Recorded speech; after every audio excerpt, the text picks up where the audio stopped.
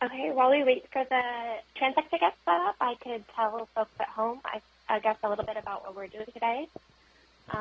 So today we are exploring the Midwater. So the Midwater, or this water column between the surface and the seafloor, is the largest and least explored biome on the planet.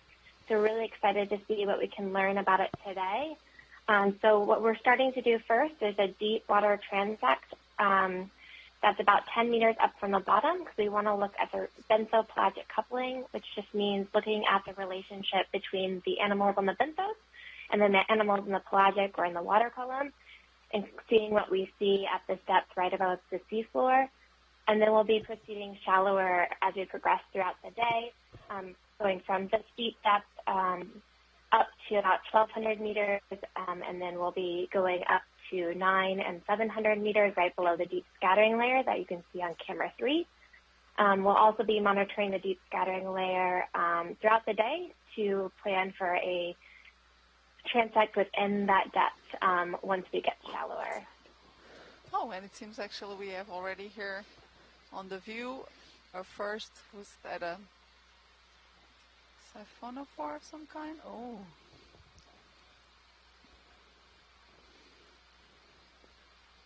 Looks like a Actinophore of some kind.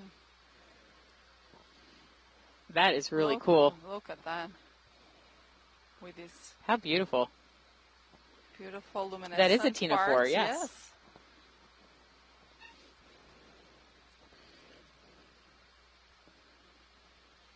Lovely shapes. Look at all those.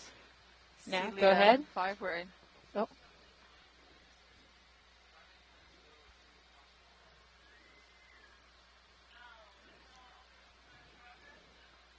Will do. Nav, we're ready to begin when you are. Alan Collins is in the chat room. Yeah. Yeah, it seems that we have an idea here from Alan Collins in the chat room. Okay, so we're beginning the transect. Bathocero, Thank you. But on a dark color. Okay, so transect begins. So I presume there are some lighter colored ones that have been found previously. All right, and so for those of you on shore, what the pilot has requested is that it's a little harder to set up for sampling in the midwater, and so if you see something you want, please shout it out loud or shout it in the chat room as soon as you possibly can so that we have the best option to collect. So don't be shy. We should mention we have 5 suction containers, canisters, so you have, so I think what we have today is the opportunity for 5 different suction samples and 5 different water samples. We just collected 1 water sample at the beginning of our dive, but right before the transect began. Oh, and we've got our first fish also here now in it's view. Mike Vecchione here. Hi, Mike. Mike Vecchione here. Ellen Collins has requested that if we see any Actinophores that have the 4 horn-like structures at one end of them, that he really wants to sample one of those. Okay, so we'll be keeping an eye out for those.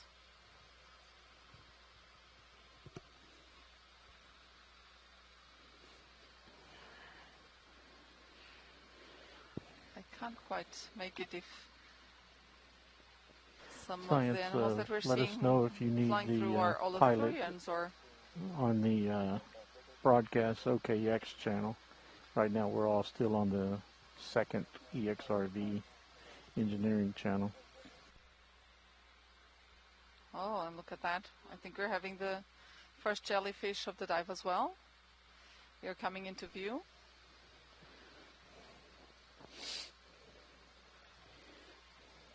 Oh, beautiful. Oh, Look they're at so that. cute. I know they've seen also some of these jellyfish in the previous expedition. Just going through some notes here to see. I wonder what kind of jellyfish it is. It has similar. it has short tentacles. Yeah. And what's the body of the jellyfish called? Bella. So Isabella's saying this might be an atolla. An atolla jellyfish. Oh, there's another thing in the left. Actually, there's 2 things. Yep. I was going to say there's, and there's a one of those colonial animals to the right. Is it a salp or a siphonophore or something like that? Possibly a salp. Oh, how beautiful. Oh, look at that. How it jets itself through the water. Really nice. This is a narcomedusa. The bell is the main body, which makes sense, right? It looks like a bell. And I assume these maybe are known by their... Yeah, we're having... Alan would like us to collect this if we can. Let me ask the pilot. Can we collect if we... Pilot, this is Watchlead. Is there any possibility we can collect that jellyfish we just saw? Thank you. No?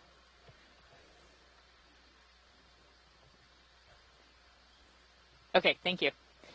All right, so unfortunately we're not able to collect that jellyfish. I think what I'm hearing from Pilot is that if we want to collect something, you kind of have to say it immediately. Like, that's fantastic, we need to collect it, and we will relay that information. Otherwise, it's going to go by us too quickly. But they are ready and eager to get us cool samples.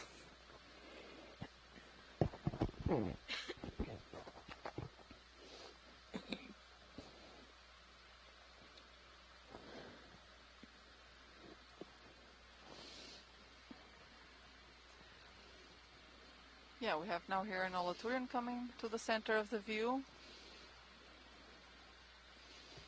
Looks kind of similar to some that we've seen yesterday in the deeper portions of our dives. That's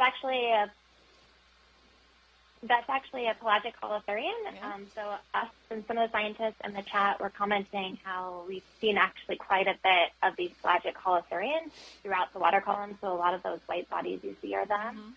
And this is more than many of us have seen on transects in the past. So it's really interesting to see all those. Yeah, and would this be pelagic Nemertean now that we're seeing here, possibly?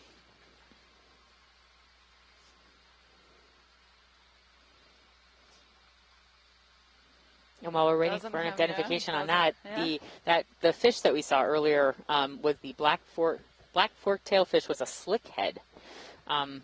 Some are benthopelagic, but some are strictly bathypelagic. So, and this one could, I guess, be either because we're only 10 meters off the bottom.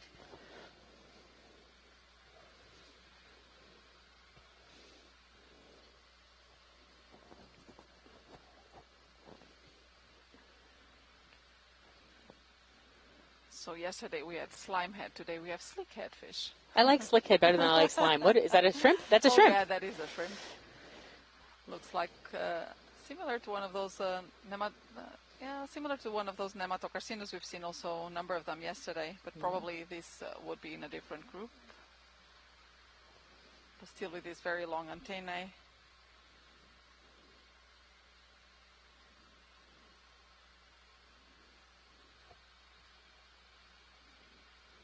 But indeed, quite a lot of these Olathurians. Not sure if anyone in the chat would happen to know the species or the genus of these. It says shrimp. And that's, I assume, another holothurian. Yes. I guess we won't point out every holothurian dancing in the water column. Although they are quite delightful. And they're pretty plentiful, right? They're quite a lot.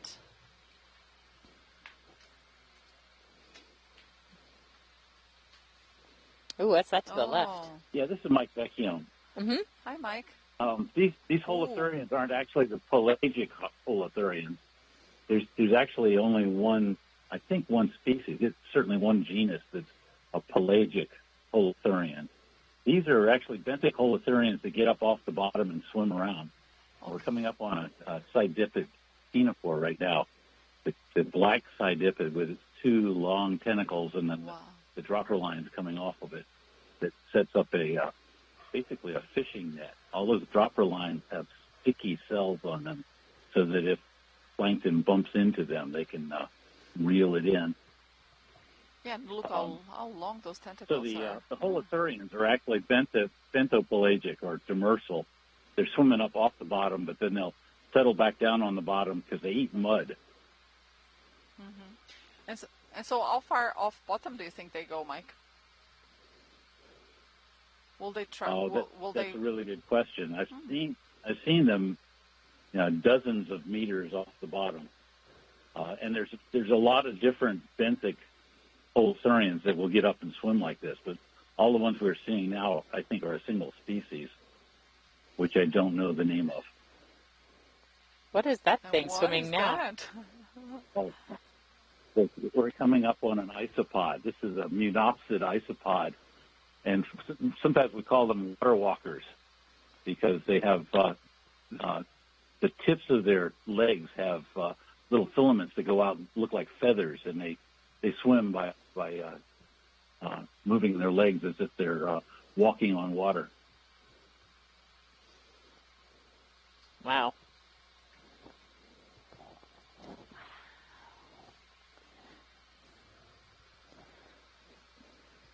Oh, we have another one of those jellyfish. So, Mike, if you're on the line still, what do you hope to see today, or what do others hope to see?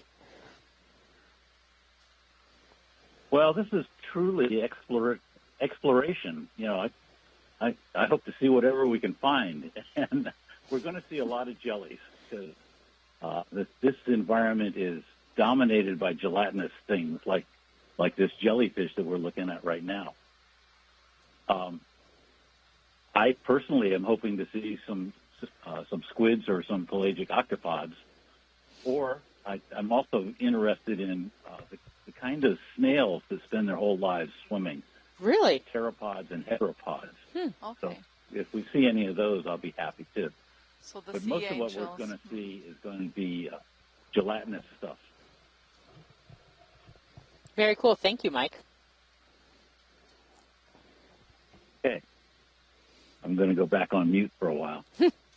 Hopefully not too long. Oh, what's that?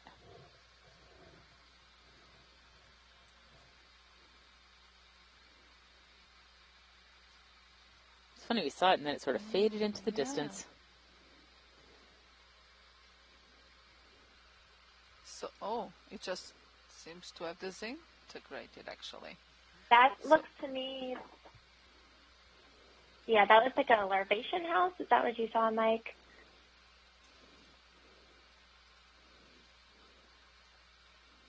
Are you talking about the wiggly thing? That was the wiggly thing, I think, was a Nemerdian, a flatworm. Oh, no, the thing that just disintegrated. The thing that just Sorry, disintegrated go ahead. probably was an abandoned larvacean house. The larvaceans make this large complex house out of mucus, it's basically a big filter that they use. They have a tail, and they beat the tail to set up a current that goes through the filter, and the filter catches very small particles, and then the larvacean eats the particles up with them, and after a while, there goes a fish. After a while, the mucus gets clogged up, and the larvacean will abandon it and then make a new mucus house.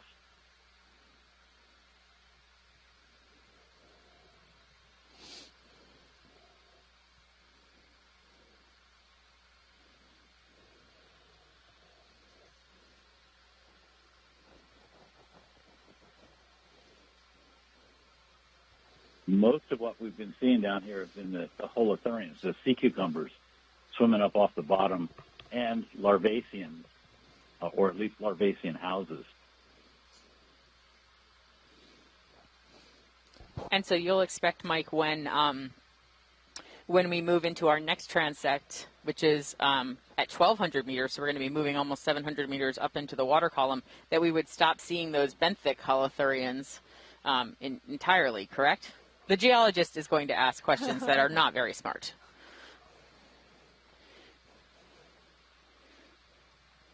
Yeah, I think as soon as we get out of the benthic boundary layer, we're going to stop seeing the holothurians. But we still see larvaceans because they're throughout the entire water column.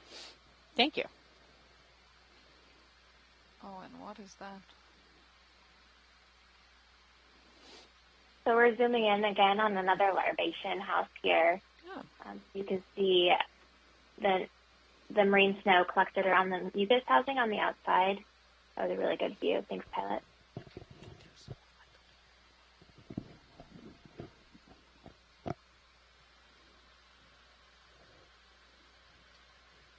That is really cool.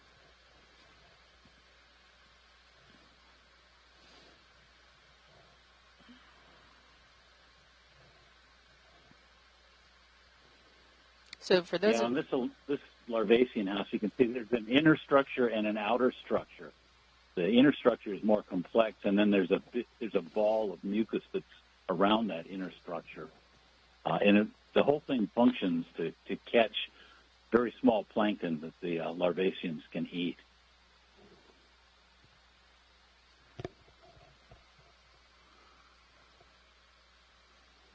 So with a little bit of stronger current, it actually just disintegrates, like we've seen earlier?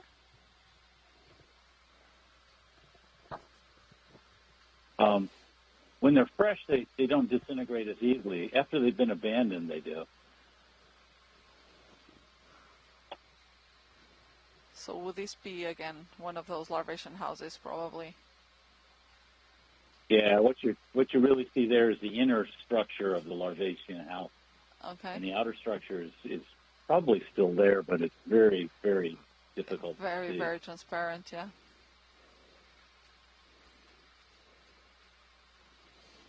But I don't see the larvacean in there, so my guess is it's been abandoned. When it's in there, you can see the tail beating. Okay. The animal itself looks like sort of like a little tadpole.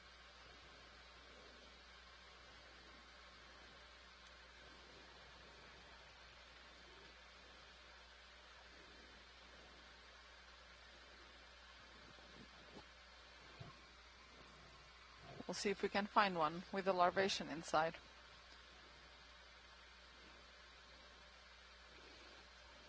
And that was a fish that just swam off, I think.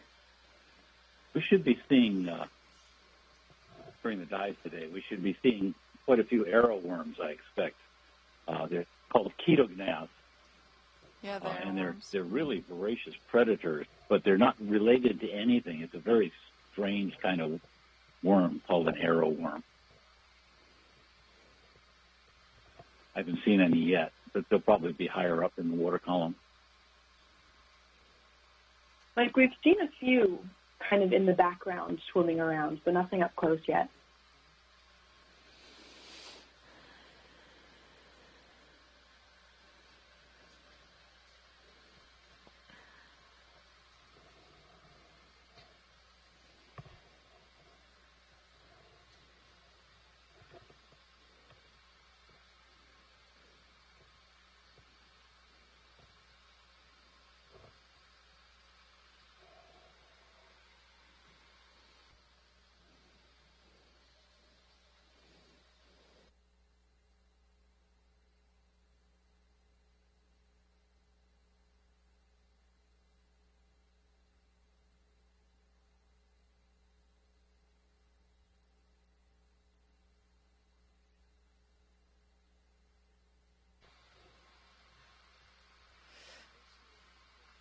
And we're seeing here now a string coming into view. Oh, what is that? Yeah, that's a Siphonophore. That's the kind that So only very has different two from the swimming ones bells in at the yeah. end. There's two major kinds of the Wow. Siphonophores down Wow. here. This type, of which there are a bunch of different species, and then another type that has a whole bunch of different swimming bells, or similar swimming bells, up at one end. That's a Calicophoran Siphonophore? This is a Calicophoran. Calicophoran. Yes. Calicophoran Yes. Siphonophore. That is really cool.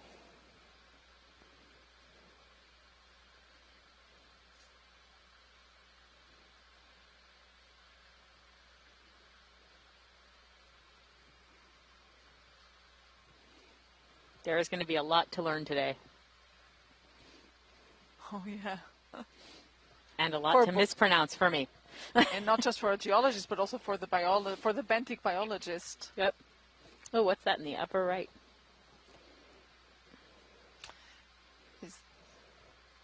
It's again one of those ctenophores, different from the one we've seen earlier. It though. does look like a ctenophore, doesn't it? Yeah. So is this? That's a low-bait ctenophore. Yeah, low-bait ctenophore. That it looks like a Bathosauroid Oh. to me, but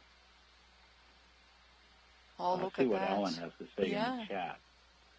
Yeah, Alan thinks it's Bathosauroid also. The cool thing about these is when we're teaching biology, we teach that these ctenophores swim by beating rows of cilia on their sides, which is true for most ctenophores, and these have those rows of cilia.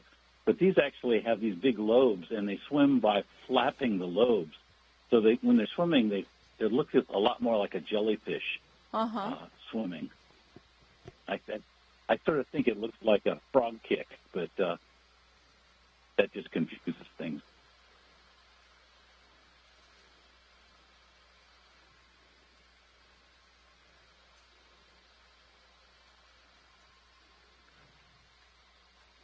So that allows it to actually propel in the water faster than just by beating those rows of cilia, I guess.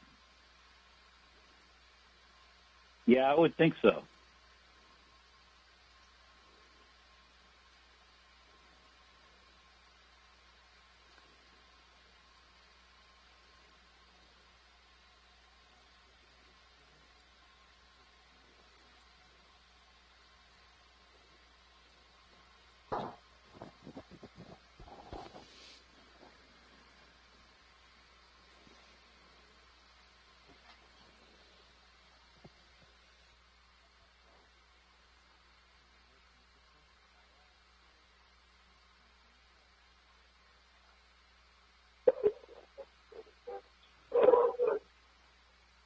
Okay, so this looks again like one of those larvation houses and still empty. What would the larvation look like if it were actually in its house? So apparently it looks like a tadpole. A tadpole, okay. And we can see it because it beats its tail. Okay. Not that I've ever seen one, though.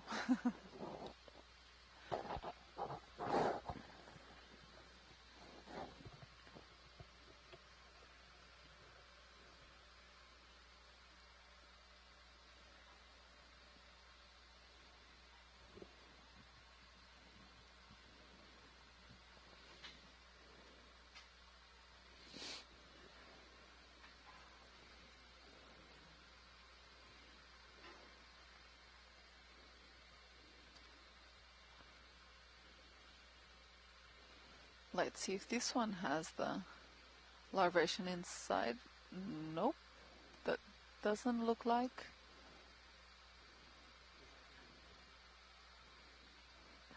Is it in there? Oh, wait. It does seem like there is a tail. Yeah, it looks like there is a tail inside. Oh, I missed it. How sad. There was a waving. Yeah, there's somebody home there. Somebody home in the larvation house? In the middle, there's sort of a heart-shaped structure. That's the head of the larvacean, and then the tail comes off to the left from that. And you could see the tail undulating up and down. That was the actual animal.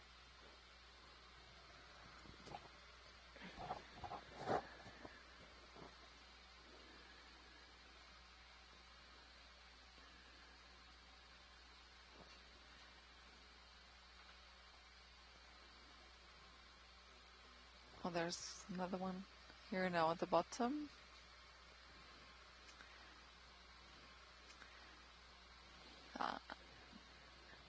That is a fish. Looks a bit like a small rat tail. It's swimming in a funny position. I feel like we see a lot of the fish that swim head down in the deep sea. I feel like that's not uncommon. I bet Mike can tell us about that, or possibly someone else. Yeah. This is actually a rat tail. It's a grenadier in the family Macrouridae. Macrouridae. And it's a demersal fish, so it spends most of its time close to the bottom. actually swimming, not quite that head down, with a head down orientation because they're nosing around in the bottom looking for things to eat. But that's a fish that has swum up off of the bottom and is mixing with the pelagic animals in benthic boundary layer. And we're getting closer to another Siphonophore and also something that they're trying to focus on that I can't tell. Oh, it looks like another one of those holothurians. Yeah, there's lots and lots and lots of these holothurians. These holothurians, yeah.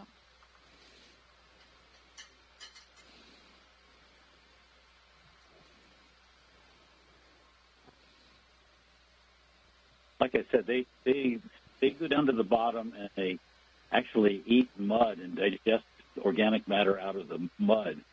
But then when they think they have to go to a place, they'll swim up into the water column and drift along and then settle back down again to start eating in a new patch of mud.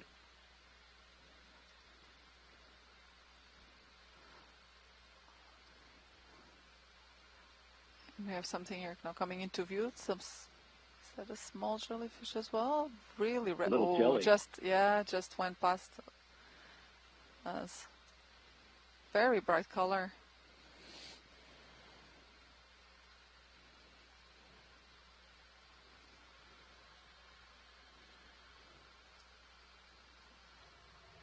Yeah, and Alan Collins said that was a little hydrozoan.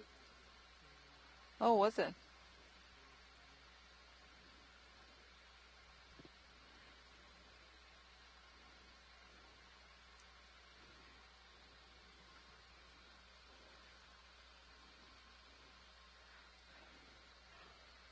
And now we see another one of those water walkers. It's an isopod. It's related to roly-polies in your garden.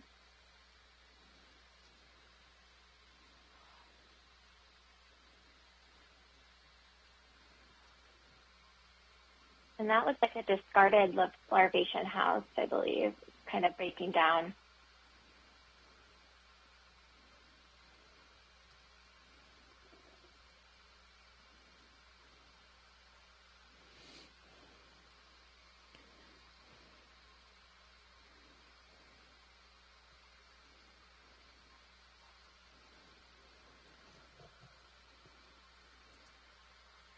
It turns out these larvation houses, when they're abandoned, they're really important in carbon cycle because they get a whole bunch of stuff stuck to the mucus, and then because they're fairly large, they sink really quickly into the deep sea.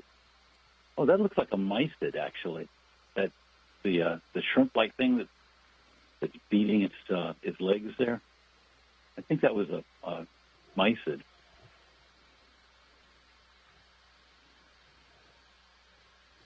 So the larvacean houses, they've been documented really well in the Monterey Canyon area. And Bruce Robeson and his team have shown that they're extremely important for transporting carbon out of the surface and upper midwaters down into the deep sea. Mm-hmm. And down to the bottom, actually, because that's the major source of food for the bottom is stuff like that sinking. So what would those casings be made of, Mike? They're made out of mucus. Mucus, just okay. The animal secretes a lot of mucus. Yeah. Yeah. Yeah. And this is another of those holothurians. I think this is called Aperima. And they've been documented to be very abundant there sometimes in the abyssal plains. This one is not moving so there was much. A study, that one's not moving at all. Yeah, no, it's very... Well, it's just drifting right now. It's what? You can see its guts, basically. And the interesting thing there is that they form a loop.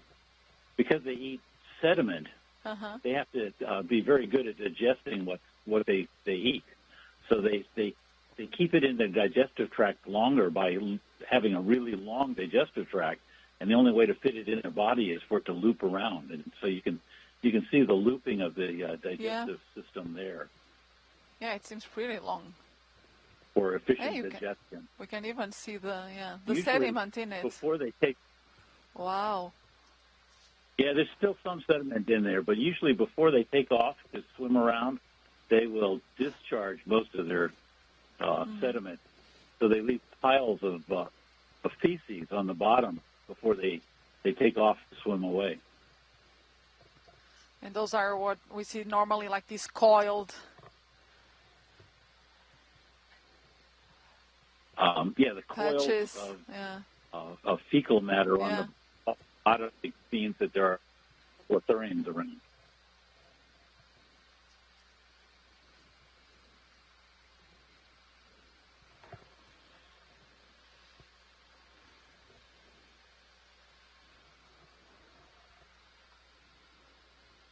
Alan wants us to remember that if we see another one of those sidipid ctenophores, he'd like to try and collect it. Okay. Can you re-describe what that looks like to us? Mike, The little thing that looks like a ball with two long tentacles coming off of it. Okay. It looks sort of like... He wants the one with a black body. Black body, okay. So it looks sort of like the Seeker in Harry Potter.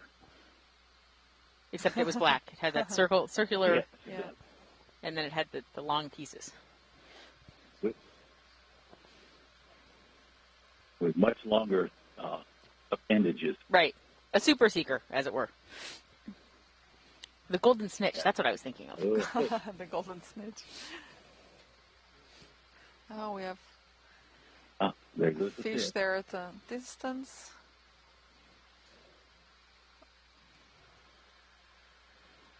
And an eel.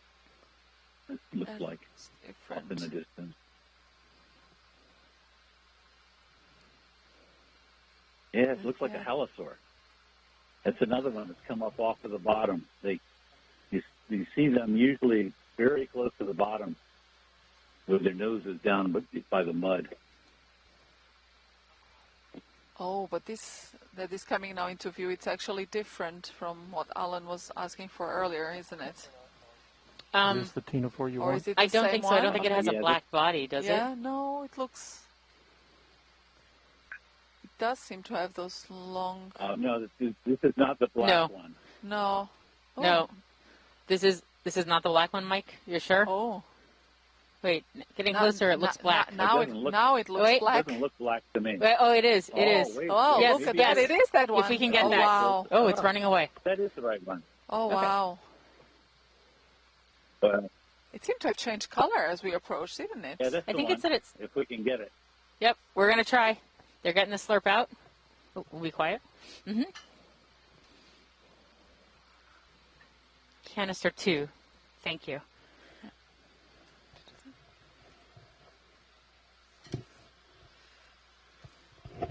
And as they're doing that, you can, for people that are listening, you can tell that the way this is swimming is by beating these rows of cilia that are on its sides. So this swims like a classic ctenophore, different from the one with the lobes. Oh, look, it's You still can there. see the reflection of the Yeah. lights in the cilia as they're beating.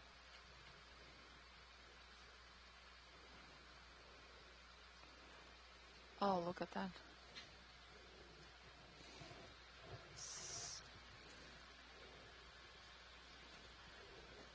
CDP'd.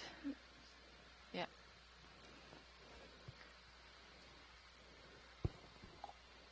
Okay, so we're very sorry, shore-based scientists, but it got away from us too quickly. But we will keep looking for one just like that, and next time we'll trust the pilots when they say, is this what you want to collect?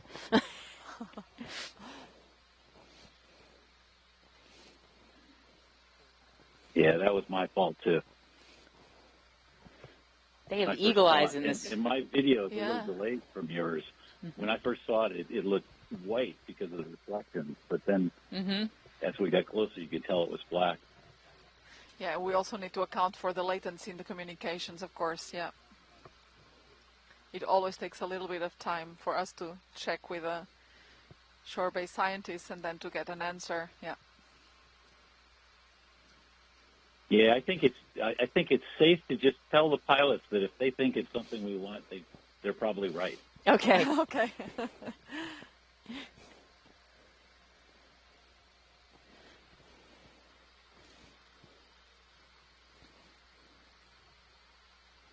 It's amazing how many of these swimming sea cucumbers we see. Mm-hmm. A couple things just shot by. So I'm wondering if we're over a more rocky substrate or soft substrate, if they're all up in the water column looking for a new area to settle on.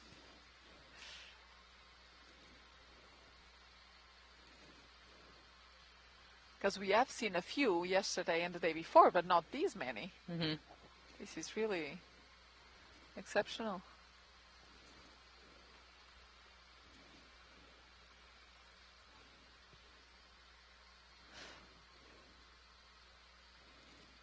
So, Mike, do you have an idea for how long? It's fair to say that off towards England, there's an area called the Porcupine Abyssal Plain. Yeah. And there's been studies there for decades now where they've actually assembled time series looking at the benthic things that live on the abyssal plain there. And one of the things they discovered was they'll see a few sea cucumbers and a few sea cucumbers, and then suddenly there'll be thousands of them. And if I'm right about the idea of this, which is that I think it's an aporema, they've documented what they call the Great Aporema Event at the Porcupine Abyssal Plain, where suddenly just huge numbers of these things showed up. And then they would disappear again. Then the population drops back down, and so it fluctuates. Oh. We're getting something else now into view here, and a nice jelly there. Oh. Oh, is that a black Siphonophore off to the right? Uh-oh. Yep. My video just froze up. Perfect. Thank you so much. I was wondering why you started with 2. No, it was a jellyfish. We're imaging it.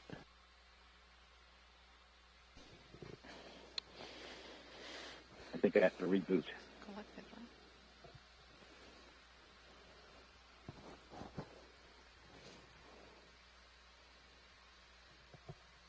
Thank you so much.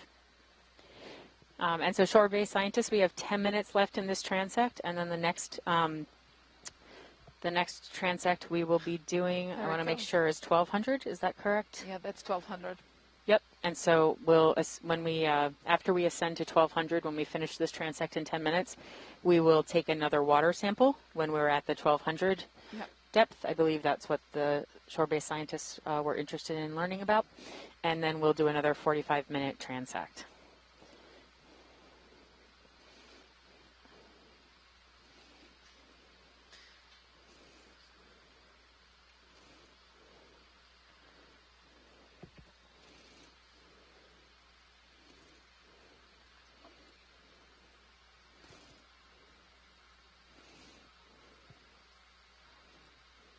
Wondering if that is an arrowworm, one of those cathognats.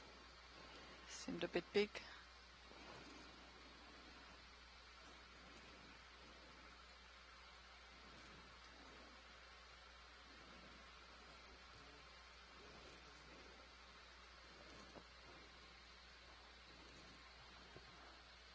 Oh, and we've got, is that a shark? That is a shark. We've got our first shark also of the dive. Very at a distance, but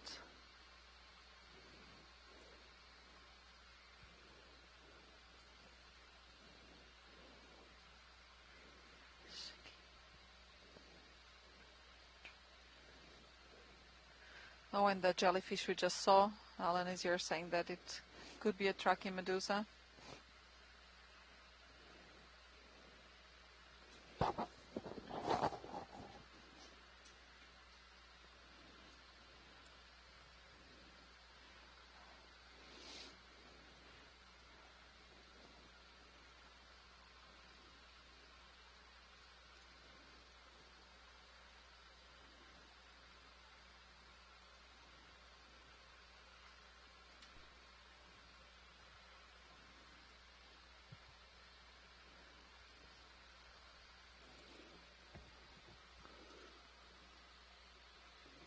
So that looks like another one of those Siphonophores. Oh, no, that's a Hydrothermal and a Siphonophore, right? Yeah, it's like just a mucus strain there. Oh, and there goes our shark. Yes. Wow. That is really cool. I think it's similar to one that we saw yesterday. Oh, I have no idea. I mean, I don't think you want me trying to ID sharks or fish or anything like that. I think this is a lantern shark, which is usually they're down on the bottom. But again, we're seeing a lot of bottom stuff swim up into the water. I gotta let it go. Thanks, Mike.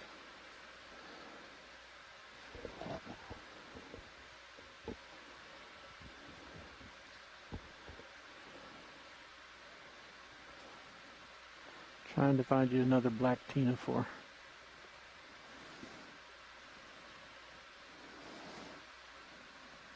Larvation house with live upper left. There's another one of those larvation houses coming into view now, and this one seems to be inhabited. What is it? It's difficult Wait, point to it out say. to me. Show me where it is. There. Oh, it just went off the screen. It's going over me. One day I'm going to see the larvation in the larvation house. He was in there, but he wasn't kicking. Circular object off right.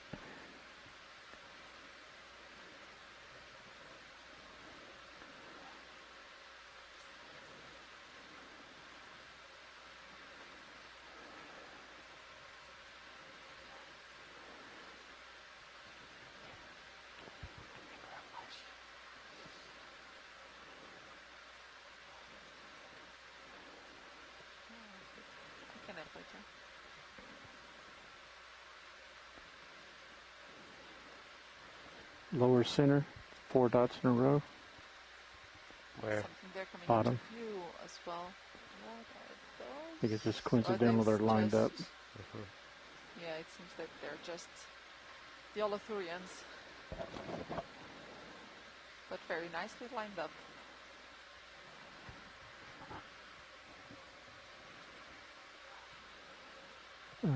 Possible Siphonophore center right. Oh, Yep, there is got now it. coming into view another Siphonophore It's to our very right. white. I wonder if it could be the same thing, because earlier it also didn't seem black, and then as we approached it actually turned into that black color. So I wonder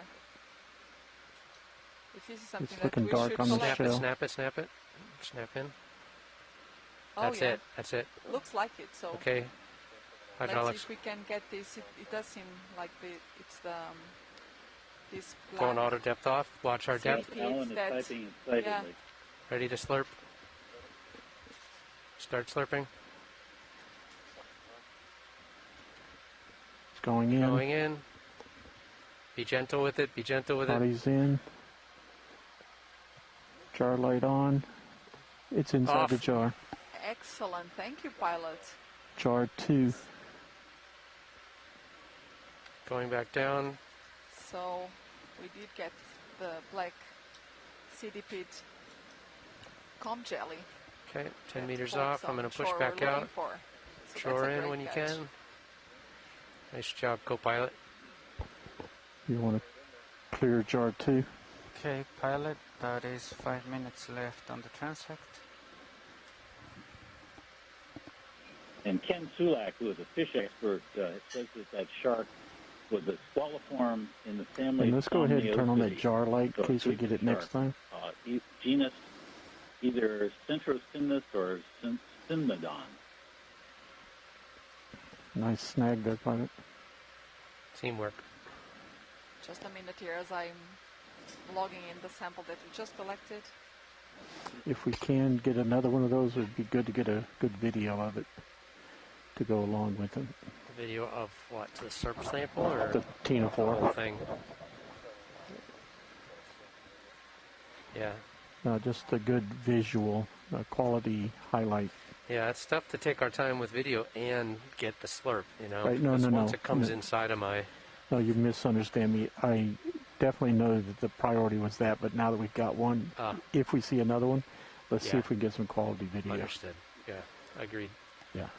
4 minutes left to do that. Fish left of center.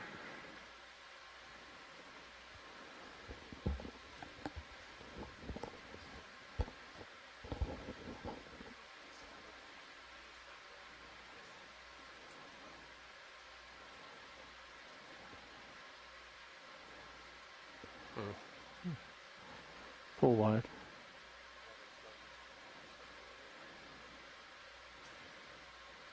Another Siphonophore lower center, or maybe jelly. I have a guess as to what that fish was, Jelly. but I don't think I could say it over the internet. Okay, so I was just now logging in that sample we just collected. So again, He's these not gonna play. jellyfish that we've seen earlier also going by very fast.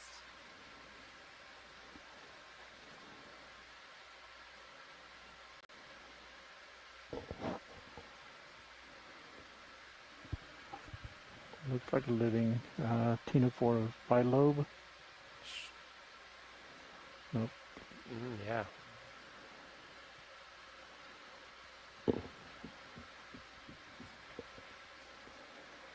And here we have again one of those Siphonophores we saw earlier on, which had these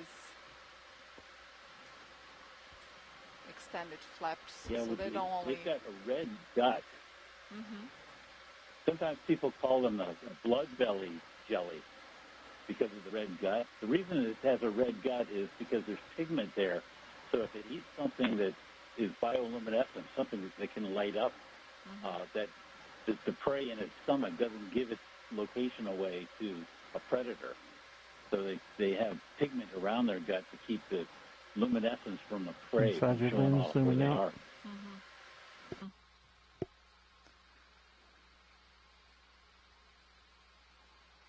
Look at that.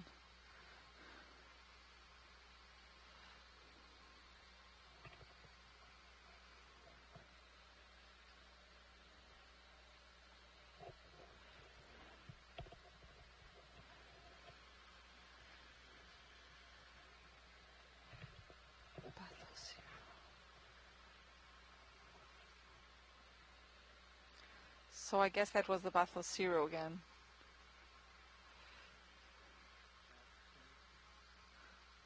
Oh, it's again one of those Siphonophores, so they don't seem to be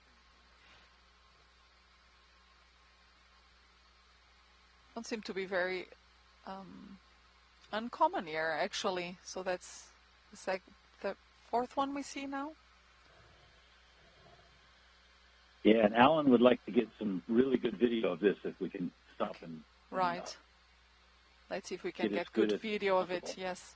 And Well, as soon as we speak, Yeah, off it's he not goes. being very cooperative. No. yeah, it reeled in his fishing gear.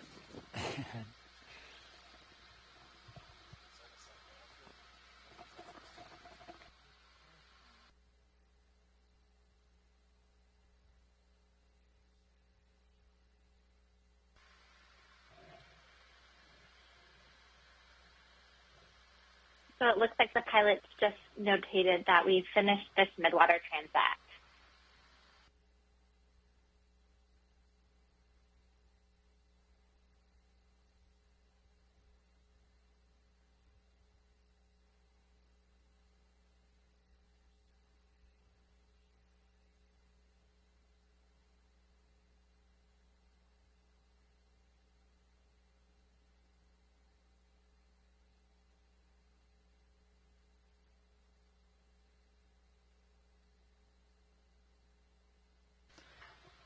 Okay, so for those joining us from shore, we're now starting to ascend to the next start point of the second transect. So that will be at 1,200 meters. So we've now just left the transect at 1,900 meters on the depth at the benthic boundary layer. So we will now take a few minutes to get to the 1,200 meter transect start.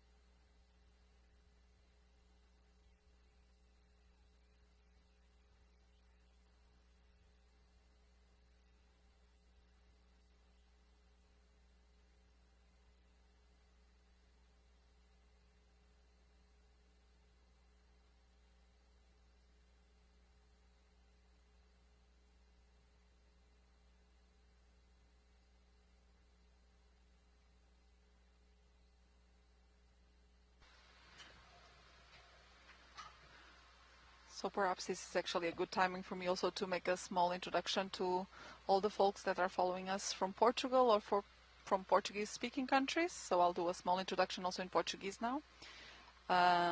Bom dia a todos, bem-vindos à terceira expedição da Voyage to the Ridge. Nós estamos aqui a bordo do navio Okeanos Explorer da NOAA, com a Ocean Exploration da NOAA e a Global Foundation for Ocean Exploration. Eu sou Joana Xavier e ao longo desta expedição sou a líder científica na área da biologia e comigo tenho a minha colega Deb Glickson, que é a líder científica para a parte da geologia, Casey Cantwell, que é a coordenadora da expedição. Nós estamos aqui no nosso terceiro mergulho desta expedição. Estamos a fazer um mergulho na coluna d'água a cerca de 35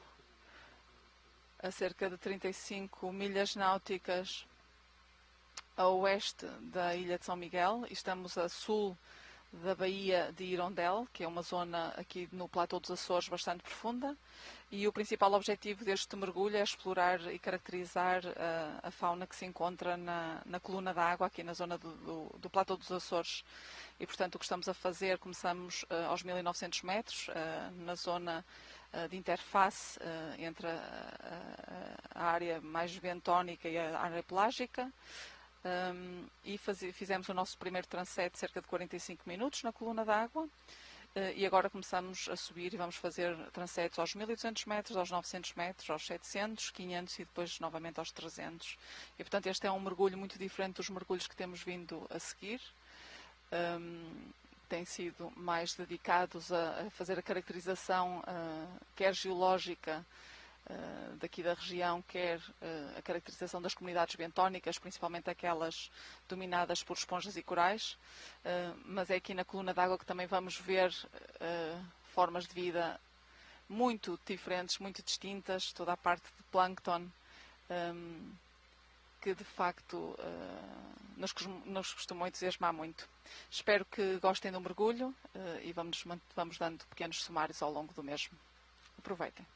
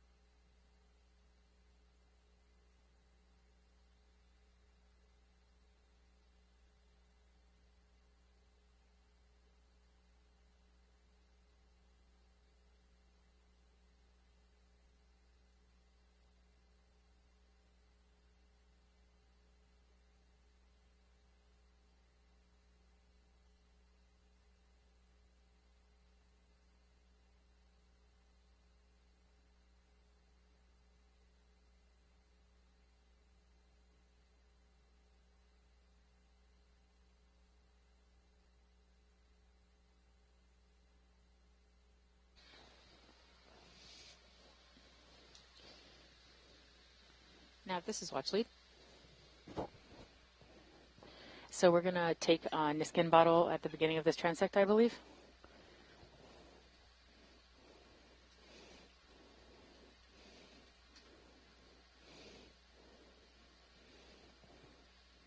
Thank you so much.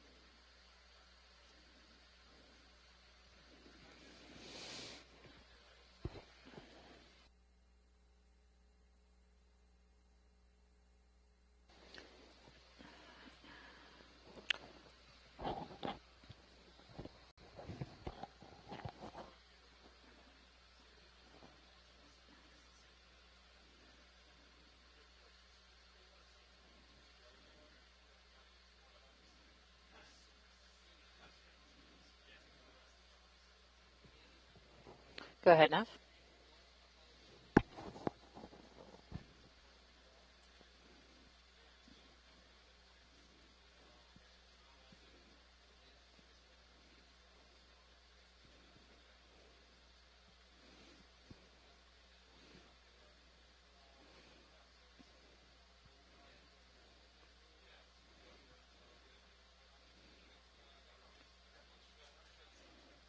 That is I believe that's a possibility. I think one of the things we'll have to look at is, I believe so, yes.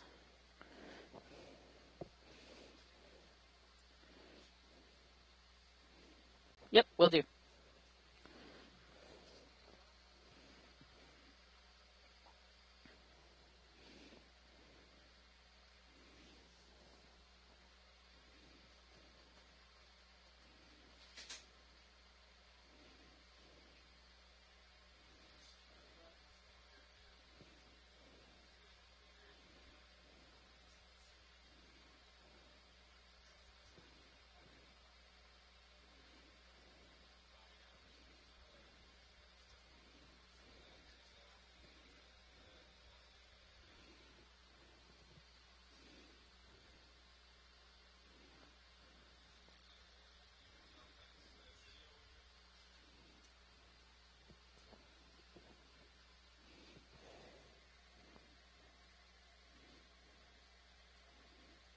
Great.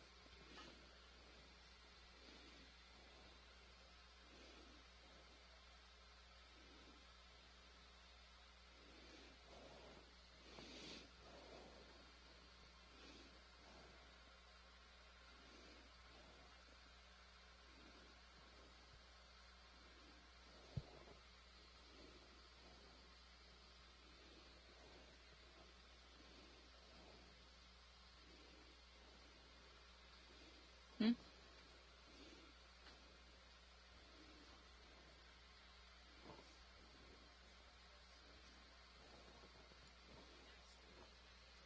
Okay.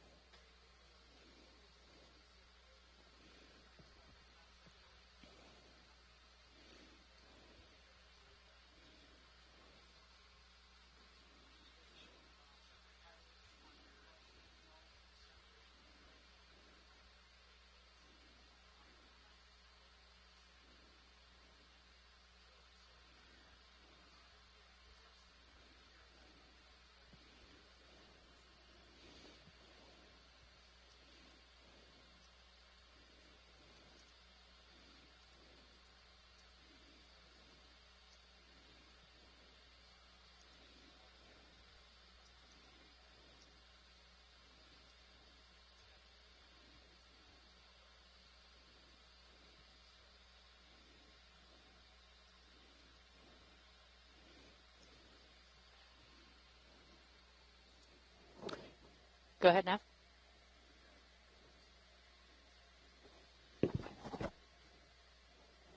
That sounds great. Thank you.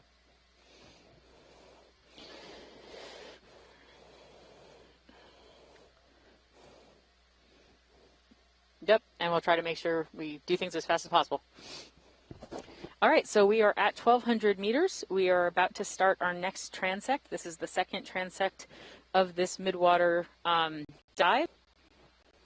We'll get started and see what we can see. And just a reminder to the shore-based scientists that if you see something that you'd like to sample, shout it out as quickly as you can so that we can have a potential for grabbing it.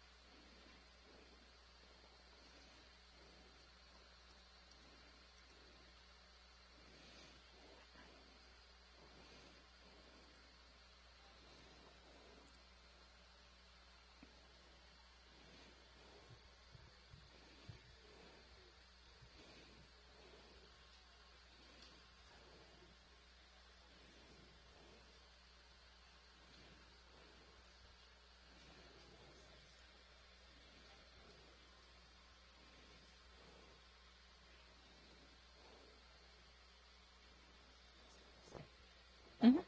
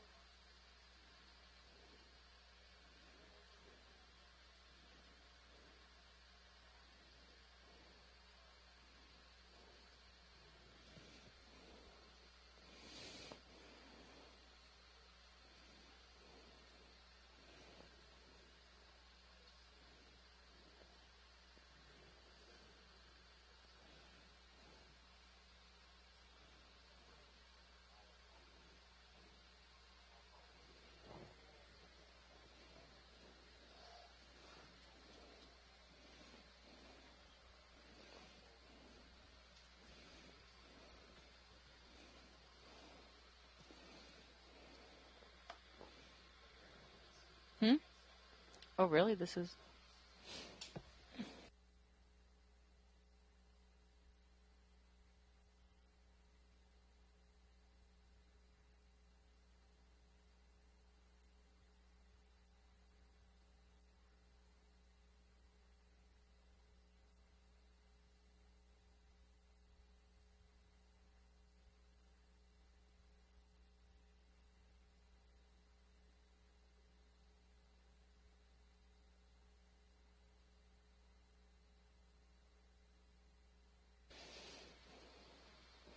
All right, so we're here at 1,200 meters, starting our next transect.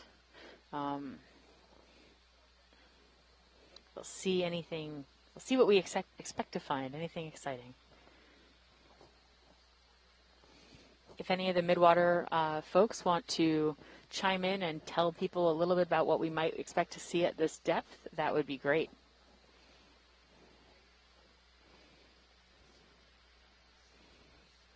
Okay, Mike Vecchione here.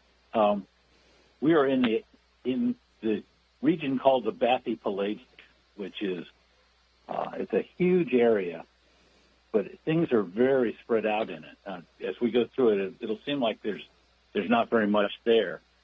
You might think that the abundances are very small, but when you think in terms of the volume of the ecosystem that we're looking at, even a very spread out species can have very large numbers. You know, the Bathypelagic is measured in terms of about 1 billion cubic kilometers globally. We're seeing some fishes that most of the fishes we'll see here are called Cyclophony, and now we're getting close to one of those arrowworms I was talking about before. Oh, very cool. The Cyclophony fishes and the arrowworms look very, very similar to each other, and they actually swim very similarly to each other. But this is an arrowworm here, which just darted off. I was starting to say that think about volume. Think about how big a kilometer is. It's over a half a mile.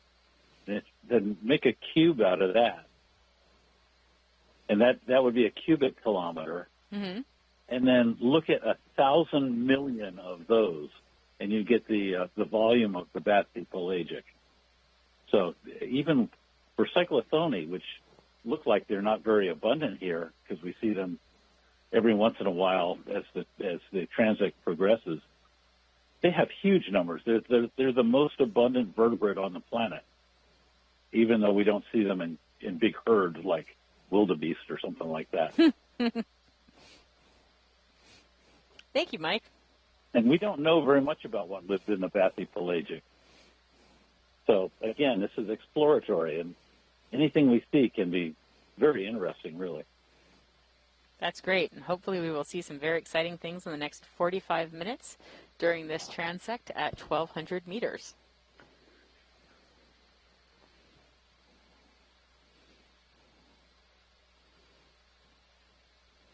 Oh, what is that?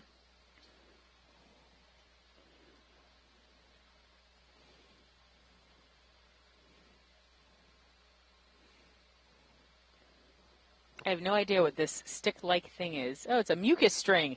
Delightful. Thank you, Adrian.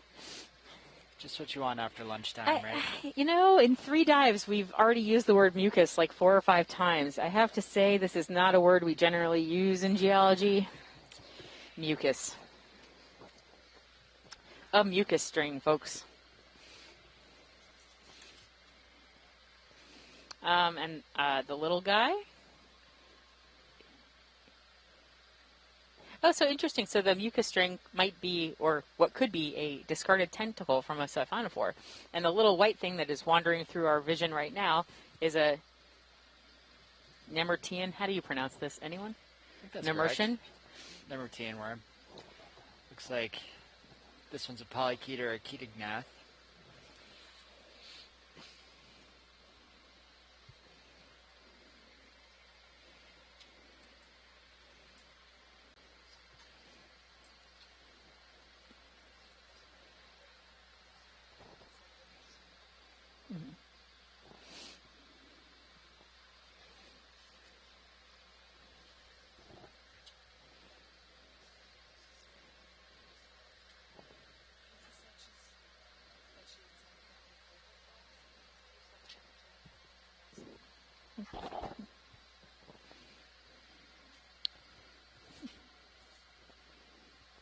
So that was not a Nemertean, that was a polychaete.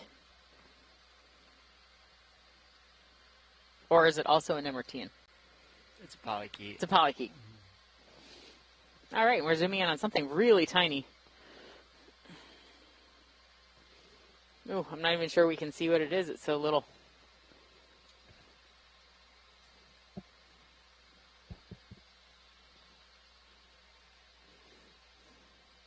Oh, is it another polychaete worm?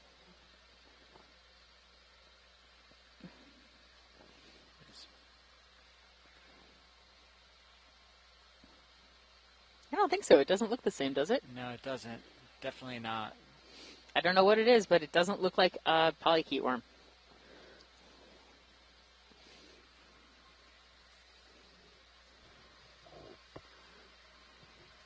I wonder if that could be actually a Kethognat, an arrow worm. That is what people are saying. Yeah.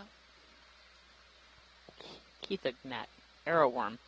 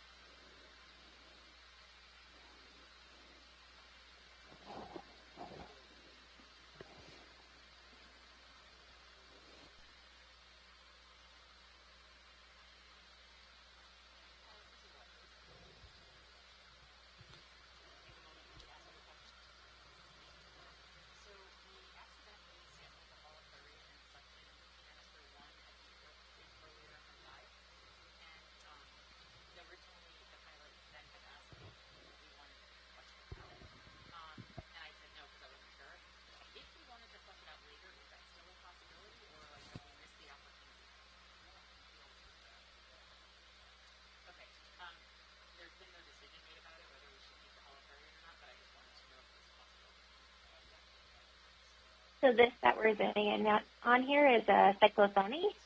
It's actually thought to be one of the most abundant fish genuses on the planet.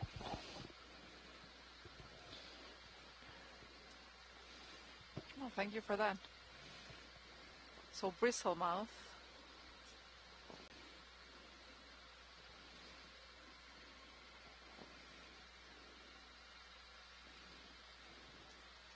And yeah, and Mike is confirming here that some of those bathypelagic Kethognats are indeed red. It's the one we see earlier.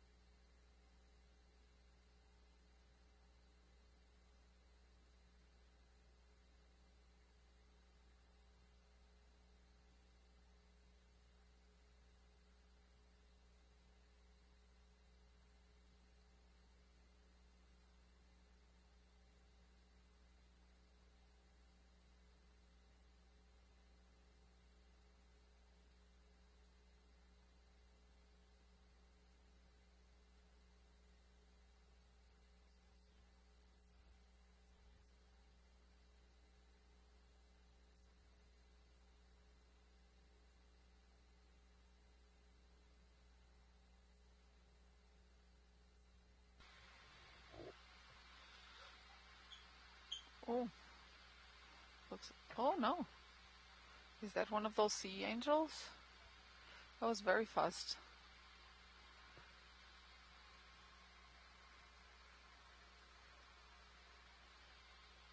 Yeah, that's definitely looked like one sea angel or pteropod. Yeah, it looks like Alan's agreeing with you there. Huh? Oh, Limacina elicina.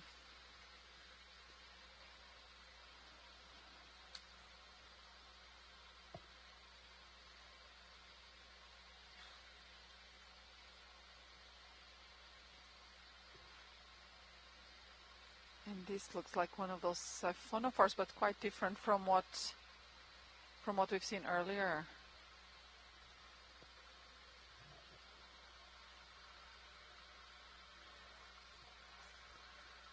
I wonder if this is the same Calicophoran Siphonophore?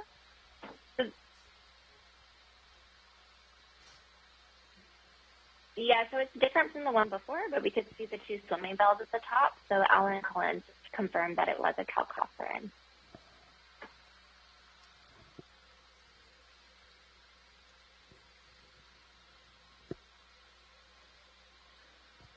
So it is a Calicophoran Siphonophore, only different from the one we'd seen earlier. Okay. Thank you.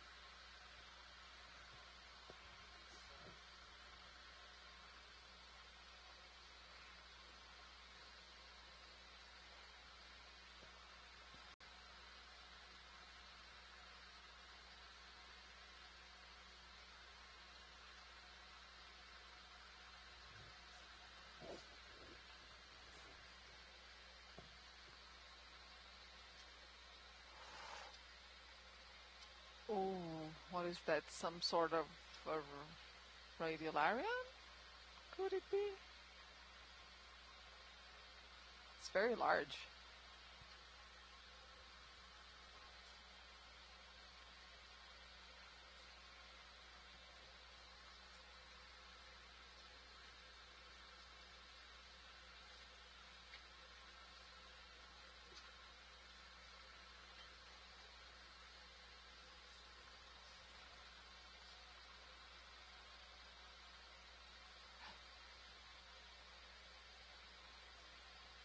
That is tiny medusa.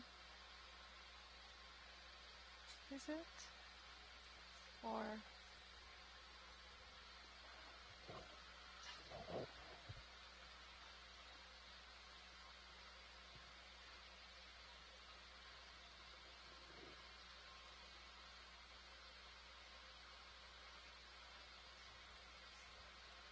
it's actually quite difficult to have a perspective for size here Yeah, when we're it's almost diving. impossible. Yeah. Oh, there. And these are a larvation house, and there's clearly a larvation inside this time. So you see there the main body, that's the white blob there, and then it's waving its tail there. Oh, and it moves fast inside of its house. Yeah, now it's quite clear actually.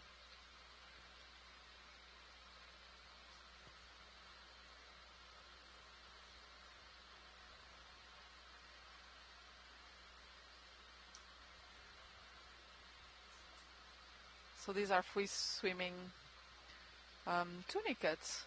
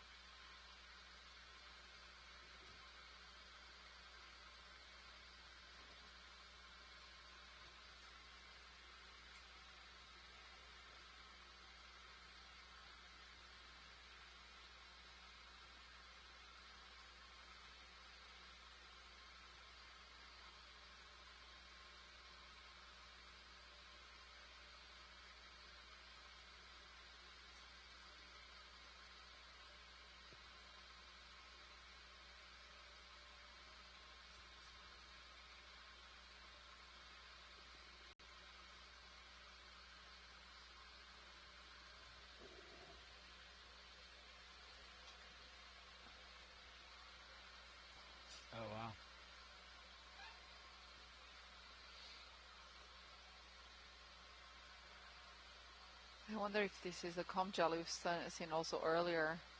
Sometimes it's a little bit difficult to say from the position they're in the water if they're exactly the same. Oh, look at that. Beautiful.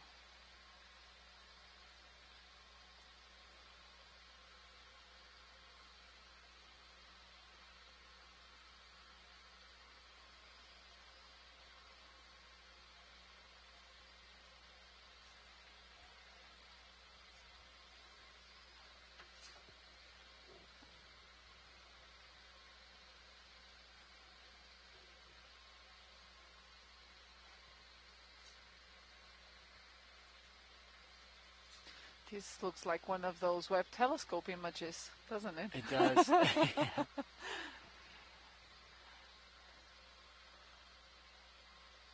Only here the stars are this amazing diversity of planktonic life forms.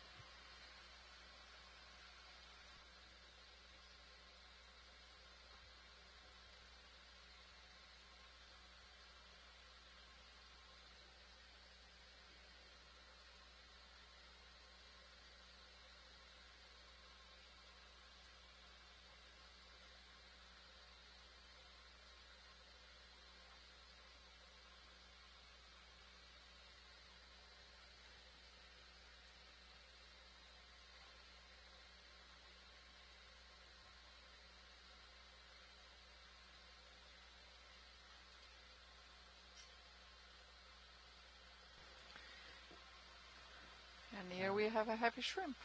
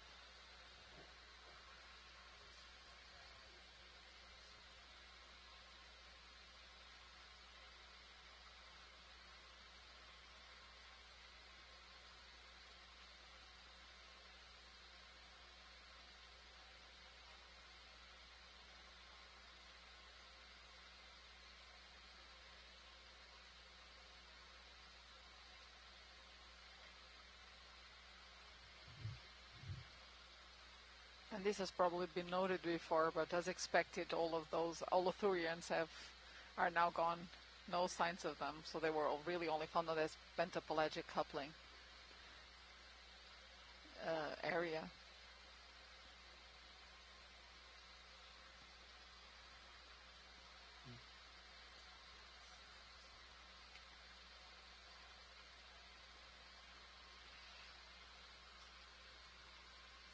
I wonder if that's a tentacle of something that we are not seeing on screen. I think it may be some more of that mucus that we were seeing earlier. Or is it just mucus?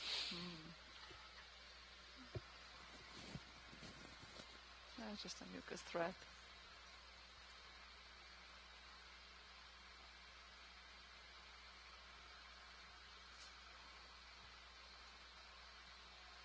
And that's, very neat.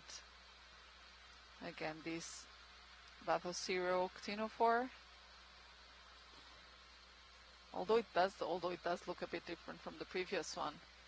What's amazing when you see them kind of just sitting in the water column, you'd never expect them to swim the way that they do. Yeah. Oh, it's kind of mesmerizing. Yeah, and this must be a Cathog gnat, so one of those arrow worms. Oop. And that's why they're called arrow worms. They just shoot off as an arrow. I think the methods of locomotion of all these things are kind of surprising. They look very slow and just kind of complacent to drift through the water column, and then all of a sudden they dart off the screen. Yeah.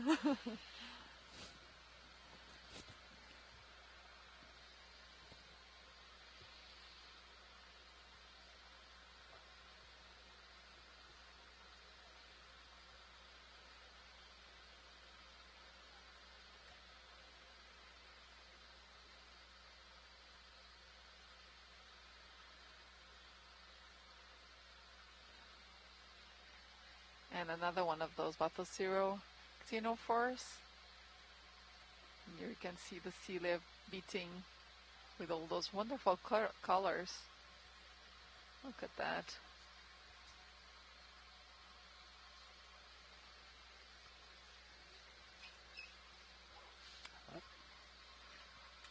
And this really makes me think that doing identification taxonomy on these organisms must be really, really challenging. I mean, with all of these gelatinous parts, they need to be properly preserved. They must be super fragile to work with. So I'll never complain about doing taxonomy on sponges. Yeah.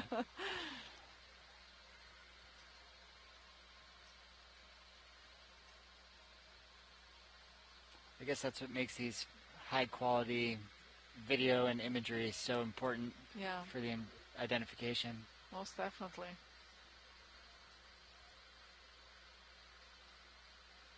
And even just the collection of these must be so difficult. I mean, if we're not doing it with an ROV, I would imagine that all other methods will be very destructive and very difficult to get a good view of the overall morphology. Absolutely.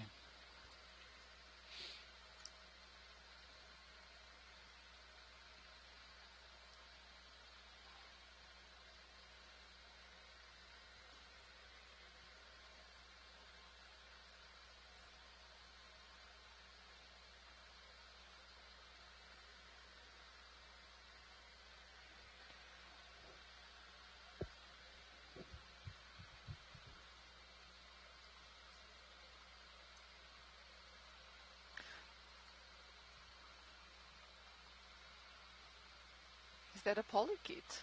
That looks like a polychaete. It does look like one. Yeah.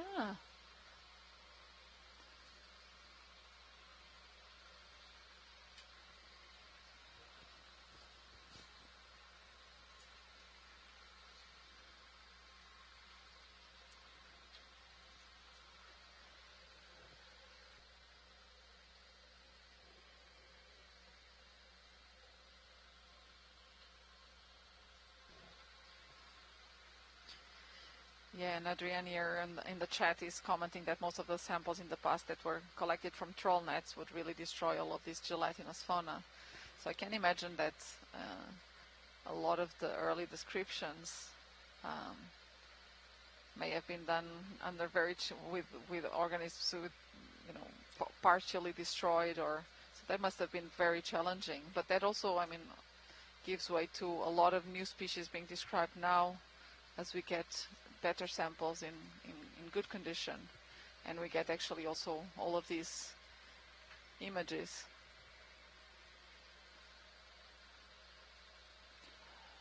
Yeah, and Alan stated just above that, even if you do get a good sample, they're almost impossible to preserve well, so you better make your observations quickly. Yeah.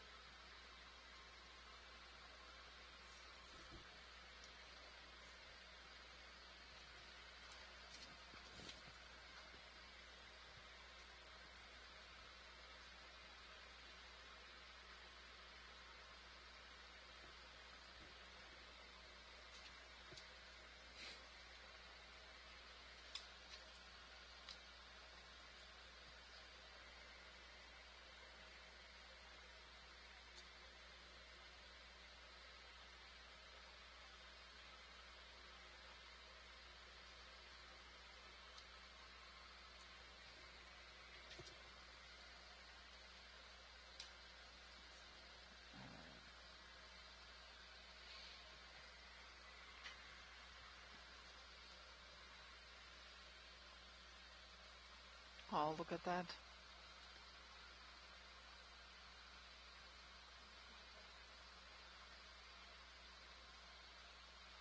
Just all synchronized. Actually, that beating of those cilia is quite astounding.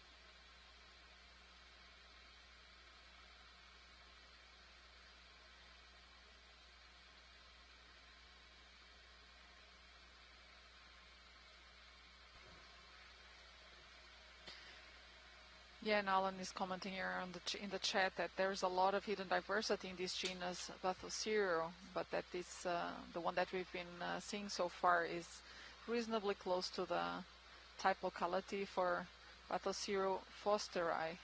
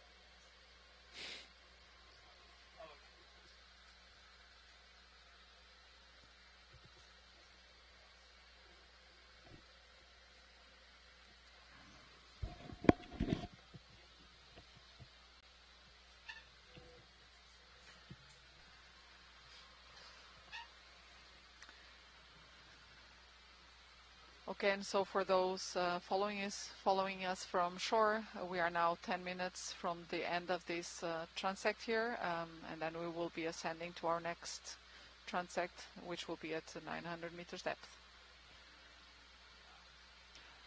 Oh, and we have here a beautiful jellyfish under view now.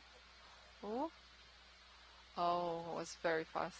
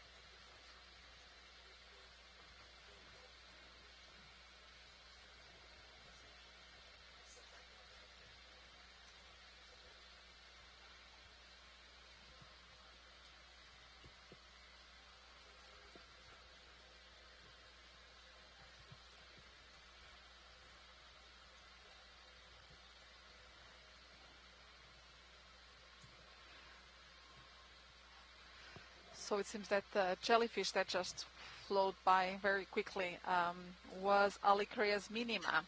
We're being told here by Alan. Thanks, Alan.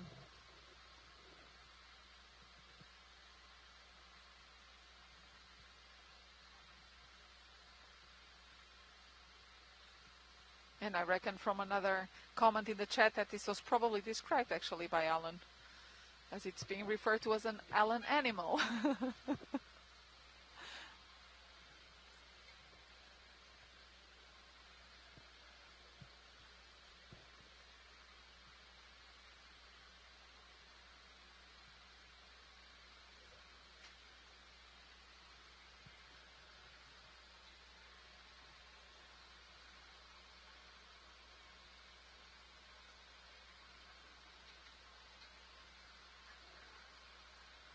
Yeah, again, one of what seems to be one of those Siphonophores.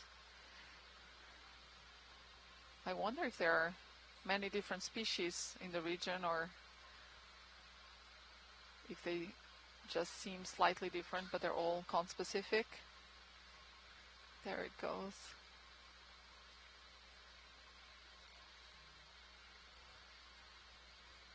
Very gracious.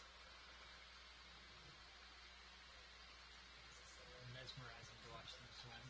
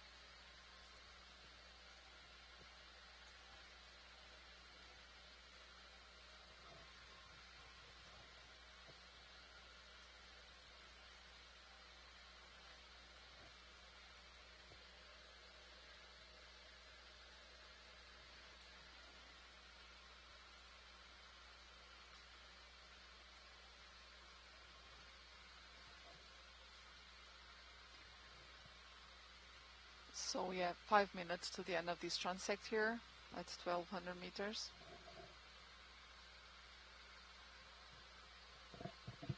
And then we will ascend to the next transect.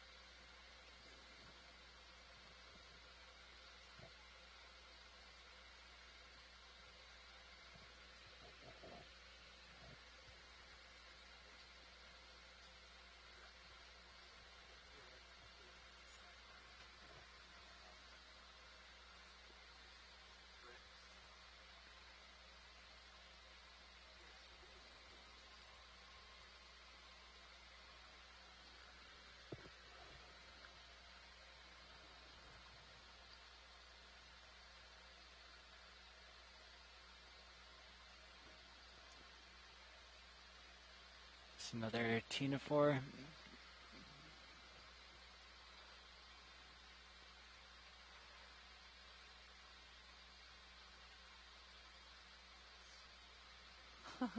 It's really difficult to even, it's even difficult to zoom and focus onto it.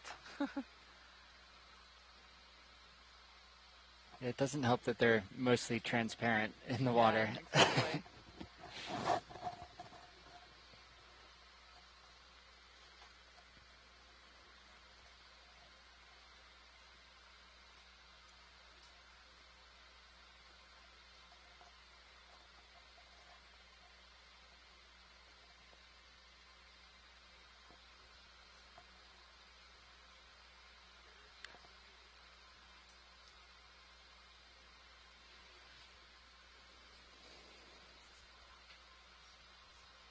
Would be great to have a sample of water to examine under the microscope, actually.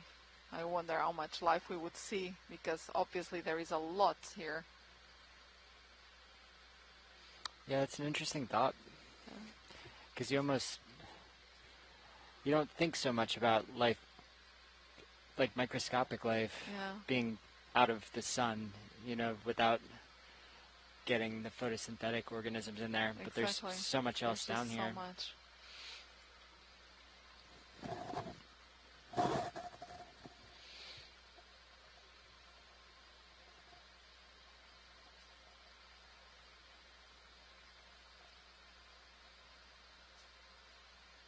Oh, is that just a, no? It looks like a Siphonophore. So it does look like that Cyclophony and Siphonophore we've seen earlier on this dive. I think that is probably the same. It's very interesting how it just pulls himself through the water and with those tentacles trailing behind them. Yeah, I think it is the same we've seen earlier.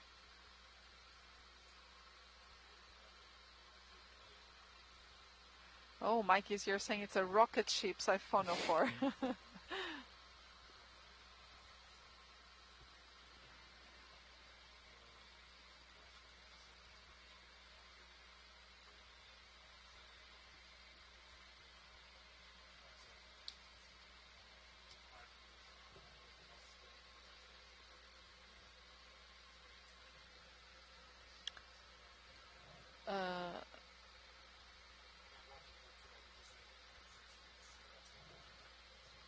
Okay, thank you. Got that.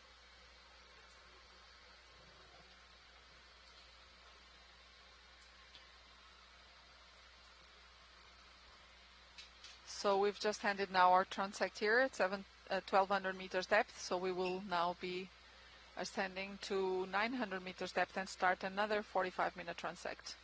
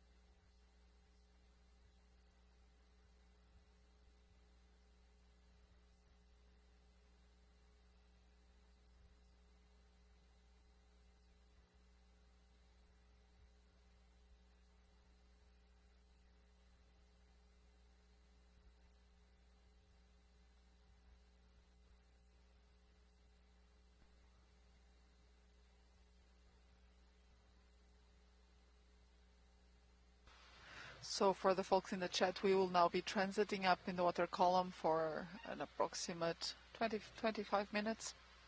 And then we will be on station again to start the transect.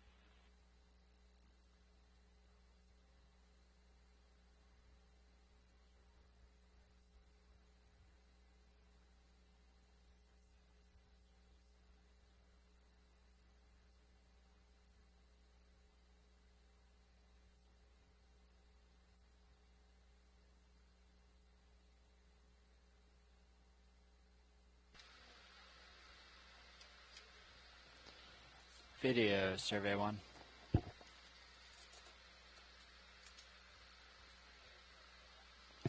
Hey, Roland. We just got a request to put the Knudsen onto feed 3. Yes, that'd be great. Awesome. Thank you.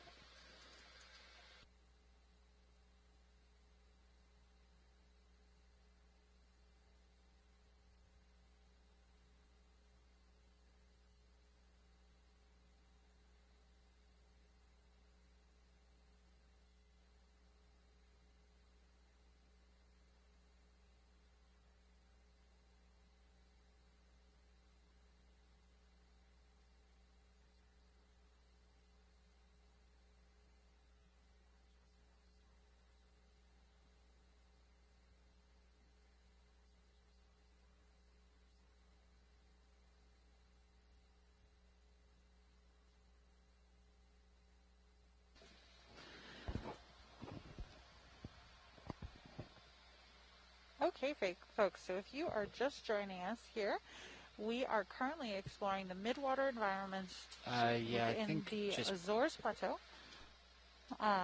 And currently not too far away from some of the Azores Islands, but diving over an area that has quite a bit of open seafloor.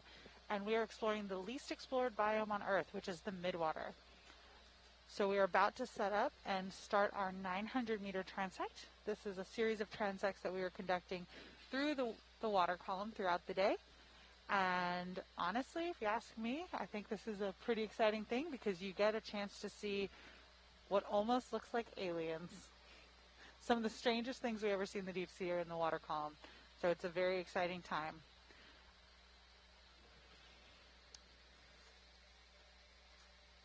The water column is also the largest biome on Earth and the least explored. So this is a really great way for us to make contributions to exploring our largely unknown ocean by spending some time in the water column.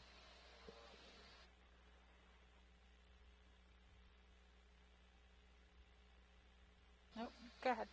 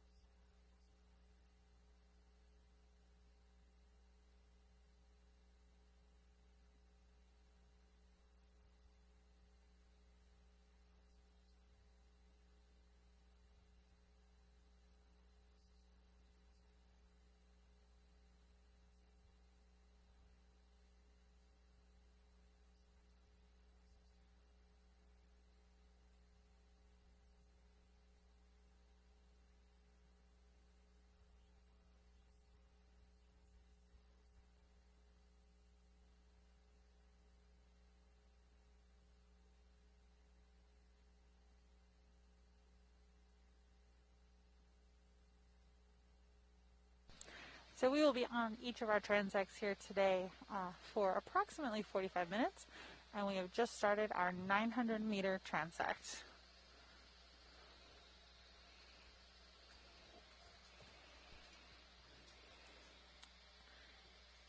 And for our shoreside team that is joining us, please feel free to join us on the telecon. It does help us relay your requests to the pilots for anything to zoom in on, or if we have anything that we'd like to sample.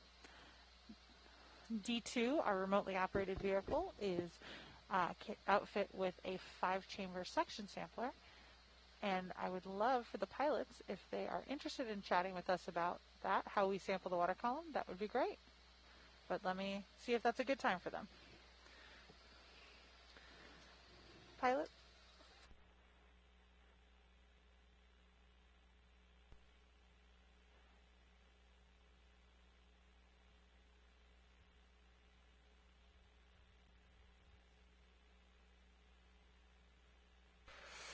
Hi, this is Sean Kennison, sitting pilot currently from GFOE.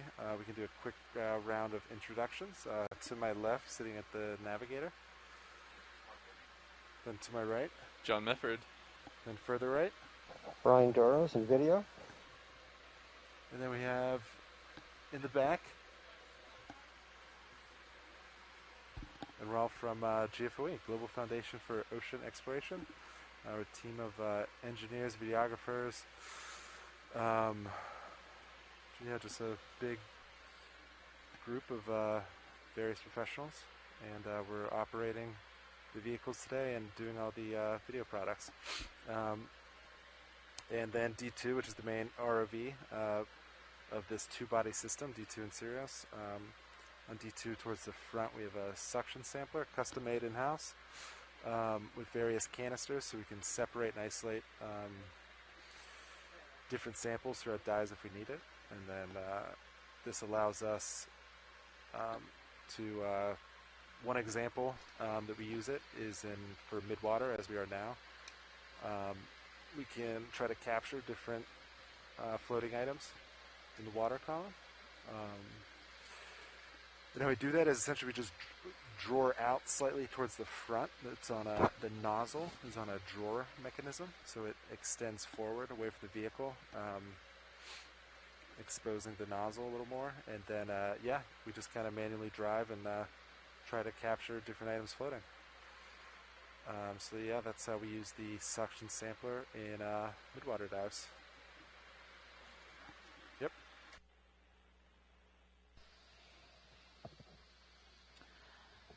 So one thing that kind of gets overlooked here with midwater exploration is that it's pretty hard on the pilots. They have very little frame of reference. Ooh, pilot, could we zoom in? Never mind. There you go. I think that's another one of those polychaete worms before. Nope, it's fish, cyclophonies. Okay, thank you.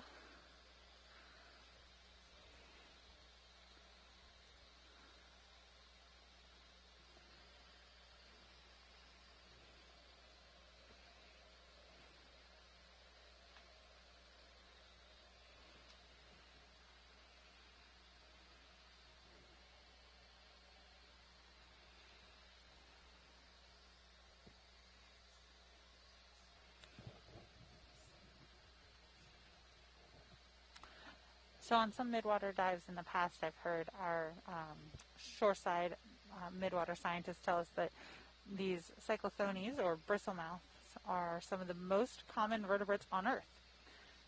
Because, you know, it kind of makes sense, given that the water column is the largest biome on Earth, to have one of the most common vertebrates on Earth.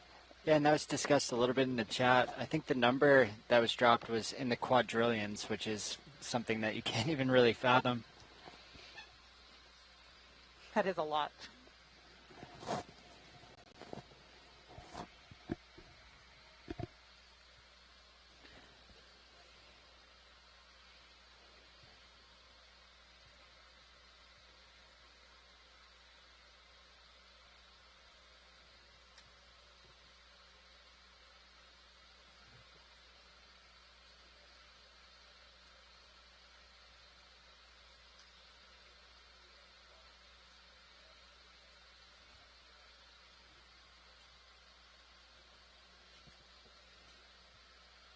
could we zoom in on that as you get closer?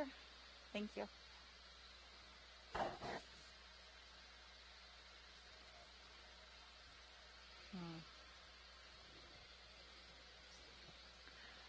It's always amazing to see how small some of these organisms are, and what we're able to see when we zoom in.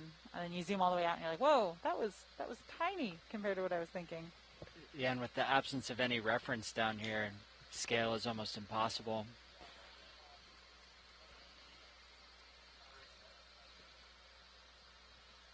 Oh. Whoa. What is that? Hopefully our shoreside science team will tune in. Yeah, I'm at a loss. Oh, is it another? Yeah, it's another Siphonophore. Whoa. It did not look like that from our first perspective. Wow. This is far more colorful than some of the other ones we were seeing. So we have a identification from... So you guys are correct. Go ahead, Adrian, sorry. Oh, sorry. I was just saying you're correct. Yeah, no, I was saying you're correct. It is a Siphonophore. It's another Bathythyroe, but it's a yellow one. So we saw the clear ones down at depth, but this one is yellow in color, but you can still see that red stomach in the interior. And like Mike said before, they're known as blood-bellied Siphonophores sometimes due to that red color stomach. So I'm sure you guys mentioned this before, but we might have a couple new viewers with us out there. So can you explain, Adrian, why at depth you might have something with a bright red color like that?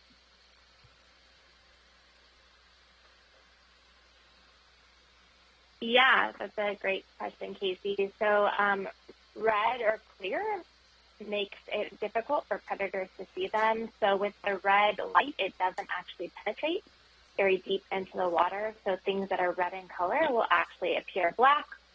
So they're not able to be seen as well. And the reason why actually the stomach is red is many of the organisms that the Siphonophore eats can produce light, or they bioluminesce. And so this red stomach actually will prevent organisms seeing that light in their stomach. So if they eat something that makes light, this red color will actually block that from view. Great, thank you. Oh, and Mike Vecchione is saying that just off in the distance there, we might have seen a potential cookie cutter shark. I don't know that I've ever seen a cookie cutter shark. But the term cookie in the name makes me intrigued. Yeah, I'm interested. All right, here's another one of those Cyclophonies.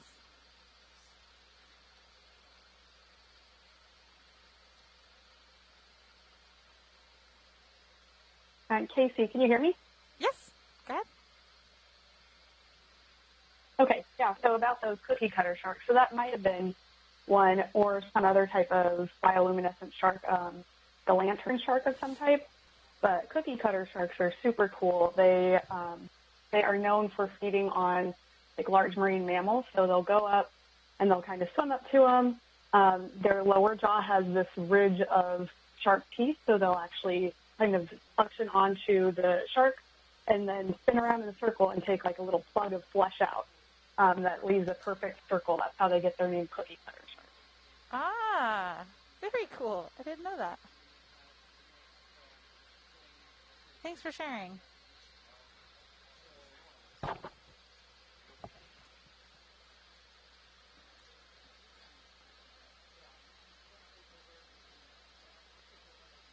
I find watching the jellyfish so peaceful. Oh, I get lost in it.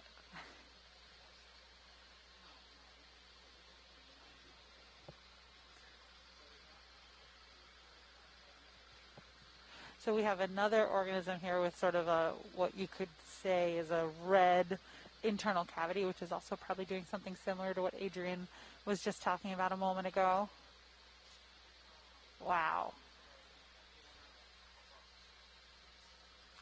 And if you look at these organisms, particularly the gelatinous ones, you can see just how fragile and delicate they look.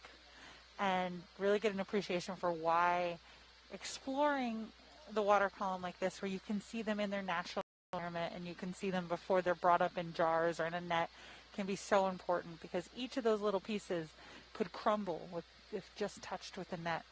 So these types of observations where you get a chance to get great imagery of them before they're brought up in a net or something could certainly provide very interesting information. As for all animals that we see on these RV dives, in situ observations are super important to understanding how these organisms live their day-to-day life.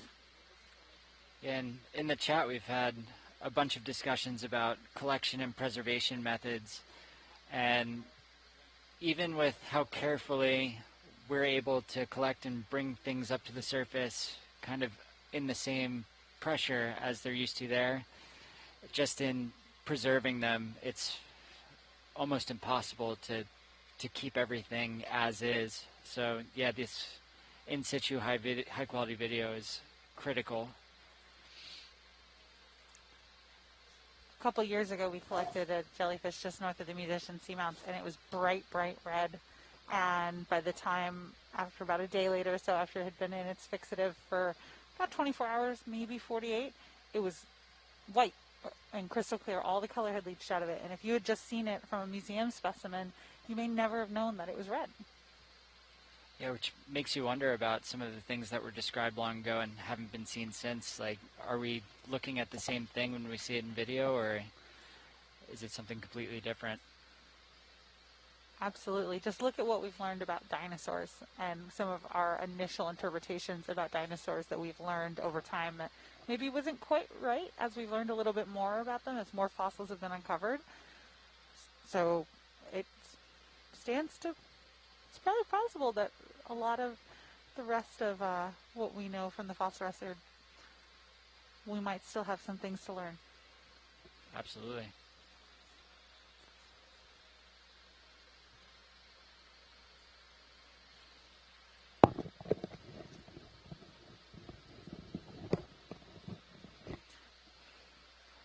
Go ahead, Nav.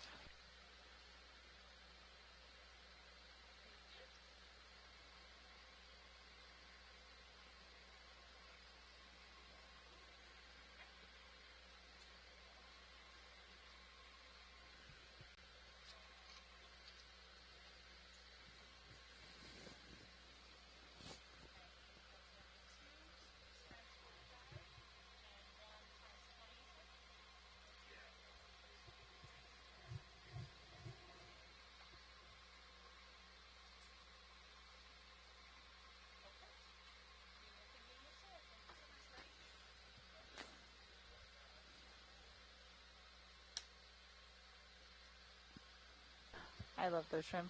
They look so fancy. And I always think how it's kind of interesting how you see things that are familiar but very different from some of the more common species that we're used to seeing on our plates. So that was identified by Mike Okeanos as a suggested shrimp. Oh, look at how dark this one is. Mm-hmm.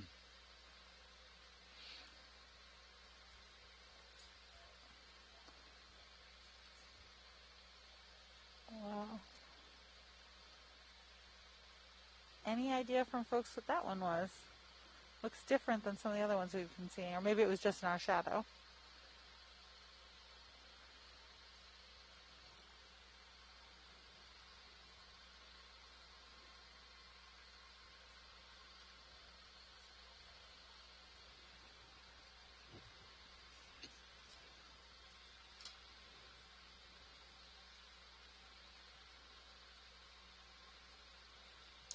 Yeah, Mike said it might have been a bristlemouth. No, it was different. So it's not. So we've been seeing a lot of Cyclophony, or the bristlemouth earlier, which are the most abundant fish vertebrate on the planet. But this one actually looks different. So we're still trying to figure out what it is in the chat. So stay tuned. Okay, great, thanks. We'll stand by.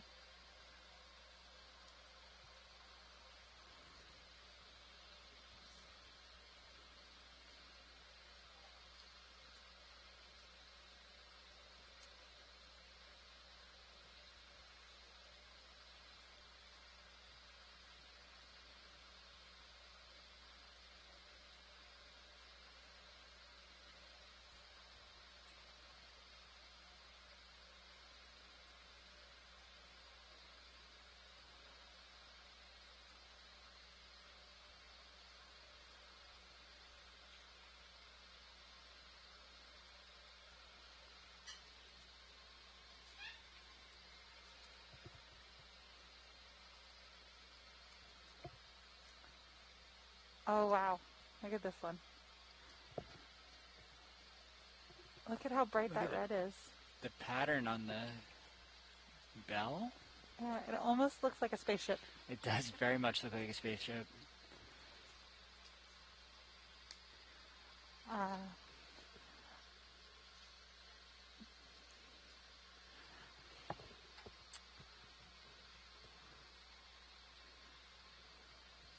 So, pilot, this is Wesley. Hey, so we have a request from shore that if we see another one like that, to please collect it. Yep, one of that jelly with the little pointy cone. So if you see another one, we would love it. Thank you very much. So for our shoreside science team, we have filed a request with the pilots for collections.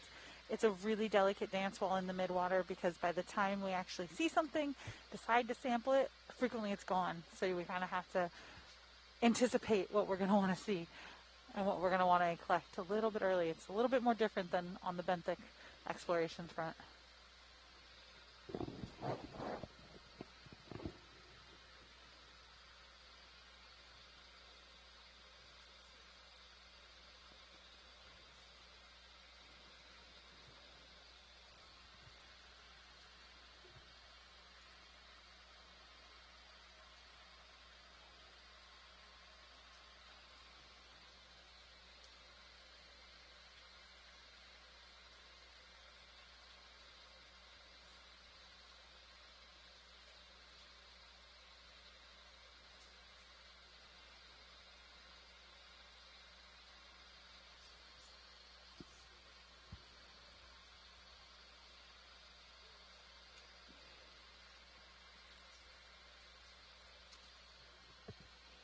Ooh, this is another Siphonophore. And this one looks different from some of the other ones that we were seeing earlier. Wow.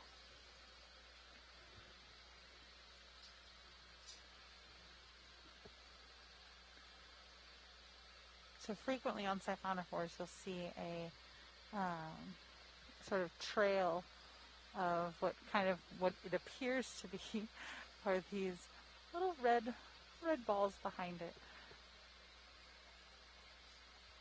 Oh, and sometimes you can get these really amazing shots of the whole trail back behind them.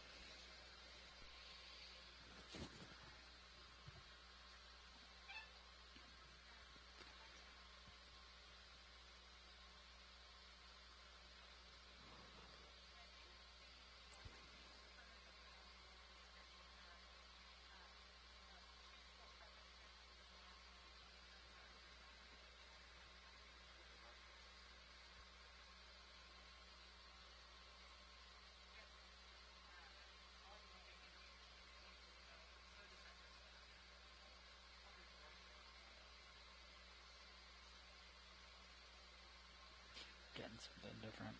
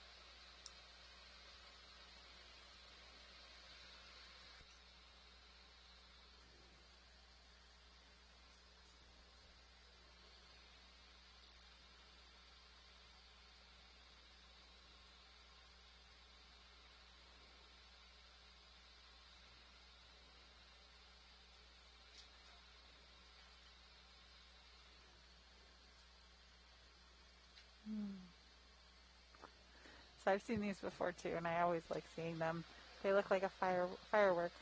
Do we have an idea from our shore team? So looks like we've got some. Oh, there it goes, and it's gone. So we have some thoughts that it might be a foram or foraminifera. This is another one, though, that we might know some information from the fossil record. Sometimes you see them and they look like these tiny little shells in sand or in fossil records.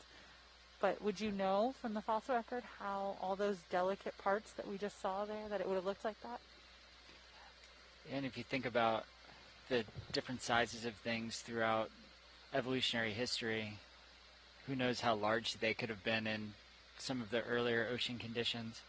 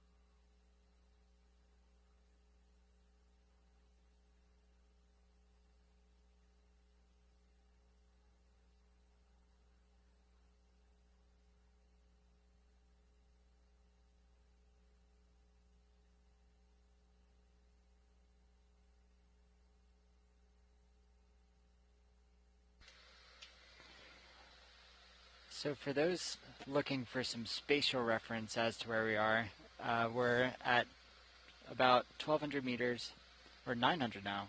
Yeah, sorry, I'm even getting lost. We're at 900 meters depth, and we're about 35 nautical miles northwest of San Miguel Island in the Azores. We're about 15 nautical miles-ish south of our first dive site for those who watch that, but we're exploring an entirely different environment here, and it's been kind of interesting how the three of our dives have been very different focused, and I mean this one we expected to be different, but the first one we were tagging as a biological dive, and it was our geologist on board was having a field day. I've never seen someone so excited about rocks. So it's always interesting how we make these plans and we think like, oh, we're doing this because we're going to see this. And then when we see something totally different, it kind of validates our whole method of exploration. It's why we check this out to see if we see something in as a primarily a mapper, if we see something in the bathymetry, then we assume like, oh, if we see that, we should associate these species with it, or this type of habitat. This type of habitat, which is also applicable to the water column. So if we're in these depths, like we would expect to see these things. And while we have seen certain species dominating different areas, it's always interesting when you see something that doesn't belong. I completely agree. I think my favorite moment is every day when we're on the line and folks are just kind of stumped and don't really know what it is that we're looking at, it is honestly the best, because then you realize that there's some value to the work that we're doing, because no one has seen this before. It seems out of place, but we've had so little exploration of the deep sea that even though we feel like we've done a lot, even just within this program we've done quite a bit, but it's still such a fraction of the amount of ocean that's out there, and there's still so much left to be explored. We really have only scratched the surface. Absolutely. And one of my favorite things is seeing these hardened scientists who've seen it all come out and have that like childlike awe that brought them into science after seeing something.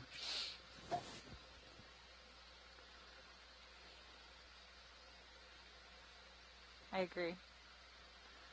It is really unique the way exploration plays out. It's really just kind of answering those fundamental questions of what's there and what is that.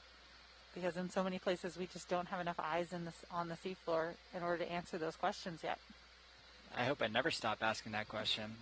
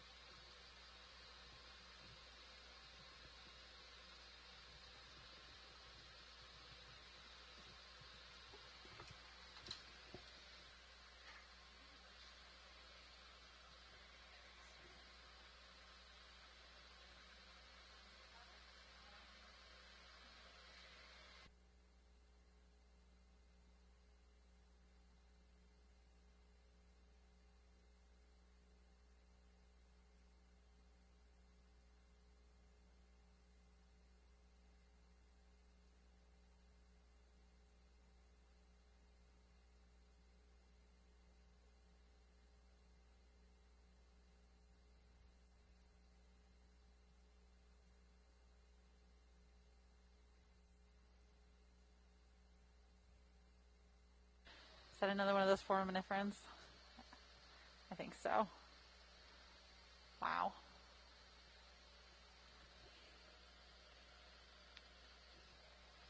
Yep, we have confirmation from shore that that's another forum.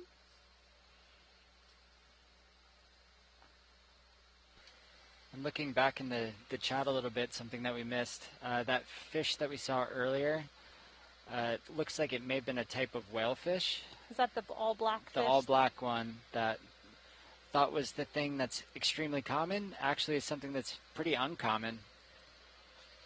Very cool. I don't know that I've ever seen a whalefish. I know that I haven't. Well, we have now. That's true.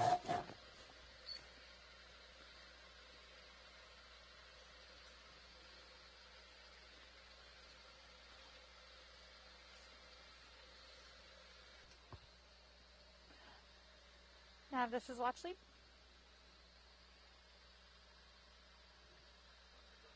How much longer do we have on this transect?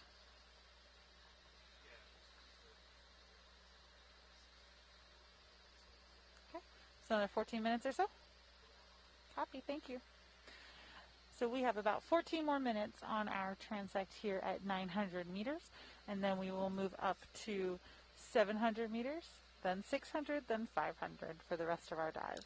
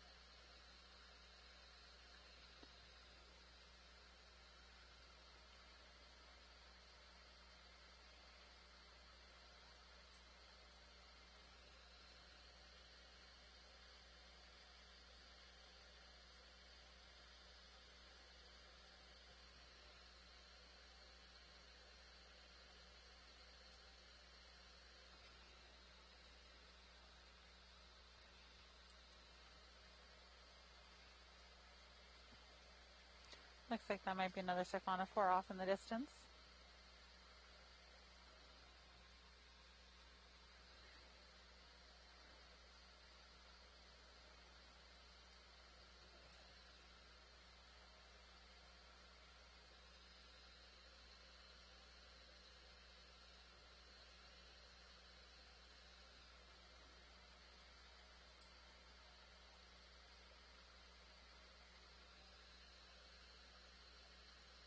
And Alan Collins is saying that that one looked like another Calicophoran, which is a type of Siphonophore.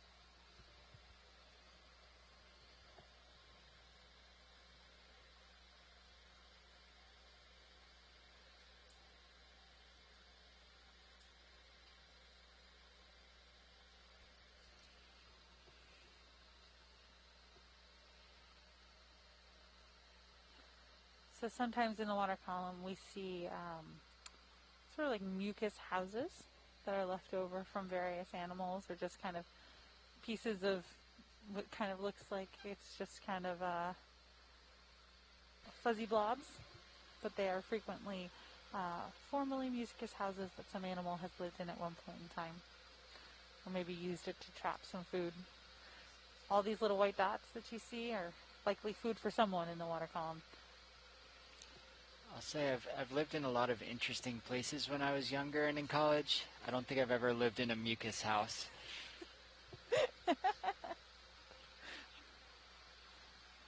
Maybe one of the animals we bring up tonight can build you one. You can stay on deck tonight. I never said that I was missing that. But who knows? Look at this one.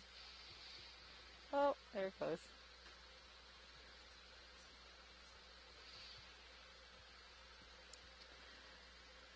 So we've talked a little bit of how easy it is for us to get lost in the blue, and kind of as we start tracking things, how we get such good zooms on something and you forget how small it is. But imagine if you're a pilot and you're having to basically track the positions of the two vehicles and the position of the ship, and keep all of that forward moving and tracking and moving throughout, watching these animals and trying to get good zooms on them or collect them. It's really a quite impressive dance. Yeah, we're looking at a stabilized vision forward at like basically the same depth at all times, and just all of the systems that go into that, all of the technical expertise of our pilots and navigators and the whole team. It's one of the more impressive things to see.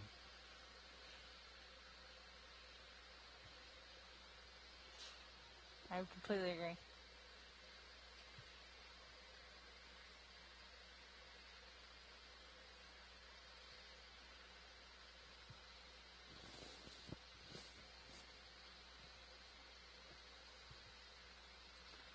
So lots of the food particles that we were just talking about will sometimes make their way.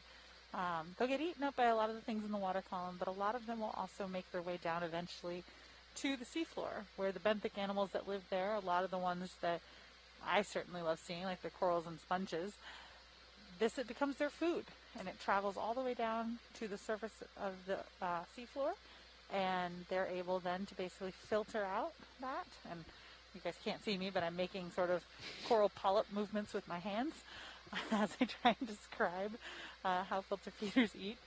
But it's good to see that there's certainly food here for something. Yeah, plenty of it.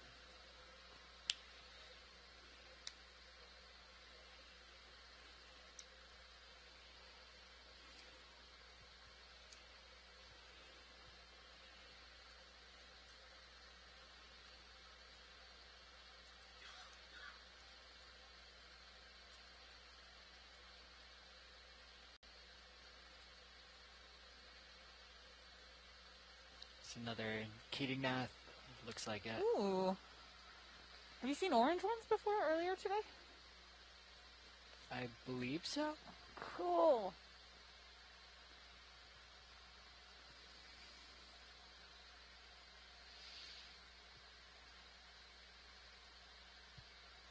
Very cool. So apparently we saw some of the orange ones a little deeper, like you were just saying. Though a lot of the ones we've seen today have been clear. I love seeing colorful things in the deep sea because a lot of people think that because the deep sea is really dark and deep and it's far away, for so many people it's inaccessible, they think that it's kind of cold and barren, maybe not too much life down there, not colorful. And really, honestly, the opposite is true. So many places that we go, there's so much color in the deep sea, and we bring some really powerful lights down and are able to see it, which is incredible. Yeah, there's a lot of pizzazz on these organisms. Agreed. Creative shapes. When I first sat down here this afternoon, I said, you see the real aliens here in the deep sea. I don't need space. I have the deep sea. Yeah. And we kind of even discussed earlier, even the same species, we've just seen them in different configurations, and you're like, what the heck is that? And then you get closer and see it move, and you're like, oh, that's kind of the same thing that we were seeing before. So especially with these gelatinous creatures, it's wild to see how many different forms they can take.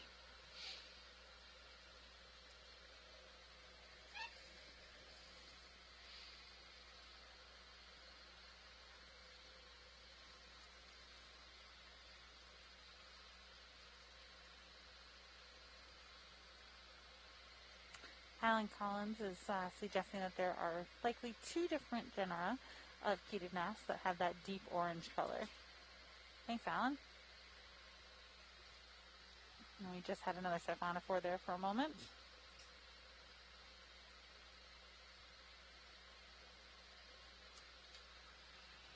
We've got approximately 5 more minutes left at our 900-meter transect.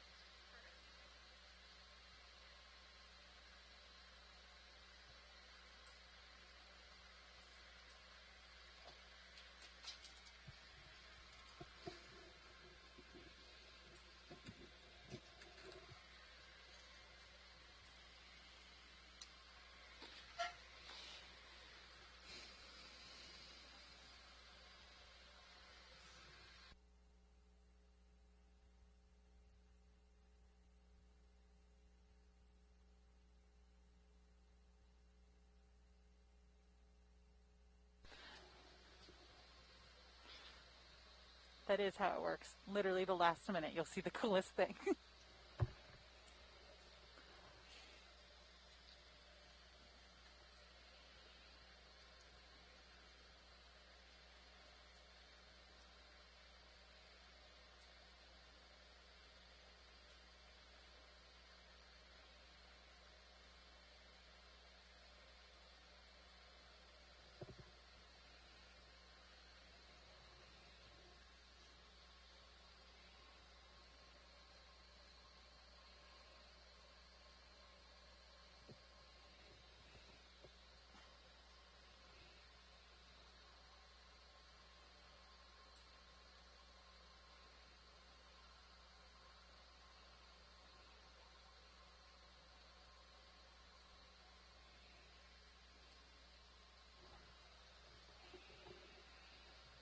I think that's another arrowworm.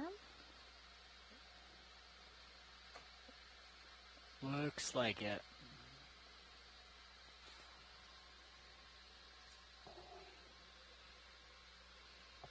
Maybe it might have something in its stomach.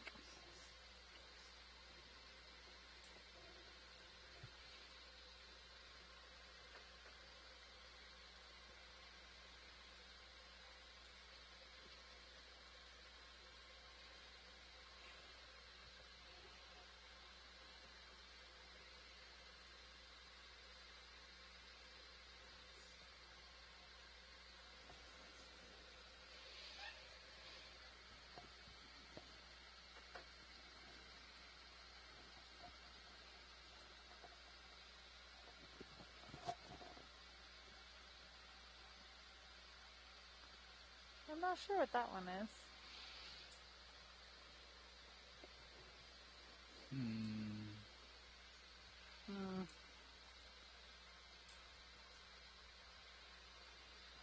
All right.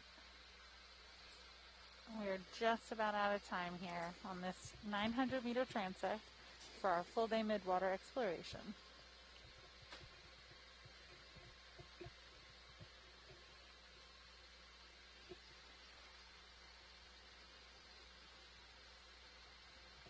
Our next transect will be up at 700 meters. As we sort of proceed through the water column today, we started all the way down just above the seafloor at 1900 meters, and we are slowly working our way up. We did a 900-meter transect, a 1200-meter transect, and a 1900-meter transect, and now we will head up to 700 meters.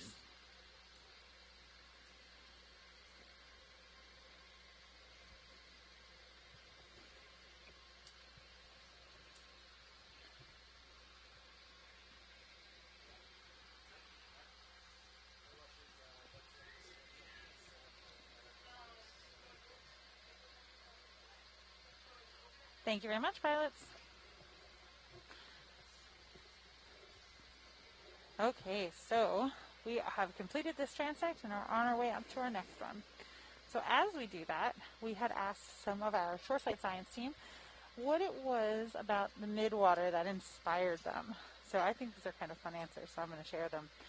So George Matsumoto from Mbari says that the fact that there was so little known about life in the midwater, and that almost every time we look around, we get to see something interesting. I certainly agree. All right, and then Adrienne Copeland from NOAA Ocean Exploration says that hers was because she was fascinated by all the predator-prey dynamics, and that there are some crazy interactions in the water column. For example, she points out that there was this one time where we caught a video of a shrimp eating the stomach contents of a midwater fish while it was still alive. It was quite the predator-prey interaction. What's more metal than that? I don't think there's many things. I don't think so. Most hardcore shrimp ever. Yeah. All right, and then Alan Collins from the National Systematics Lab at NOAA says that that's where the midwater is where the most jellies are.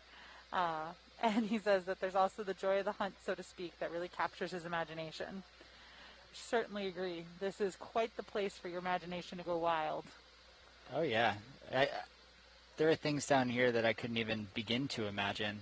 It's why a lot of science fiction is based off of some of these creatures. Yeah, it's kind of fun. Sometimes you'll see some of the midwater animals, and you're like, yep, that definitely is insert horror movie title here. Yeah, exactly. Main character. And I mean, if they're a shrimp eating your stomach while you're alive, that's a horror movie. movie. That's a different one. Yeah. I think it's well founded. All right. So Ashley Maranzano from NOAA Ocean Exploration says that she loves seeing the behaviors in videos. She's studied preserved specimens that we can only really infer how they are behaving in real life. So the midwater transects are an amazing way to learn more about the biology so that we can't really learn from net-caught specimens. And we kind of were talking that before in just their general morphology as well. So not even their behavior, but what they look like. And I think that's part of the surprise where you're like, I had no idea what this was. And you're like, oh, that's what that was the whole time. Yeah, it's pretty interesting. Personally, I like midwater because I keep hoping I'll see a whale or a manta ray. A little deep for them here, but my fingers are crossed as we get shallower. I'm manifesting that for you, Casey. Thank you.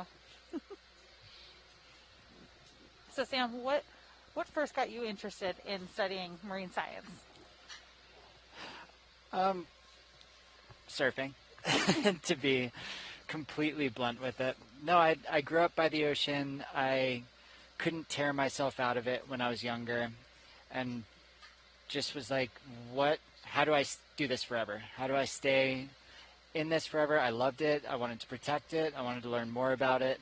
And to the point where even when it came time for me to go to high school, I went to a marine biology focused high school. I just always knew that was the direction I wanted to go.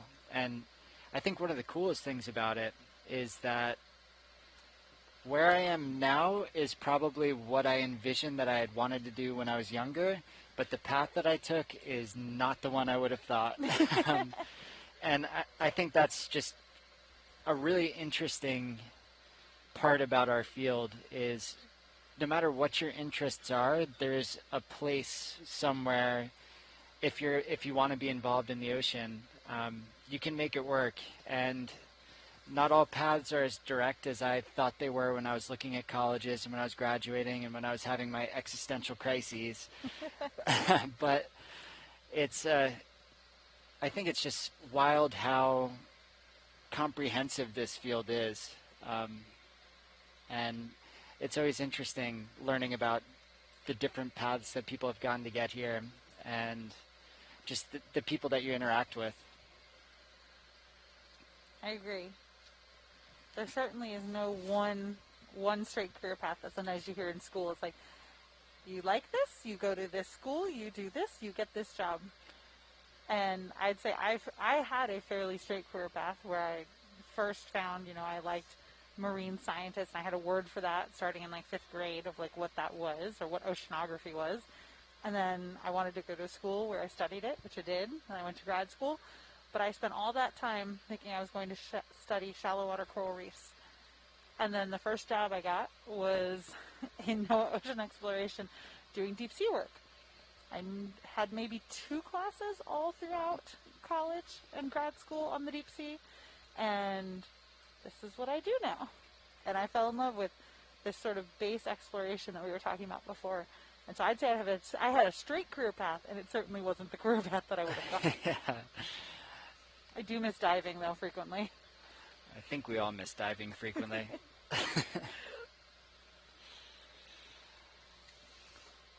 So Mike Vecchione says that he wanted someone to pay me to play with boats, to go fishing and collect weird stuff.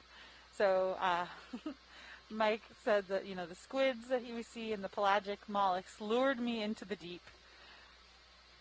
And Mike is one of the world's foremost experts on cephalopods, and is always calling in and telling us about all the octopods and the squid that we see on the seafloor.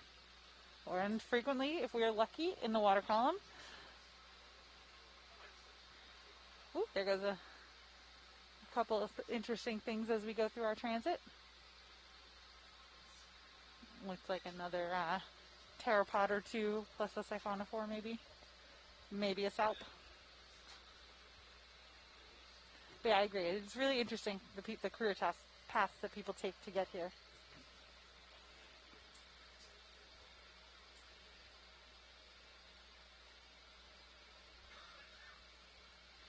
I'm sure Mike is manifesting a giant squid for us. I don't know if there are many people that aren't manifesting a giant squid at all times.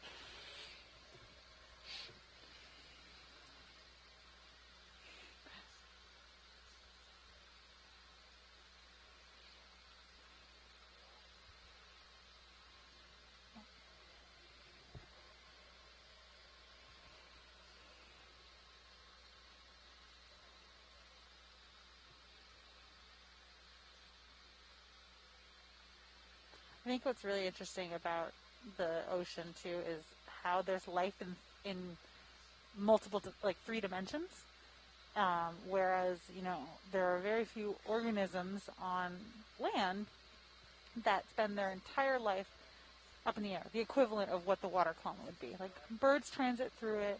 Certainly some animals spend a lot of time or use wind dispersal for part of the way that they spread seeds or use it to pollinate certain plants, but nothing exclusively 100% lives in the air with nothing else, no connection to land.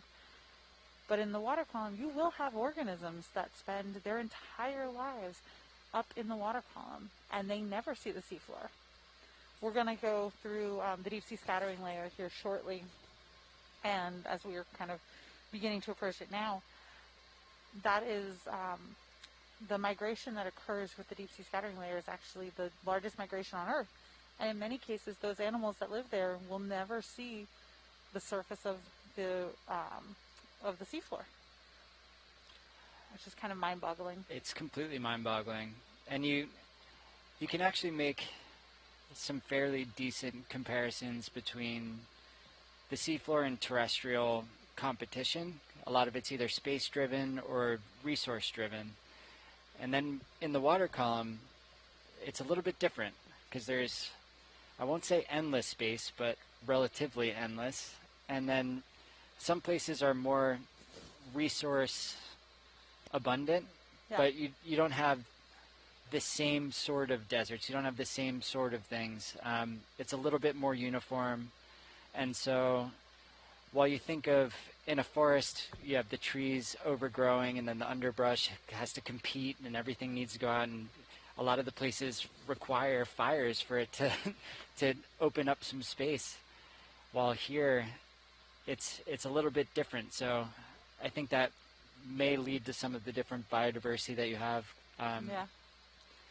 It's just interesting to think about why things live where and the implications that has. Hopefully in a couple days we will be back along the Mid-Atlantic Ridge once we have completed our work here on the Azores Plateau. And one of the things that we'll be looking for there is hydrothermal vents.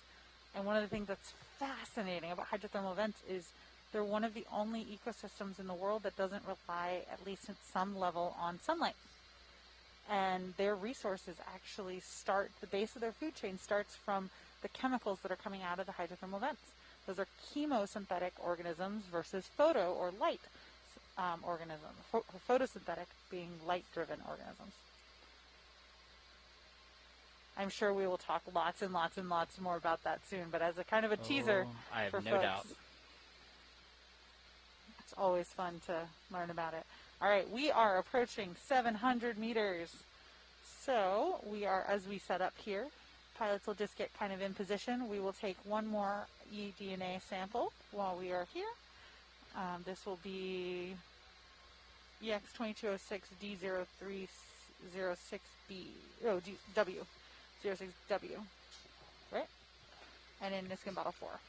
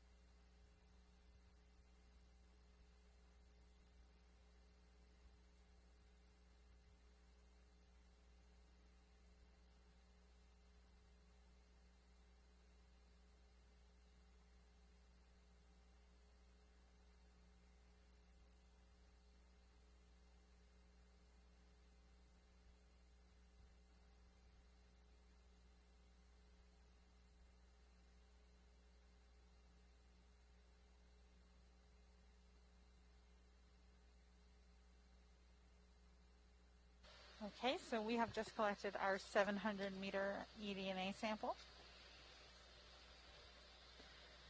So if you've heard us talk before about eDNA, that is environmental DNA. And essentially, what we are looking for is little pieces of DNA that are kind of left behind in the water column that we can use to help us identify what other organisms are in the area that maybe we can't see, or maybe things are too small, or they've been in the area recently, and we use those little fragments of DNA that they've left behind to help us determine sort of the general biodiversity in the area. eDNA is a relatively new tool for scientists. It only really has been popped up here in the last probably 10 years or so. Scientists have really started using it, and new omics technologies have allowed us to really refine our ability to collect eDNA samples. On board the Okeanos Explorer, we at NOAA Ocean Exploration have really only been using it for the last couple of years as we've tested how to integrate it and how we can incorporate this into our standard sampling protocols. Okay, and we are off on our 700-meter transect. Oh, you have not yet. Okay, not yet. We are Stand almost by. off on our 700-meter transect. Almost there. I just got so excited. There's so many things to see as they all run away.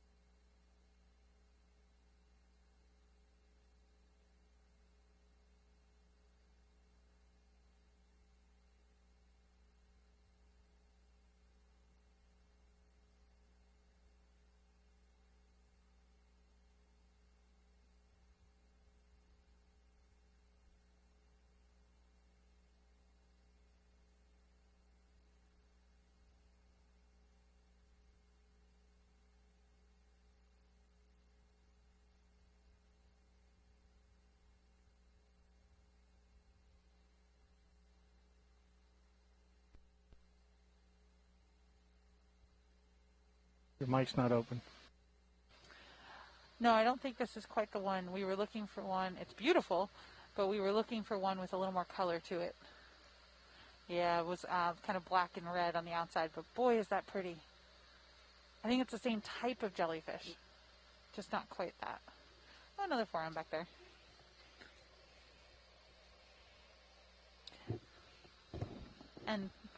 And pilots, we have a confirmation from shore that's not the jelly we are interested in, but thank you so much for checking. It was a good eye. That was... This is not the jelly you're looking for? That is exactly what it is. Can we do up to the Siphonophore? Yeah. So all... Wow, look at that. So our light reflects on the combs. Those are so cool. They're beautiful.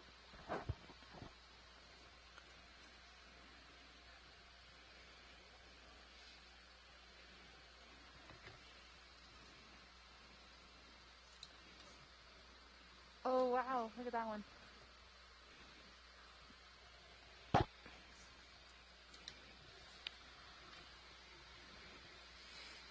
So we are kind of, the 700-meter transect here is at the edge of the deep sea scattering layer, and I certainly think we've already seen that.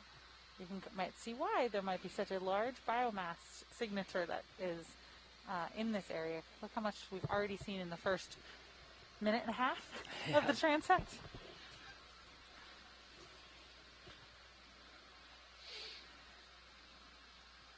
Okay, so we've got some IDs on all those things we've just seen. We have an Atolla jelly. We've got a Siphonophore, a pleurobrachia, and a Bathysauroi. All right away.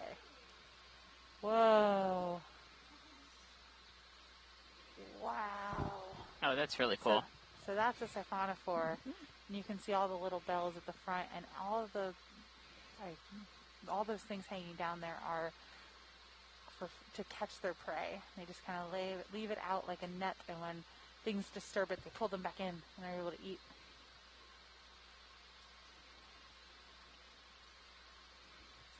Wow. Yeah, he's about to go right there. You go.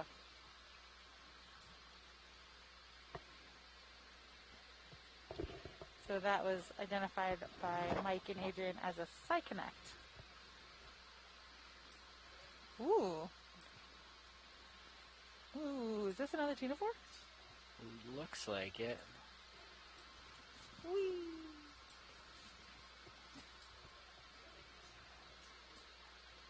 Oh, wow, that's beautiful. It's unreal looking. Like, oh, can we collect this, unreal. pilots? Are you in position? Can we collect? Okay. If you see another one, we'd like that one. Thank you. It's like a shooting star. It did look like a shooting star.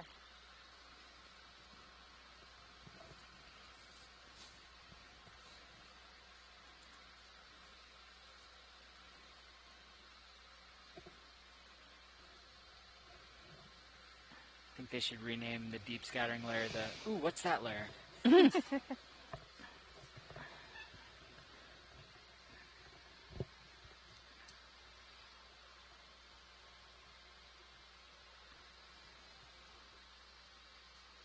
couple more arrow worms off in the distance.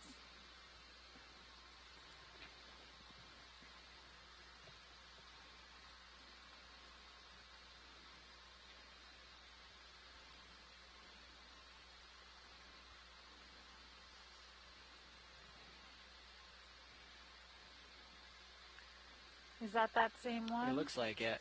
Yeah, we if you could zoom or get towards that for collection, I think that is close. Confirmed. Yes, we got please the sample. yes, please. Yeah.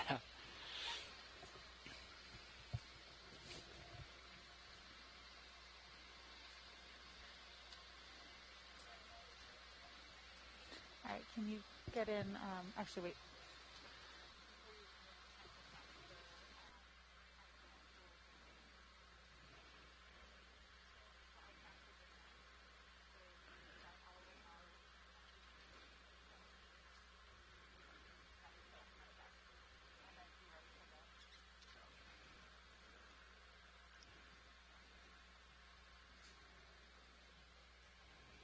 Nav, this is watching. Which section sampler will this be going into? 3? Thank you.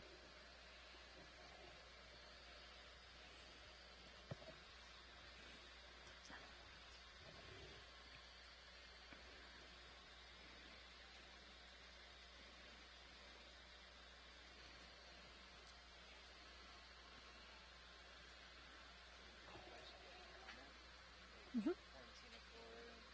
Yeah.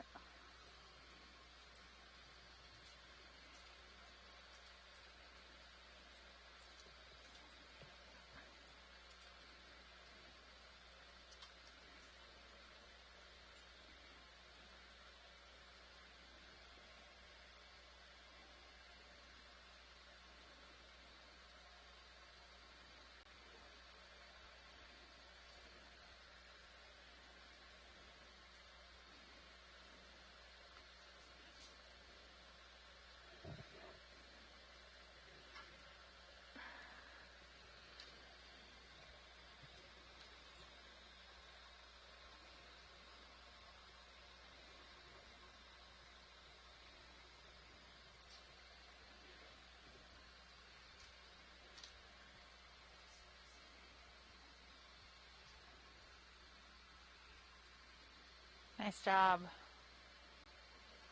Okay.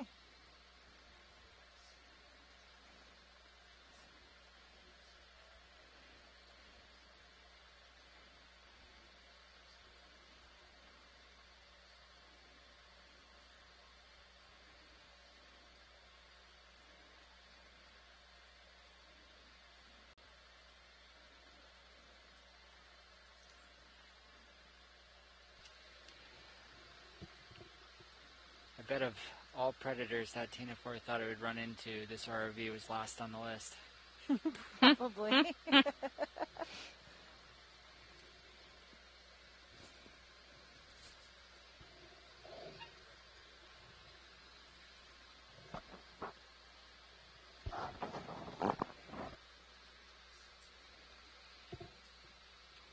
It looks like there's another one.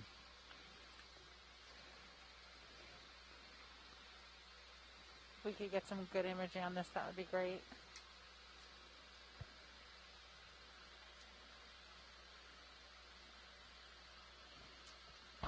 Oh, how beautiful. There you go. Wow. Oh, that's amazing.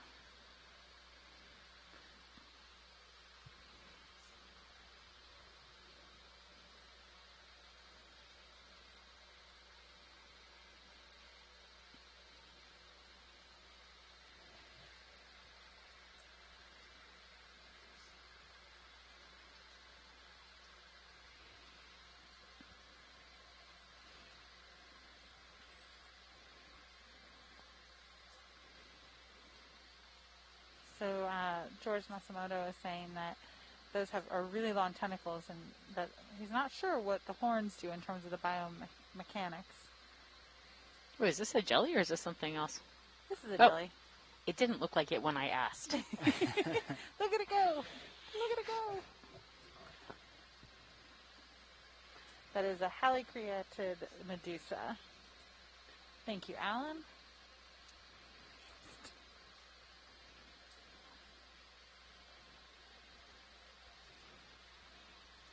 Ooh, this is another one. Yes, this is another one of the horn ones.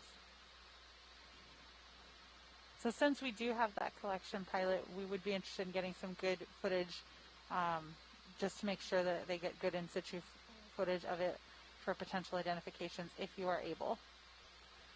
Thank you.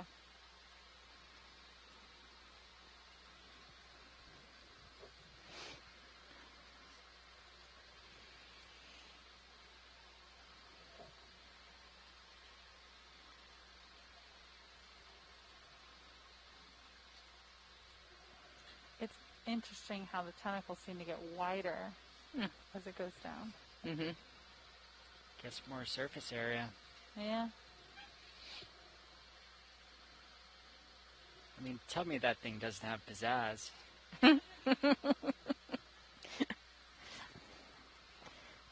It definitely has pizzazz. Wow, look at how long that goes. Pilots, do you have the chance to put the lasers on that so we could see how... Yeah, okay. Thank you, though. That was great footage.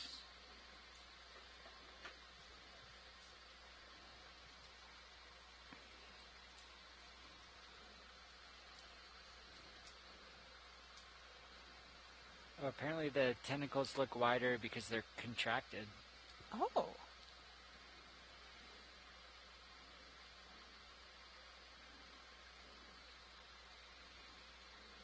Got another salp there that we just blew past.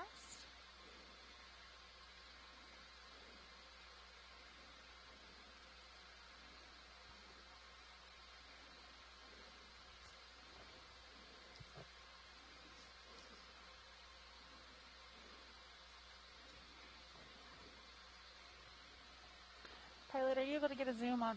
You got it. Yeah, just real quick, if you have a chance. Great, thank you. Wow. Oh, very pretty. Oh, nice.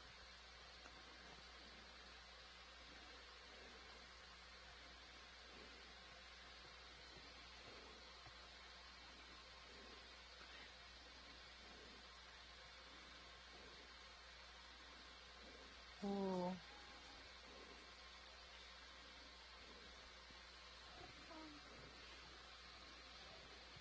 Did you just wave goodbye at that? I saw that too. No.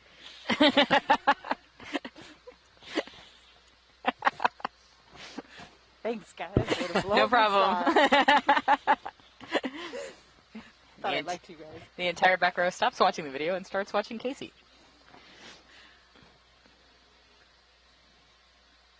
How pretty.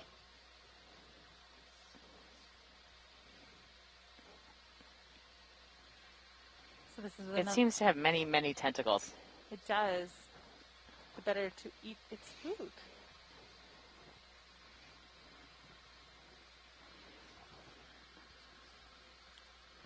So ID on that one is likely a Halicera.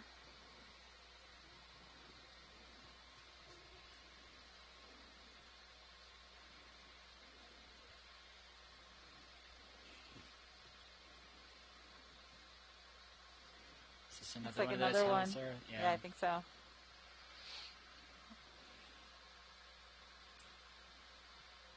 So I think these are the groups of jellyfish that are, they've got that sort of characteristic little cone on top. And I'm sure I've got some folks on the chat room that will probably provide some more contents here, but some of the shapes of these jellyfish can be fairly diagnostic and are pretty interesting.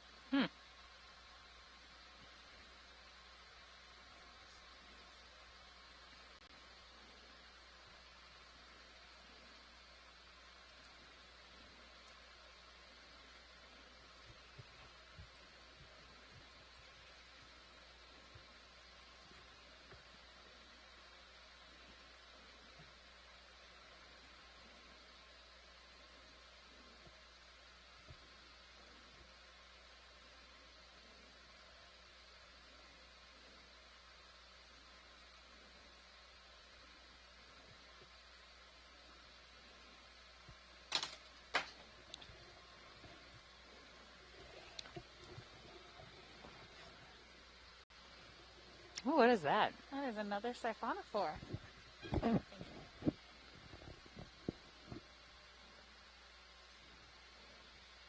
Are siphonophores colonial animals? Oh, no, I am wrong. They think it is a salp. Oh. Dolioid salp. Are salp colonial animals? I believe so, yes. Yes. Yeah, I think they are. I think they are. I will remind you that I am a benthic biologist. I'll remind everyone that I'm a geologist. But I'm having a lovely time. It's really beautiful to see all the stuff in the midwater. And it's enjoyable to learn something new. So they have asexual reproduction, and it is a dolioid, not a salp. Oh, what's a dolioid? I'm not sure. Yeah, great question. Doliolid? Doliolid. Doliolid. Doliolid.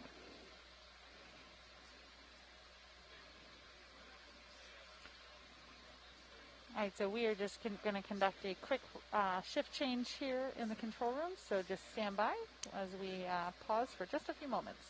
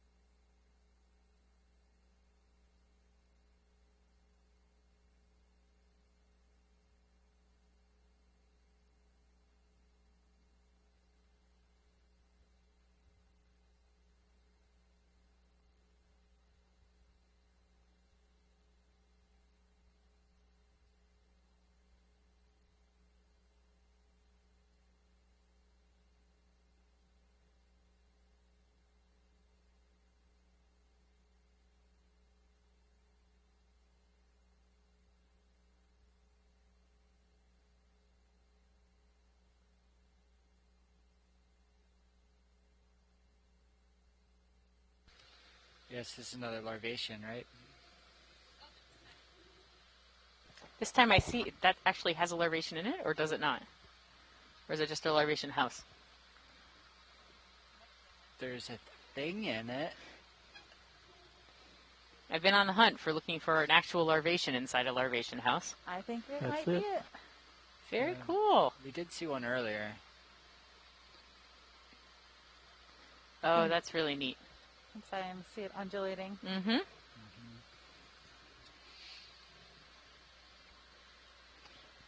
Finally, I got to see the larvation inside the larvation house. Excellent. Just in time. You came back just in time.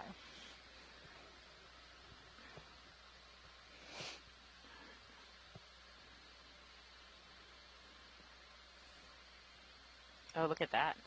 Jelly.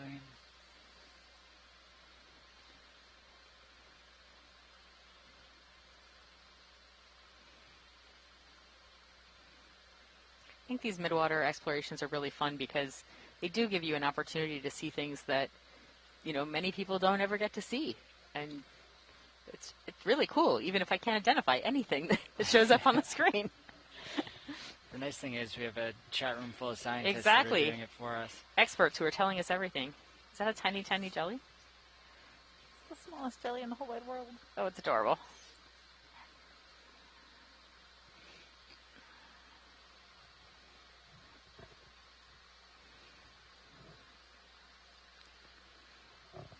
Swimming with style.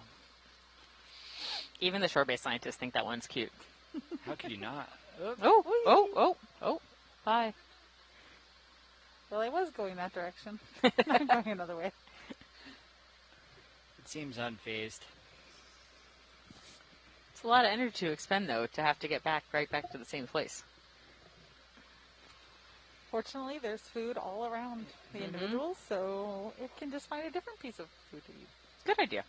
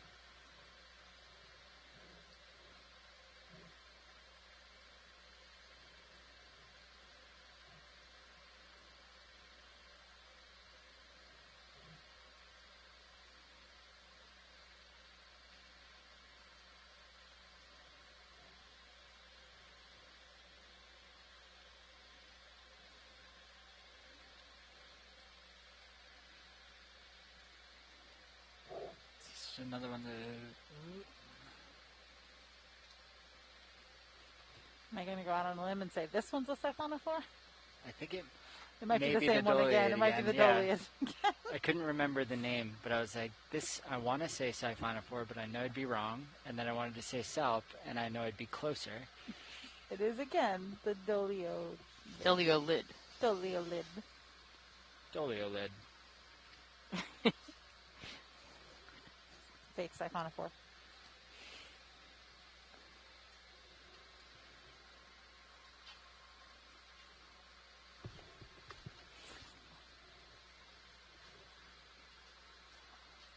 Is that one a Siphonophore? South is right next door to the doliolid. Well, yeah, exactly. I was going to say the shore-based scientist said it is a close relative of a salp. Gotcha. Does this one have little fish caught in its tentacles? Oh, yeah. Oh, good job. And this one actually is a Siphonophore. Yes. It has been confirmed. It is a Siphonophore. Or Siphonophore. Physinect?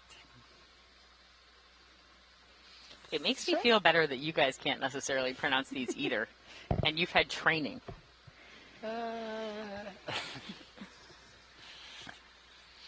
in these species. Yeah. Physinect. Why not Psi? Or Phi? Ooh. Oh, that's cool. That's very cool.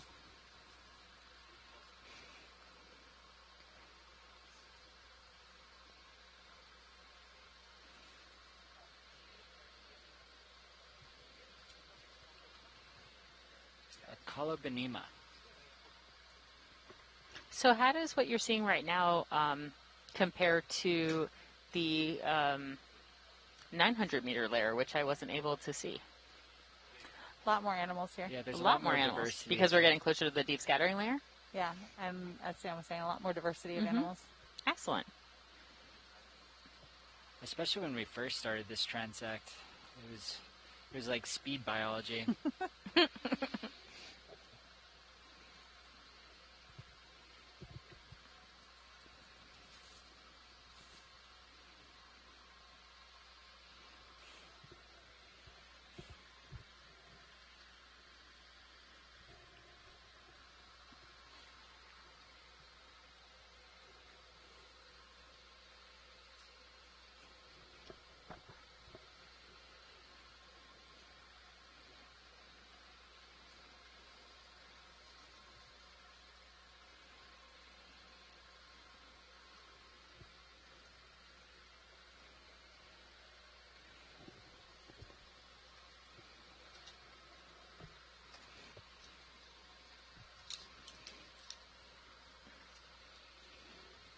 This is certainly different than the last two dives we've had. It is. Ooh, what's that? I believe that is another jelly. If it flips around. Why does it only look like it has half of its tentacles? Is that the Salmissus? Oh. Yeah. Because it only has half of its tentacles? It does appear that it is missing quite a few. Or, no, you can see some are kind of on the other side of it, too. But are they? Alan says it's a Salmissus again, but the tentacles are chewed off. Ooh. So this guy's had a hard life. Chewed off by, yeah. Anna here in the control room is asking, chewed off by what? I think we're all thinking it. What eats Salmissus? And goes directly for the tentacles. The most stingy part. Yeah.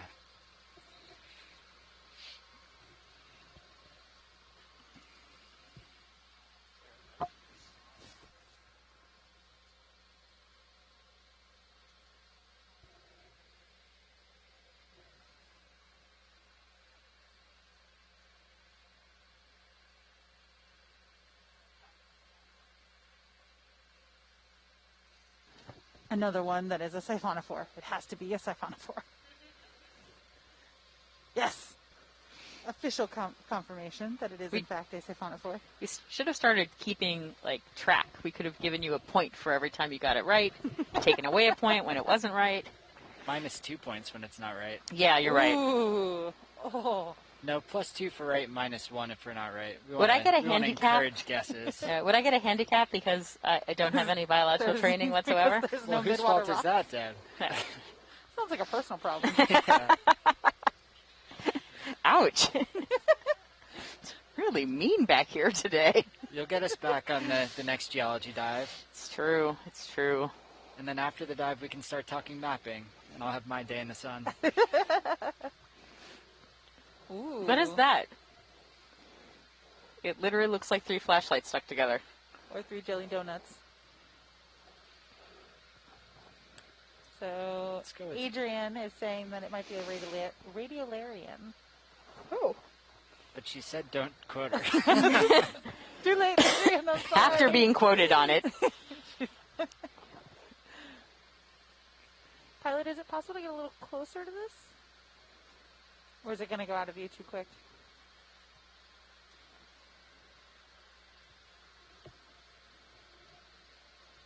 Siphonophore bits is what Alan thinks. Oh. That doesn't sound positive.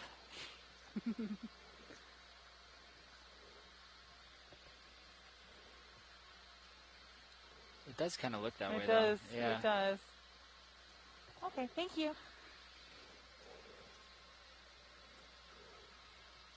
So we've had jelly donuts, we've had cookie cutter sharks. You're trying to tell me something? Oh, is it getting close to dinner time? Snack time. That's all snack time. It's all snack time.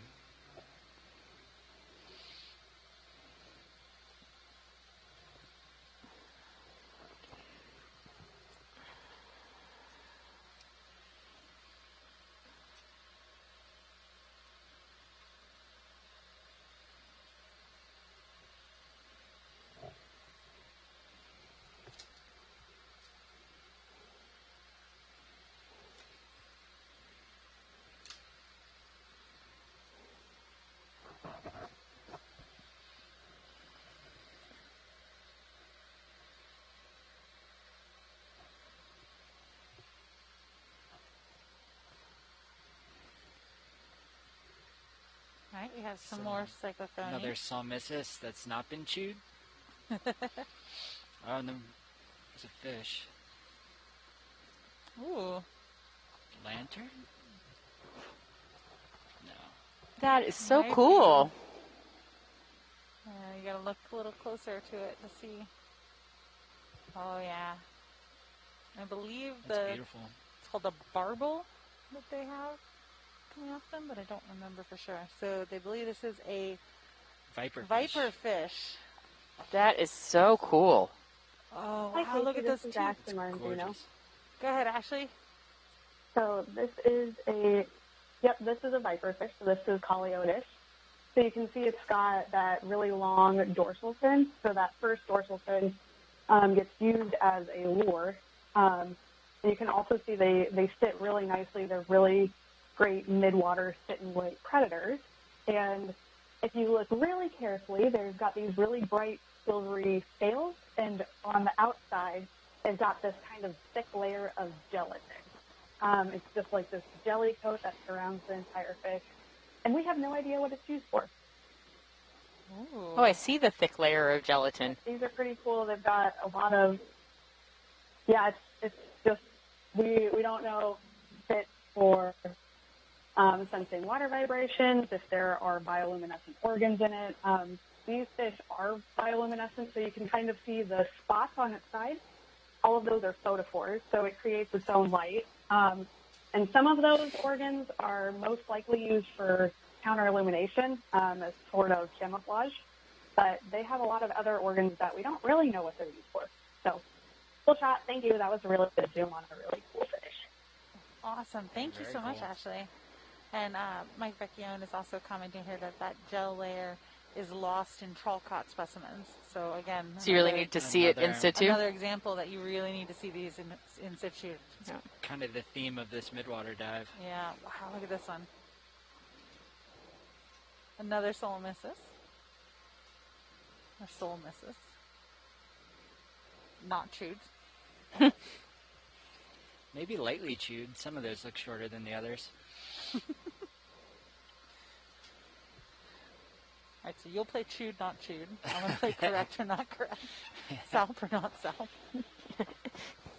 So that's actually the game we're playing now? Is it a salp or not salp? That's all we're going for? Think you can handle it? I'm not sure I could handle that, actually. Although I think if I guess not a salp for most things, I would probably be pretty good. The good news is that while the three of us are not midwater scientists, we do have a whole cadre of them on shore who are helping us and helping to sort of really get a good idea of what these organisms are. we may be joking back here, but for them this is some really important science that can help put a lot of their work in context, because they get to see these things in situ and in place with the other organisms that they observe throughout this transect. And that onshore contingency of scientists is kind of what makes the diversity of our mission possible. Because we were talking about how, like, we had a biology come geology dive first. We had a more biology dive on... Took over your biology. Yeah, took over my geology kind dive. of flip-flopped with that. And so while we have a geologist and we have a more benthic scientist aboard, we're not limited to just studying that. We can do these midwater dives and have just as much or more scientific, we have definitely more scientific experience on shore weighing in. And even for the dives where it is our areas of expertise, we still have scientists calling in and really helping identify things that we can't. No, it's really wonderful, because every time there's a question, you can have somebody sort of phone a friend and help you out. In real time, which is kind of the craziest part of the whole thing. Absolutely. And with telepresence, we are actually able to have a larger science team than could fit on any one ship, which I think is pretty cool.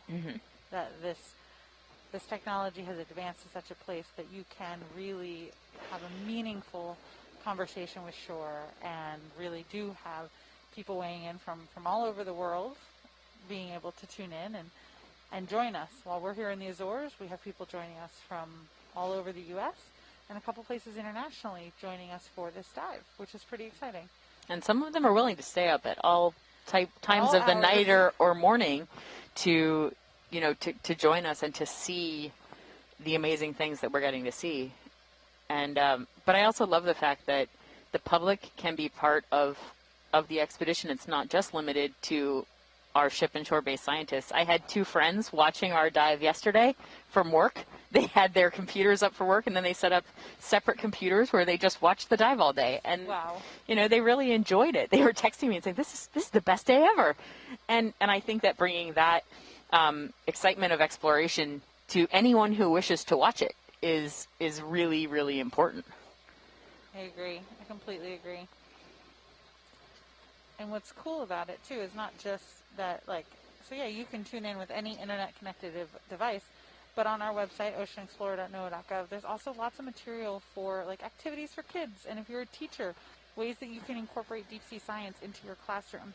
And we have tons of those resources available online and available. They also have them, for some of them that are relative to this expedition, we've translated them into Portuguese because we are in the Azores, which is part of Portugal.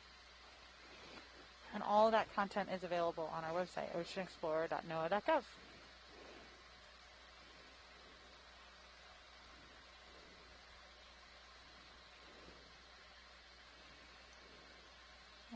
Okay, folks, we have about 10 minutes left at this transect.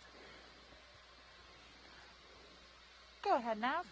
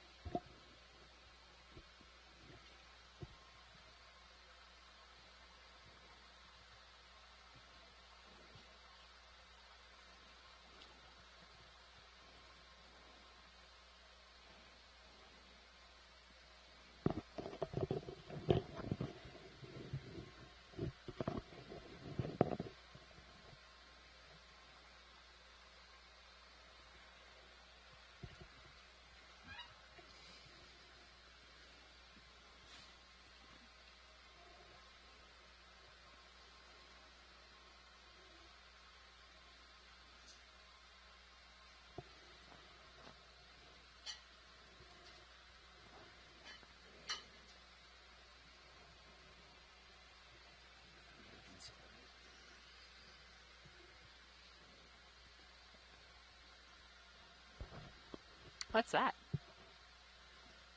This is another one of those ctenophores that we were seeing earlier. They're the Bathycyro ctenophores, which most of the ones we've been seeing have been this clear one. We saw the one yellow one earlier.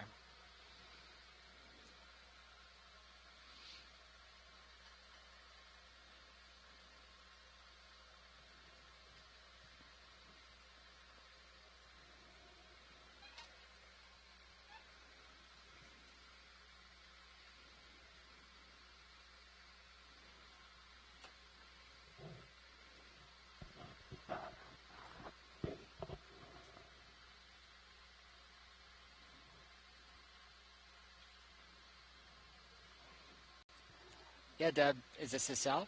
I think this is a doliolid. There you go. Look at this biologist. I say confidently before I know if it actually is.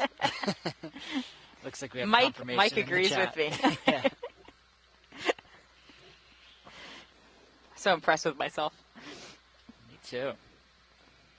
I think it'd be more impressive if I could remember it tomorrow, but I really enjoy getting to learn about the Midwater, which I just don't know very much about.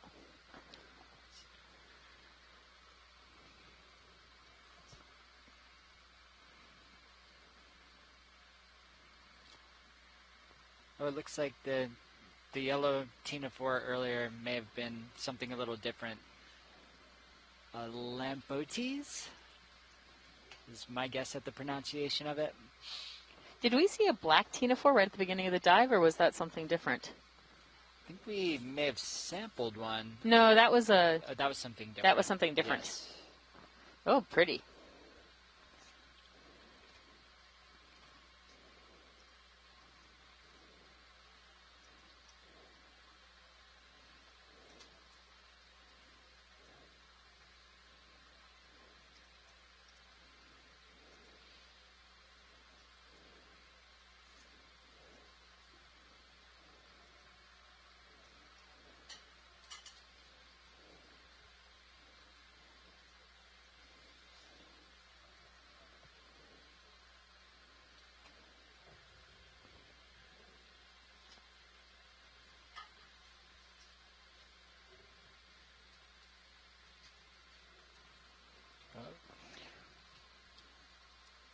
Now, is that another ctenophore? It is, and this one we did sample. Earlier in this transect, we were seeing a bunch of these. Mm-hmm. I think when I first wandered into the conversation, you were saying that this one had horns. Am I making that up? Maybe I am making that up. No, you're not. So it really does. It has little horns for treating things.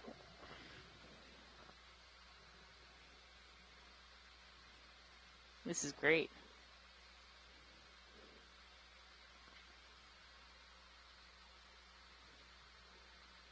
So this is one we sampled, and then the next one we got really nice video of. So this is another chance to get some really nice video. Yeah, so we can have the actual specimen and then have so many in situ observations. So it has 4 projections at the front end, so it has 4 horns, not just 2, which is what I assumed when you said horns. Oh, I see them now.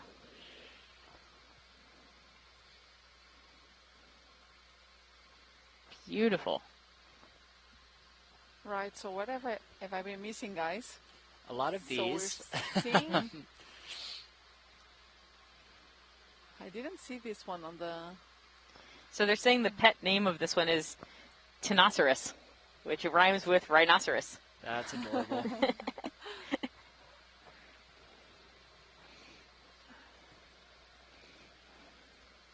So was that one collected? That one had been collected, wow. yeah. Cool. And now we've seen several times. We've seen it. It's really great.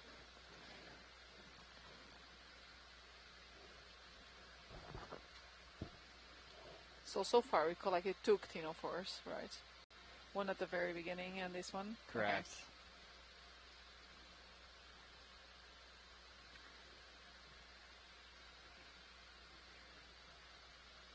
Oh yeah, and it seems that this Siphonophore has been also collected in the previous expedition, so on dive 3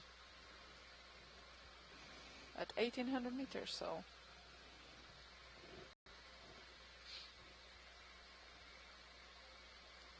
and it looks like so far these Tenosauruses,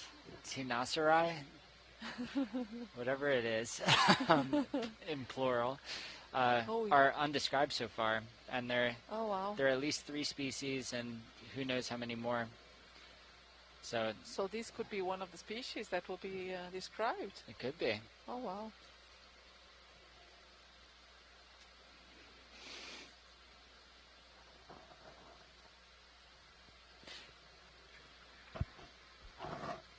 So I wonder how in the past would these species be described if they would be collected, with other types of gears.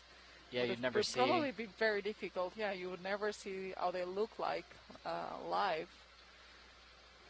I mean, would these even make it up in a net or anything like that? Like, I would imagine they will be very destroyed when they are. Mm-hmm. All right, Deb, you're up. Siphonophore. Correct. Did you look at the chat? No, actually I didn't. I am winning this game, people.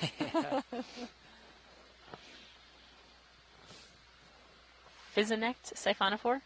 Okay, that I had to look at the chat for. Mm-hmm. Mike, thanks for feeding me the answers. It's really interesting though, and after a while you get to kind of see it.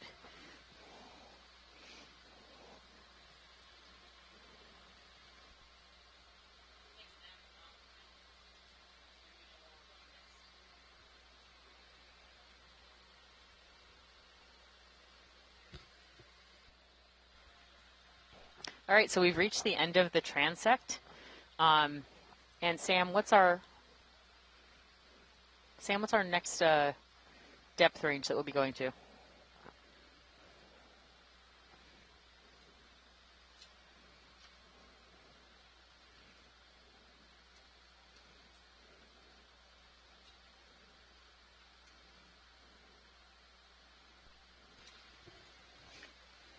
So we're just finishing up our 700-meter transect.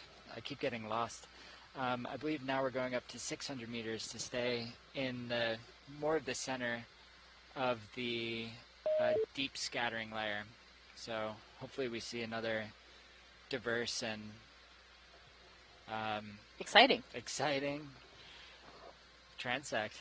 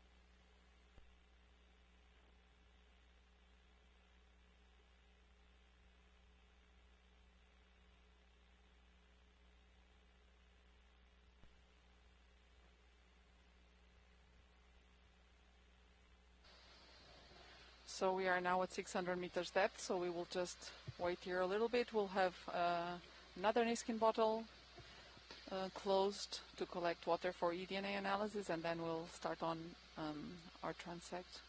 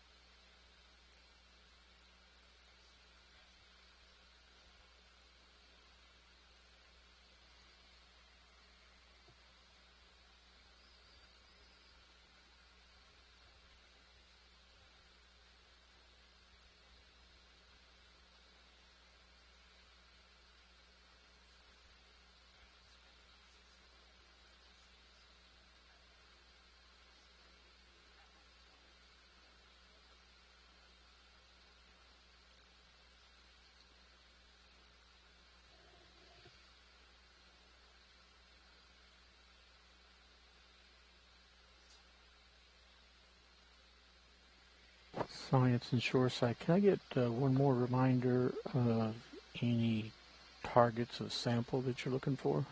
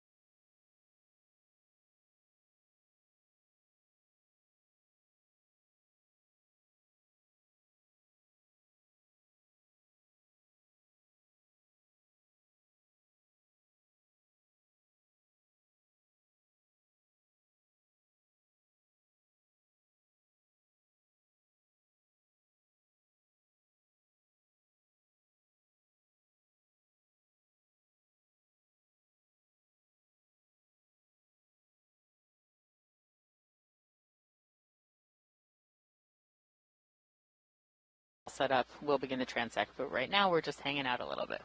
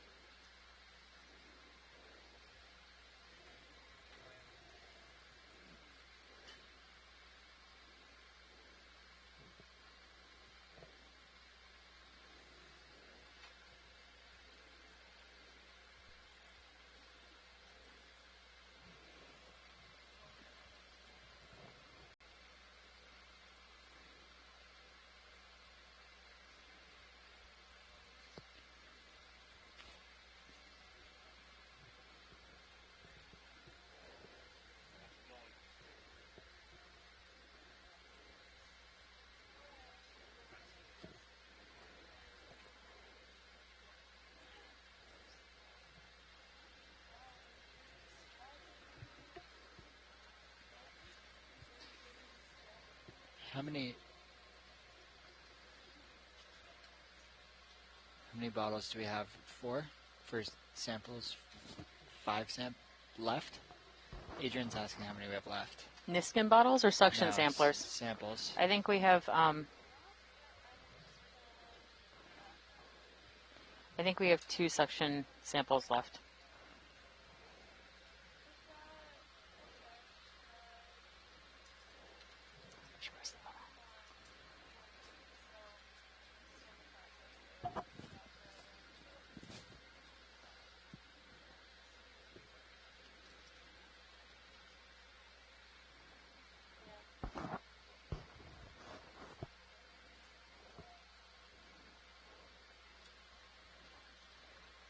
What is that? What was that?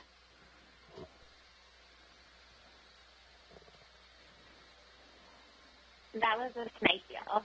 Okay. And also, to answer Roland's question, I think we would want a sample of a solmissus, which was those dinner plate jellies. So if we come upon them, we'll set up for that. Sounds good.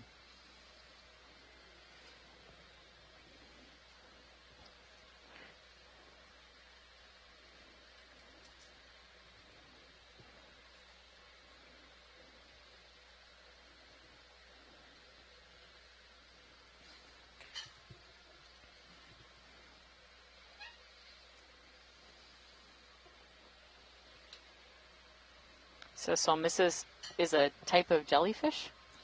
It is. It's what makes it special? I think that's a jelly biologist question.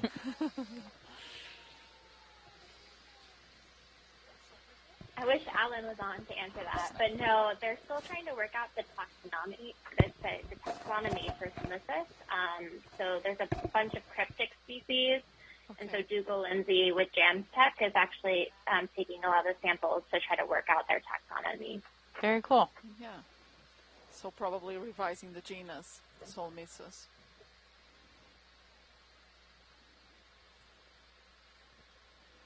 So is this another one of those physonect siphonophores? All right, so we have actually started our transect here. And we've got 45 minutes at... Oh, 30 minutes. I'm sorry. This one's 30 minutes at roughly 600 meters depth. Oh, what's that? That's another one of those horns. Oh, it's another one of the ctenophores. Ctenophores? They actually seem fairly common around here.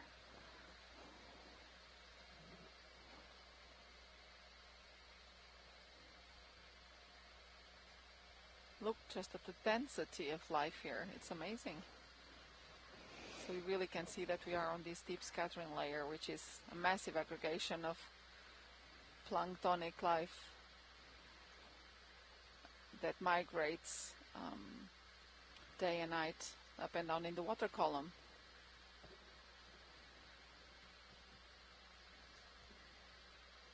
So can we get a description of that jelly that you guys were looking for a sample? Just so I know what to look for.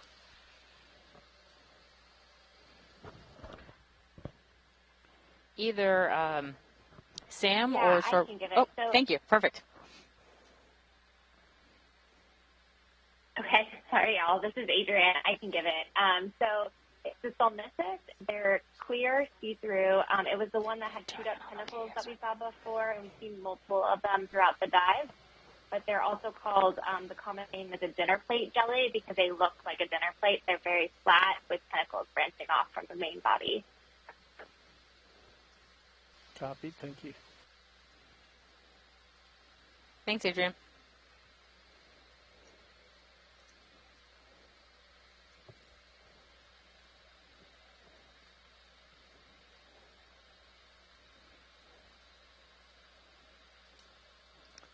That's a jelly, but not the one we're looking for? No, I don't think so. The other one really looks like a dinner plate. So much flatter, the bell.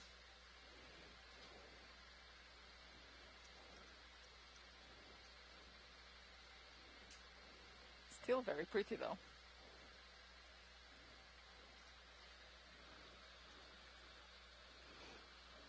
So is this the one, the Alicreas jelly?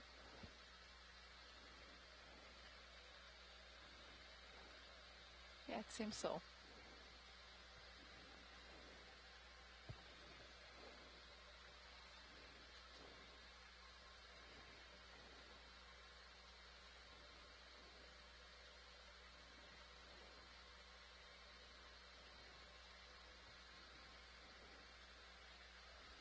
So I wonder if we haven't seen yet any cephalopod. No squid in the water column, no octopus. I think it's a great question for Mike. Sure. I don't know the answer. Have we seen any during this dive? We were hoping for.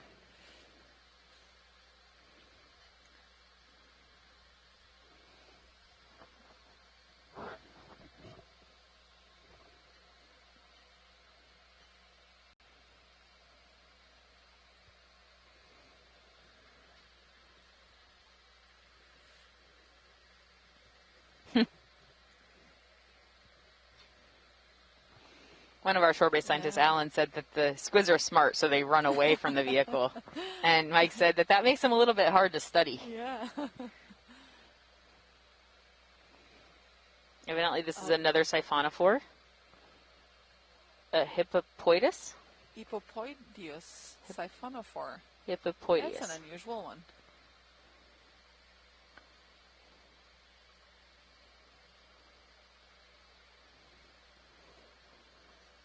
I really wonder what kind of morphological characteristics you can study, you can look into to put a name to this. Oh, Hippopodius. This is all soft parts. And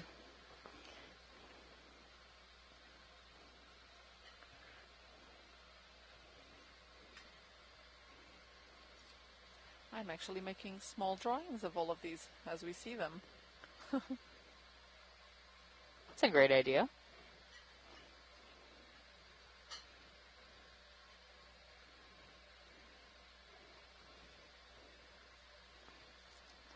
What's that stick-like thing, Joanna? Oh, I think that's probably an arrowworm, Caethognat.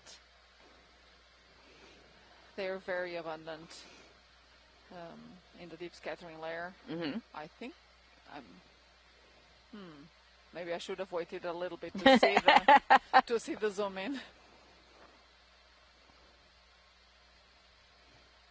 No, actually, that does not look so much like a Caethognat. That's a fish. So I'm wondering, perhaps some sort of fish larvae? Yeah, that's yeah. It was another snipe eel, evidently. Yeah, it does have this arrowy shape like the Caethognats does, so next time I'll wait a little bit until we zoom in. Oh, or not a snipe eel.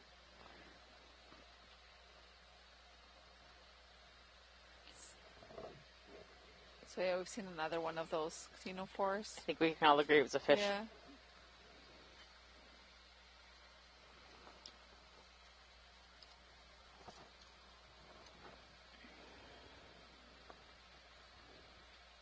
There's a little jelly in front of us. There was something off to the left, but I don't know what it was. It disappeared too quickly for me. Aren't those beautiful to watch? Very calming. I think this is one of those Alicreas. Yeah. So we're starting to be able to distinguish them. Well, you are.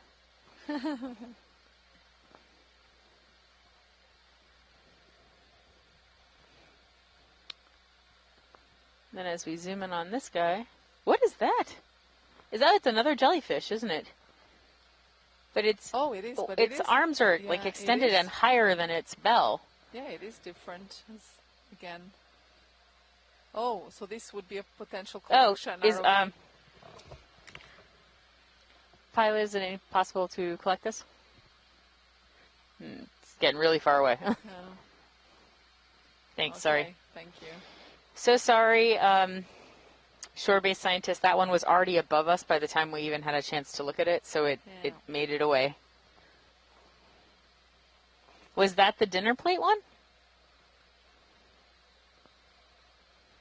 Seems that this could be another one. A Sol Maris instead of Sol Missus.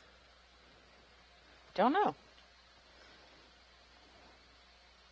So I reckon that they're the name of these genera are related to their shape, this round shape like the sun. Like the sun? Because, yeah. Yeah. Oh, there that goes. Is definitely the name in Portuguese. Sun is sol in Portuguese, so.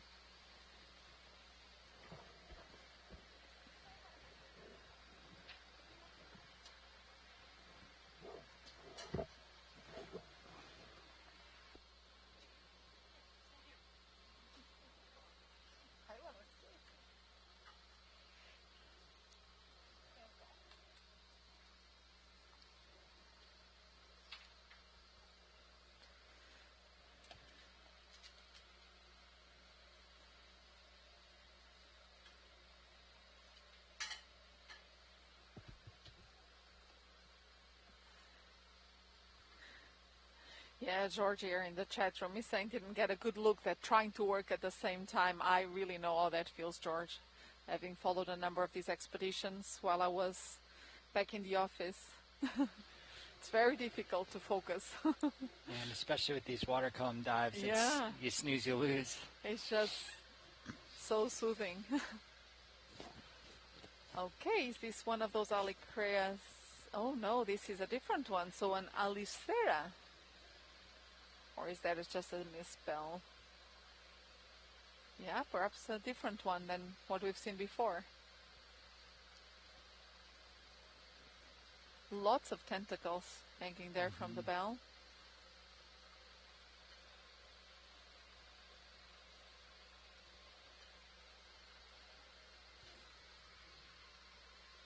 So let's see if we find another one of those Solmisus. We've been seeing them on most of our transects. We still have got maybe 25 minutes to go, so fingers crossed.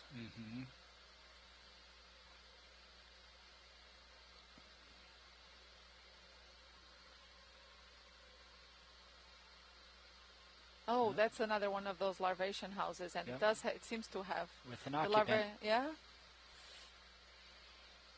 We see that waving in there.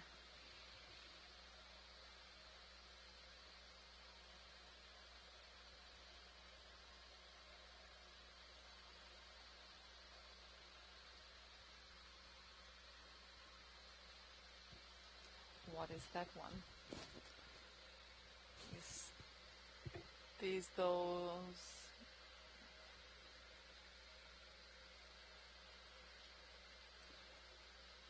Is this actually a salt?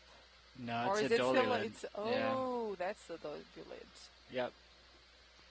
It's been plaguing us all day, thinking it's a salt. It's very close. Yeah. Well, very distant though. And Alan said this one's asexually reproducing. Okay.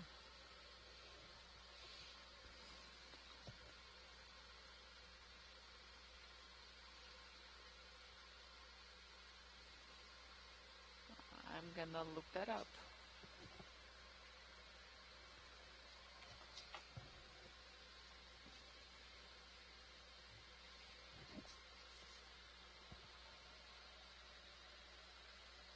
Dolulid.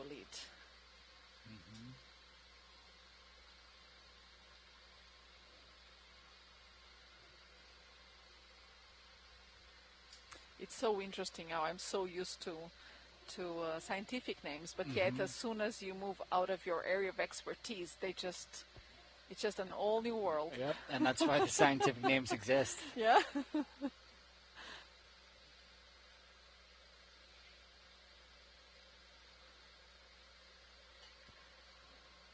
So this one looks like an Alicreas, I think.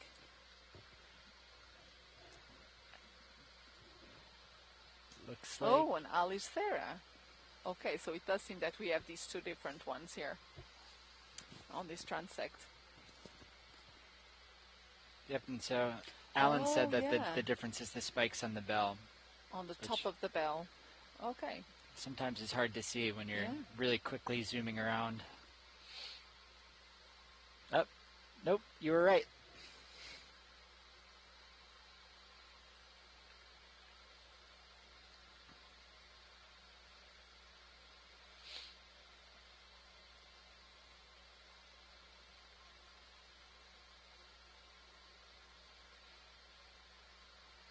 There he goes.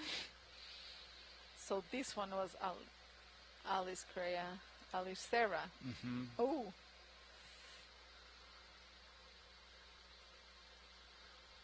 Hopefully by the end of this transect we'll be able to tell the difference between the two. Well, you're up. Alicrea. It's a 50-50 chance. Yeah, exactly. So You just got to say it with confidence.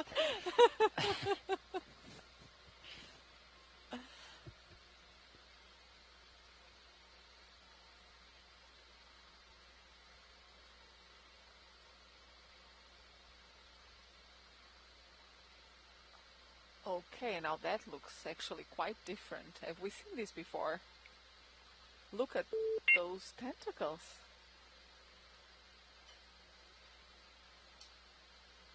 That is very different. Very different.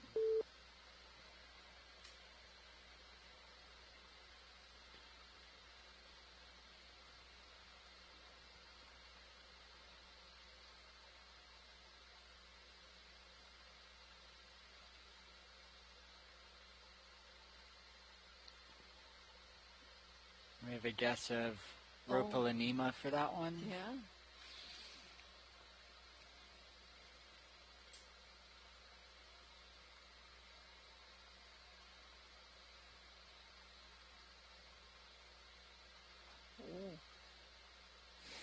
Oh, that was one of those dinner plate jellies that went by very quickly.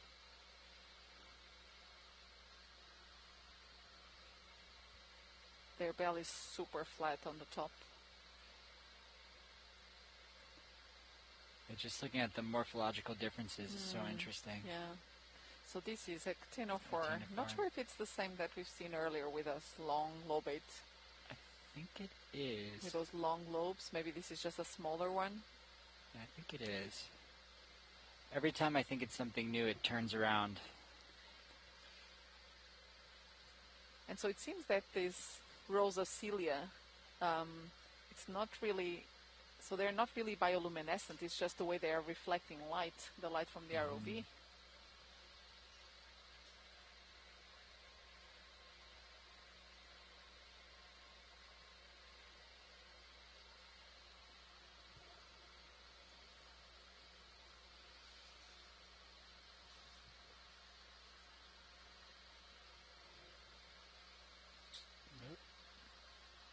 A pteropod that just swam Yeah, by? probably.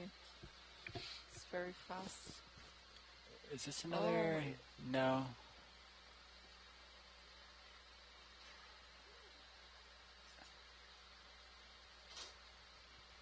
And it's also difficult to say when they're smaller than the know. typical sized ones.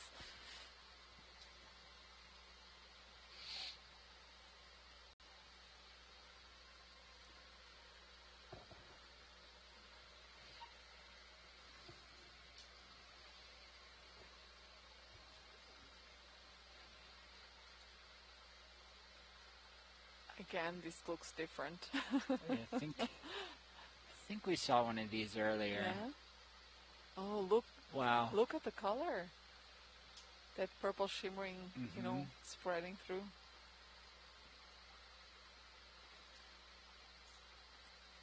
Wow. Mike Vecchione says a strange Ctenophore, and I agree. Yeah. It's very open. It's almost like some mix between a jellyfish and a Ctenophore.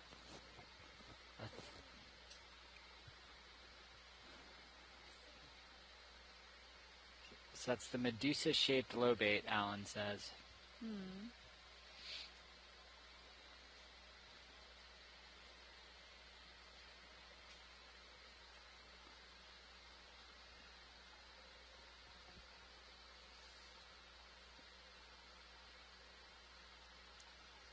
And for those ones, it looks like Alan's saying that they enclose the prey and then eat them. So it makes sense why it has that big, wide...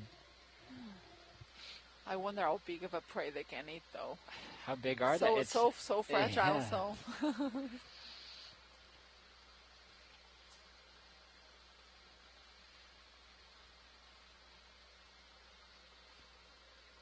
Oh, and this looks like one of those Cyclophony and Siphonophores that we've seen a number of times. Visits. Let's see. Looks like it. I did see at the tip. Yeah. That's a long... Oh, looks actually different, though. So let's see...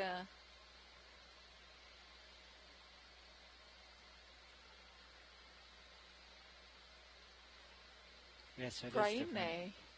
So a different one.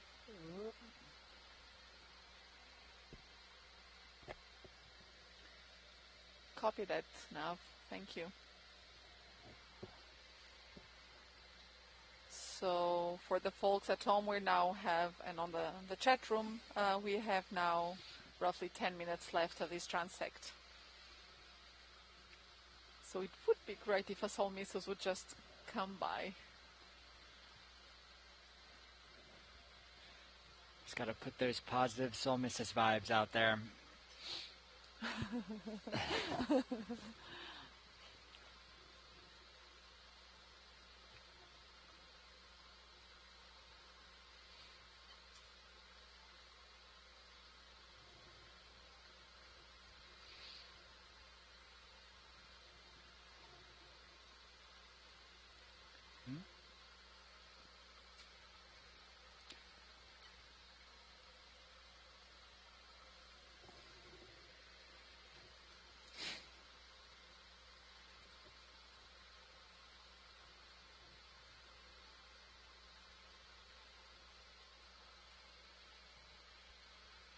Okay, that's another one of those Alicreas.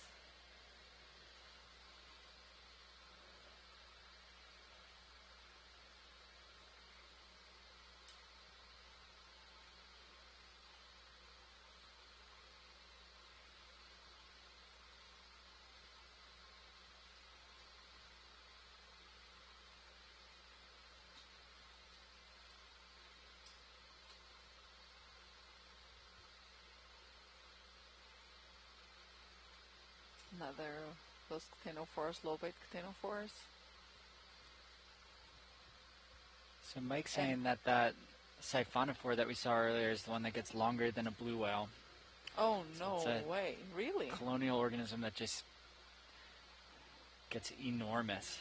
Oh my gosh. We wouldn't be able to sample that. I don't think so. We need a much larger container for that. Oh.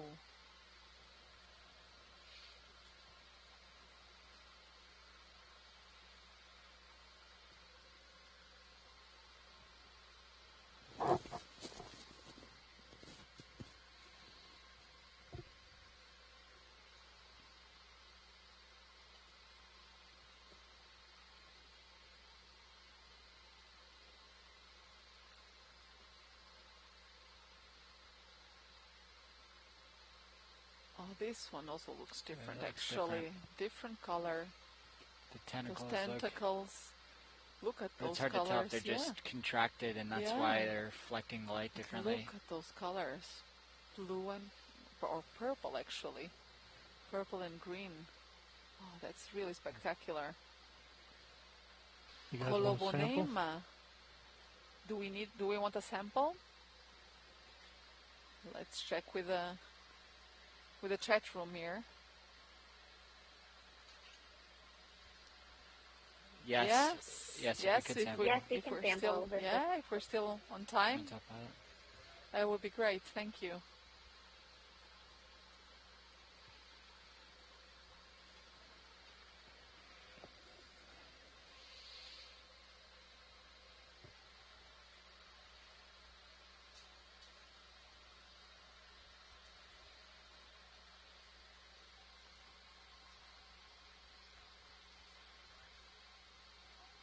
Okay, he's making a run for it. Yeah, let's see.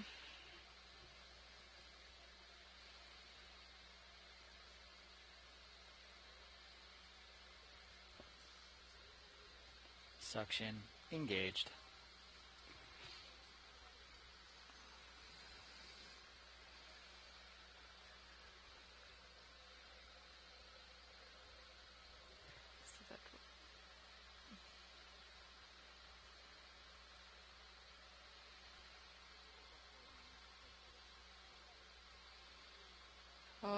Look at that. Wow. Oh. Was a good try, though. Mm-hmm. Thank you, pilots.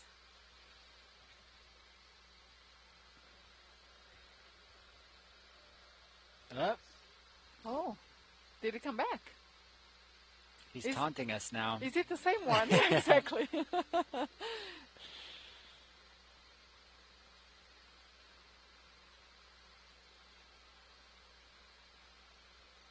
Oh, look. Oh, wow. Wow, that's really...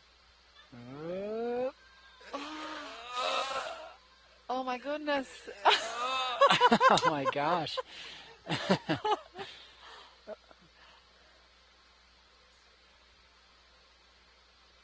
This is quite the hunt. Yeah. He's really decided to What are escape you? us. Oh.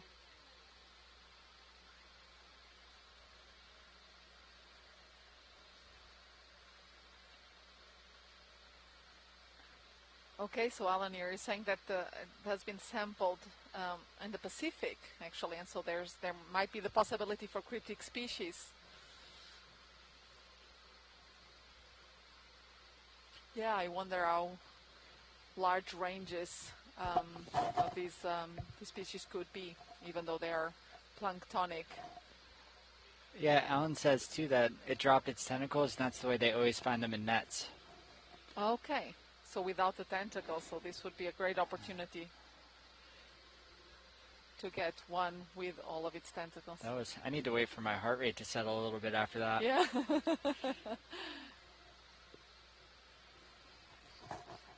Yeah, indeed. Nail-biting sample attempt. Indeed. It's way easier to sample all the benthic corals and sponges. Yeah. They don't run away so much. No. Although that rock sample almost got away yesterday. Yeah.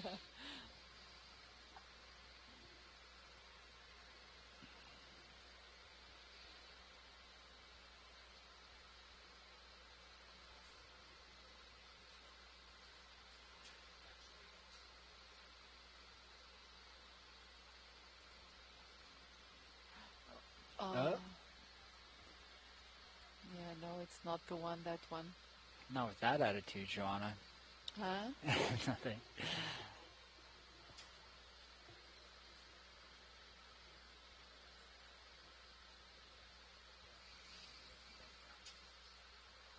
Are those all his tentacles?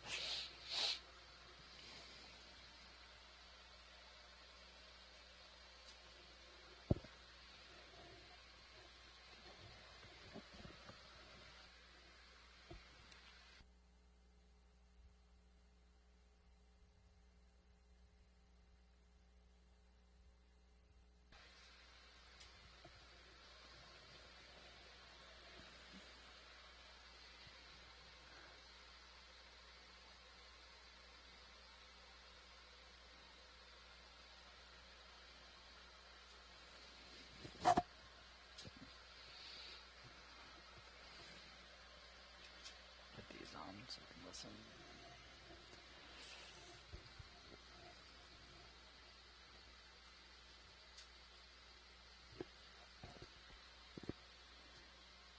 So we've got just a minute of Transect here now.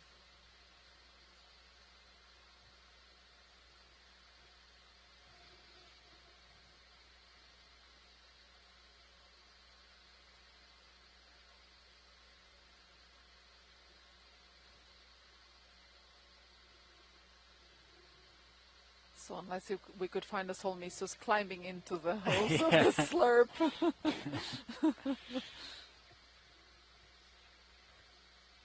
Although I wonder, because with the suction sampling that we've done earlier, I wonder if we will find a few other surprises in the canisters, actually. That could very well be the case.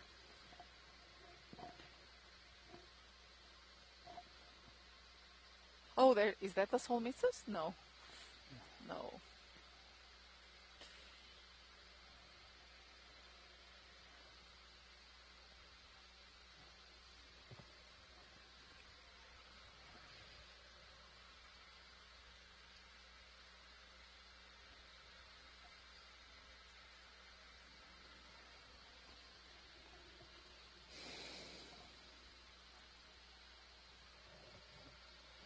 copy that. Nav.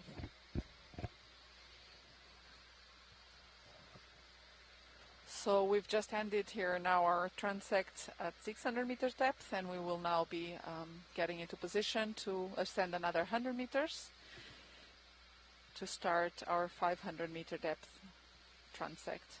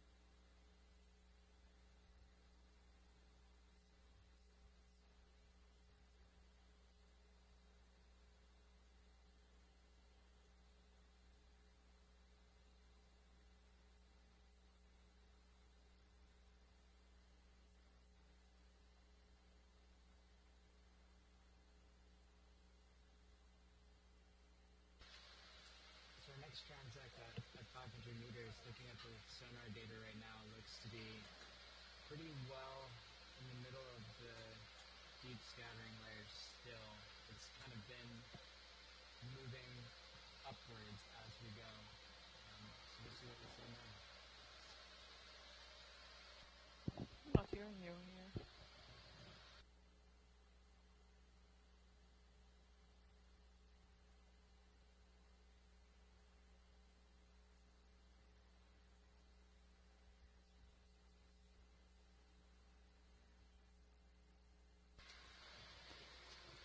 So our next oh, Alan saw us, so miss us as we're going up. Yeah, I think they're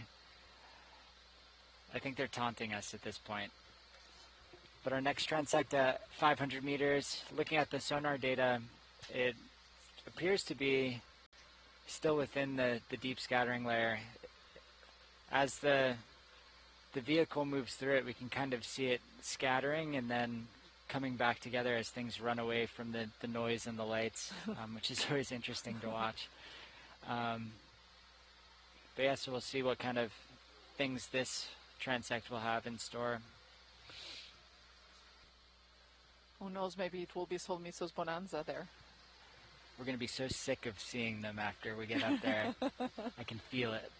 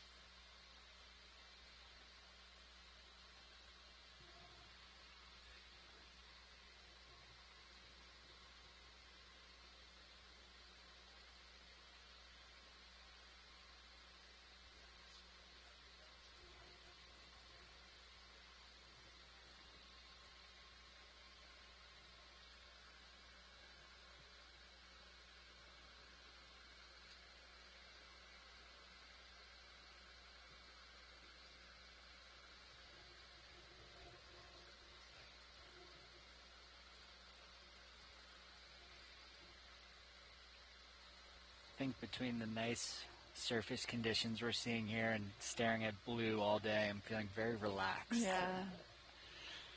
You get into this Zen state. A little bit. So good.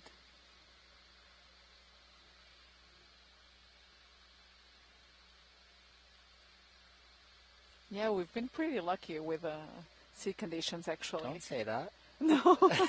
Don't say that. Find some wood.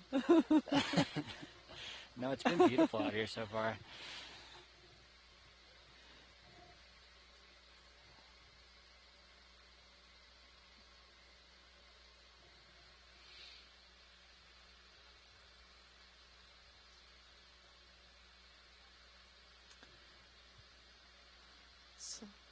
So yeah, and for folks that might be joining us just now, we are here on the Azores Plateau, and this is the third dive of this expedition. This is our Midwater dive that we're doing it roughly 35 nautical miles west of San Miguel Island, and we're to the south of the Deep Irondale Basin. And the main objective of this dive really is to explore and characterize the midwater communities here on the Azores Plateau. So we've been doing a number of transects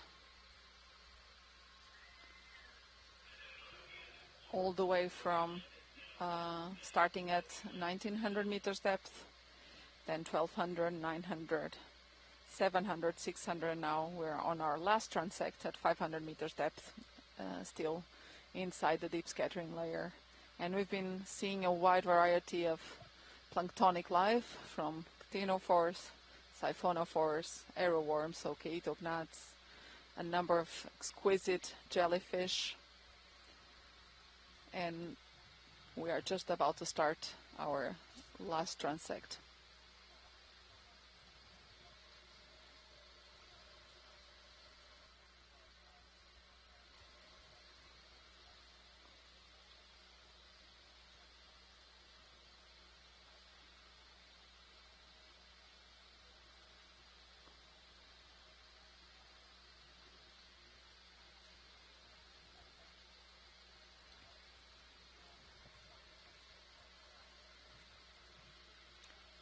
Copy that now. Thank you.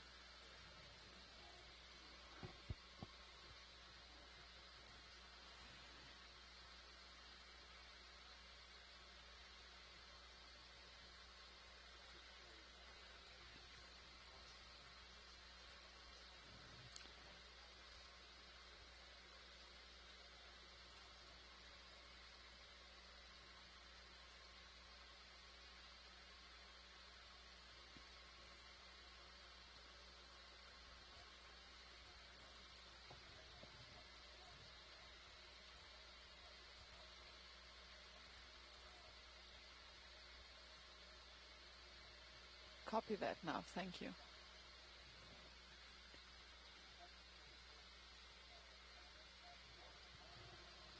So for folks on shore, this transect will be somewhat shorter than the previous one. So this will be roughly 18 to 20 minutes.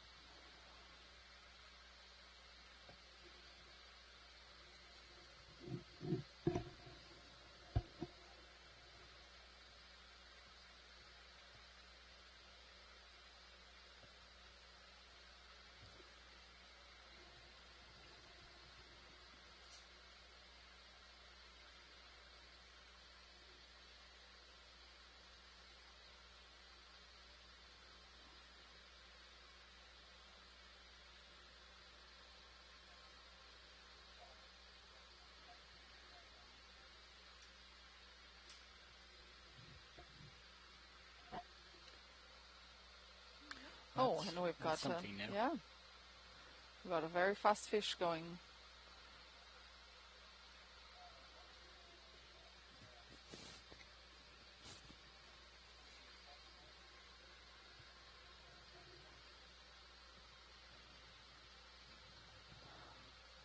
Could it be? Oh, wow. Would this be some sort of a radiolarian, or... Actually, I don't know how small of an organism we can zoom into here. I wonder what the size of that would be. Yeah, that's always the hardest part.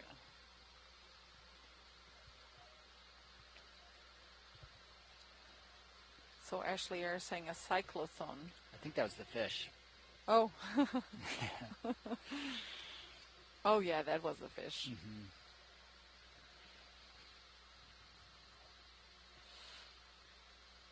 Oh, we're seeing another one here. I really wonder what this is. That looks like a Ctenophore. Oh no, that's a Ctenophore, yeah. So it's not the same that we just saw earlier.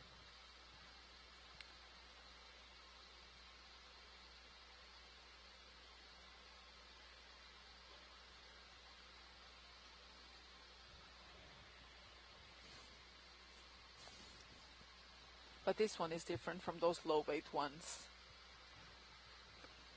Looks like it to me. Yeah. And it has that central part of the body yellow, and the other one was a bit reddish. Wow. Wow. Look at that. That's a Siphonophore. So this is actually not a Ctenophore, it's actually a Siphonophore. Oh, it is a Siphonophore. Oh. That is it a Siphonophore or not game is getting harder and harder. Yeah.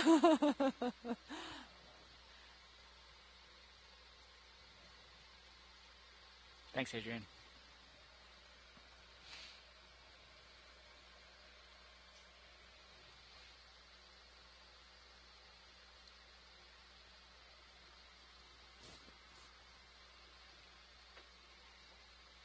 There must be some sort of evolutionary meaning to these completely different groups develop somewhat similar morphologies. Yeah, that convergent evolution. Yeah, exactly.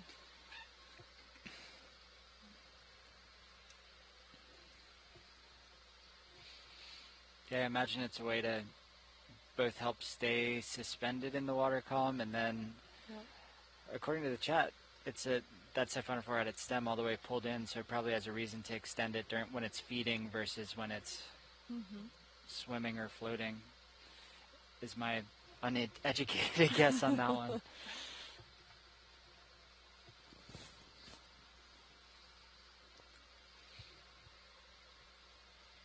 Just another cyclothone? Yeah.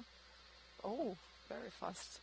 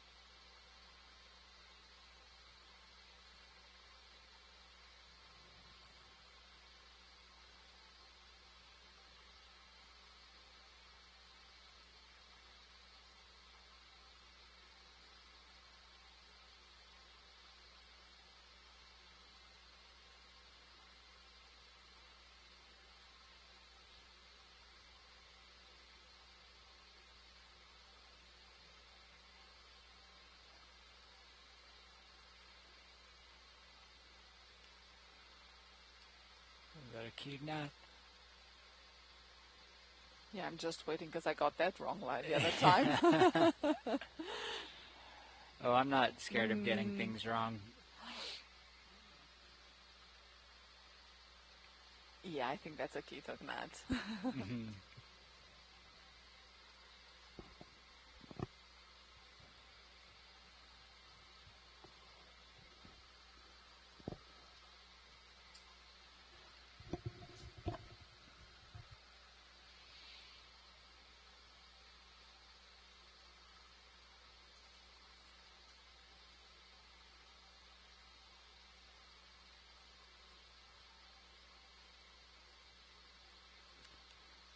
Copepod? No, that's actually a copepod. Copepod, yeah. Yeah, look at that. As soon as I saw the antenna off the top. Oh.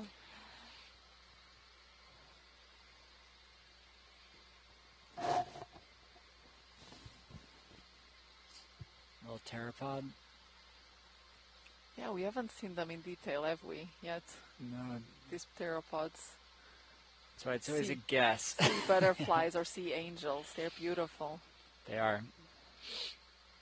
And also quite vulnerable, actually, to acidification, especially the shelled ones, because they have this aragonitic shell, which is super fragile.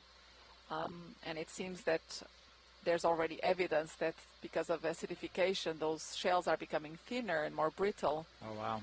So they're actually good, a very good group for monitoring the effects of ocean acidification. Yeah, it's like the canary in the coal mine. Yeah, exactly. It's kind of scary. You don't really understand how broad-reaching those impacts are. Indeed.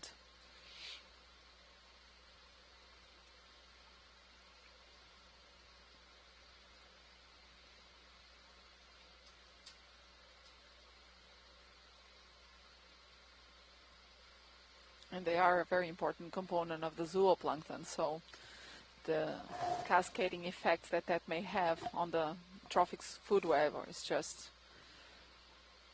can be really it's catastrophic. Yeah.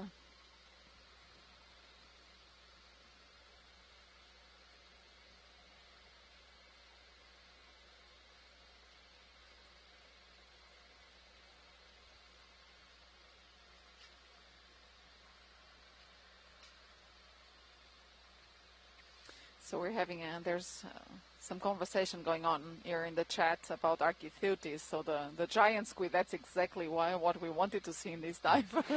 It's not over yet. 10 minutes to see an Architheutis. Yeah.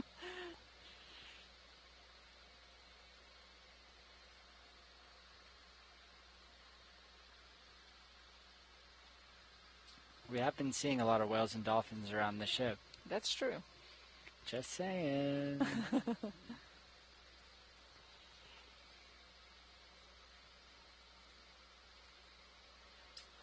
Yeah, the Azores is actually a pathway on the migration of many whales here in the central North Atlantic.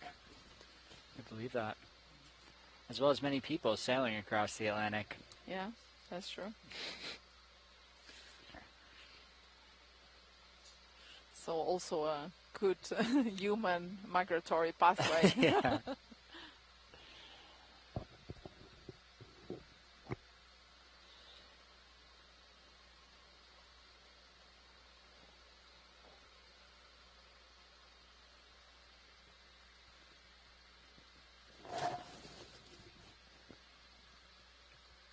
Oh, that was fast. Very small. Very small and very, very fast. It almost looks like a little fish. It looks larvae. like a little fish, yes. Yeah. Hatchet fish. Yeah. Yep. But that must now be you can see it. But that must be a very small one. Whoa. Good eye video. Yeah.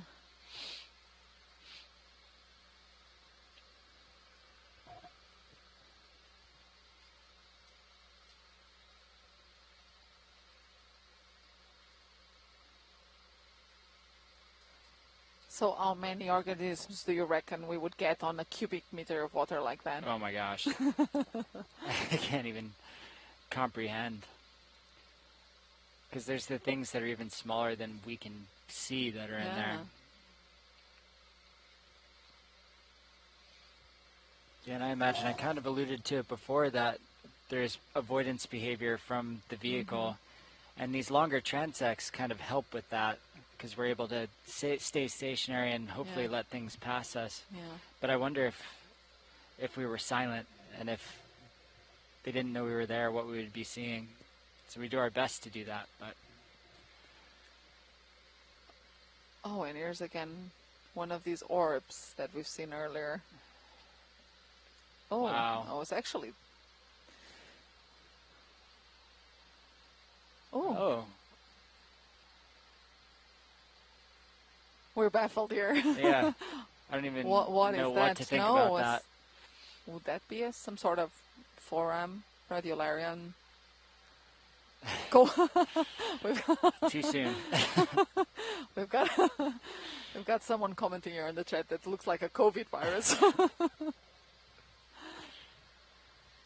Yeah, this is a radiolarian. It's beautiful. Oh, it's amazing.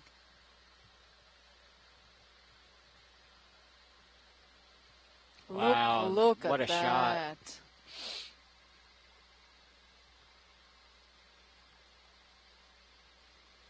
Wow. That does look just from another planet, doesn't it? Yes. If we have the ability, there is a request to collect, but I'm guessing it's already off the screen. Yeah, I think it's unfortunately gone. But if we see another one, we'll jump on it as soon as we can. So another couple fish. So I think we have actually just about 5 minutes to the end of the dive.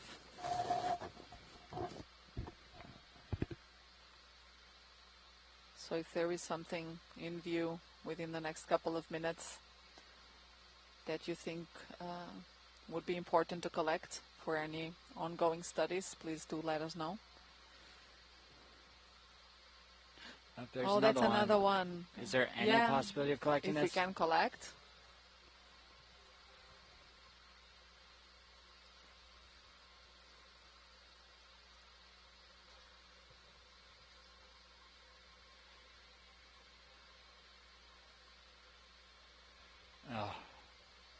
Oh, that is. Oh, it is much smaller. So small. It is. Oh my goodness, yeah.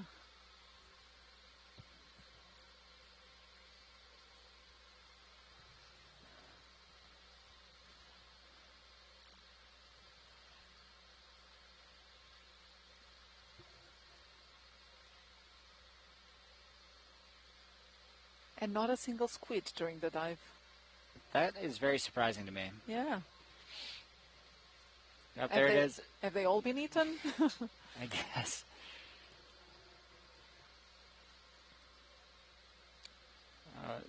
Oh, so that's one of the Siphonophores again, right? I think I'm...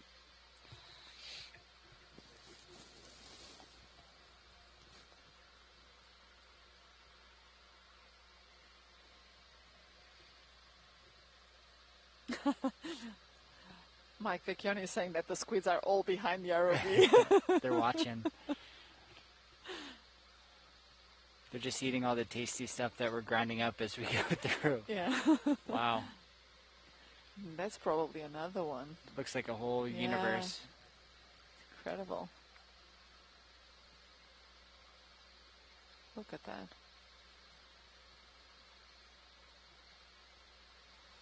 So as soon as we end the Transect, the squid will come by to wave goodbye to us. Yeah. We'll see little sucker punctures all over the back of the RV. Oh, that's another one. Is it? No, it's actually different, this one.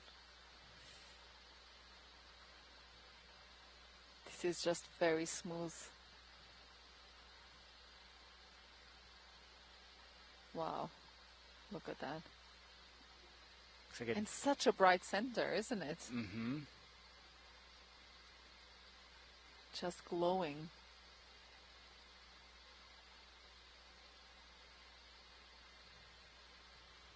Yeah, someone's saying here there might be an egg mass for something. Yeah.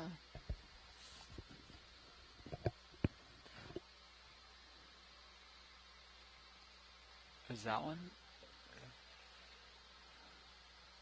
Yeah, it does. Oh, look is like that yeah? That's the Siphonophore that we thought was a Ctenophore. Yep. Earlier on.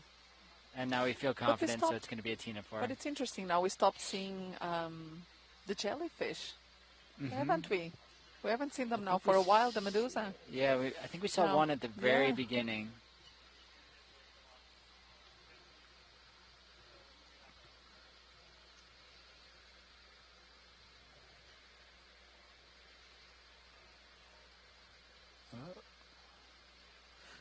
is Actinophore.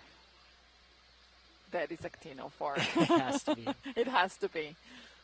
Or I quit. Yeah.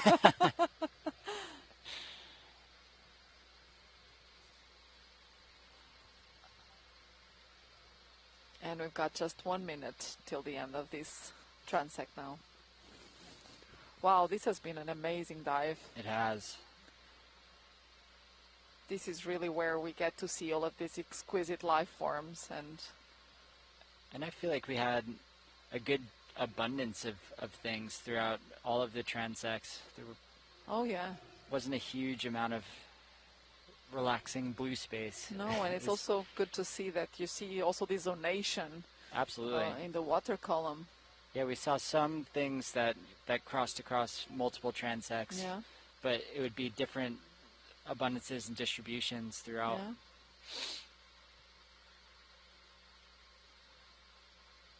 Yeah. Ooh. Oh, that's the Siphonophore, just a smaller one. Mm-hmm.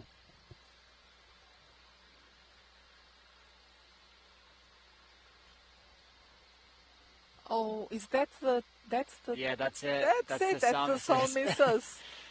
It's definitely Tantian. If we could sample that, I don't know if we have time. That would be a golden end to this cruise, to this expedition, to this dive, actually. We joked about it, Alan. Yeah, that he was coming by at the end. At the last second. I think we're going to give it a shot. So stand by. I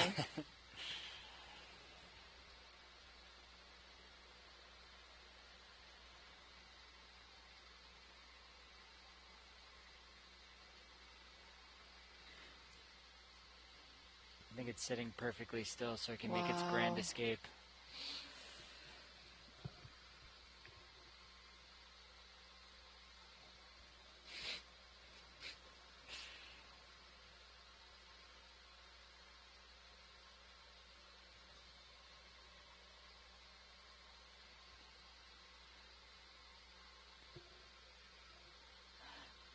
Don't breathe. No, I am not breathing.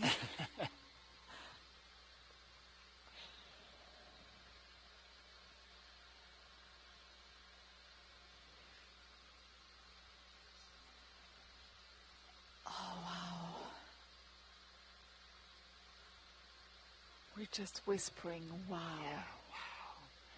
There it is.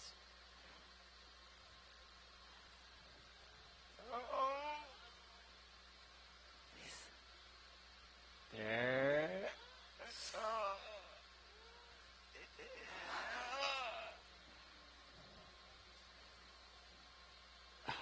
no.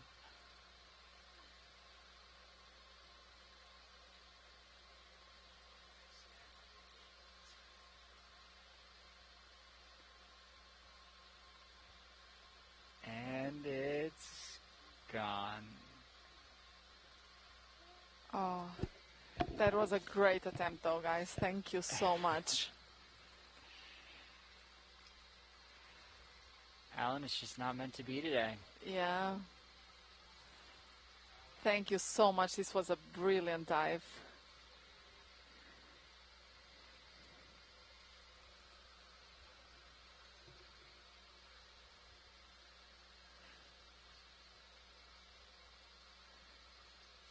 And thanks a million for all the folks in the chat room for sharing your knowledge. Yeah, we definitely could not have done it without you. Not at all.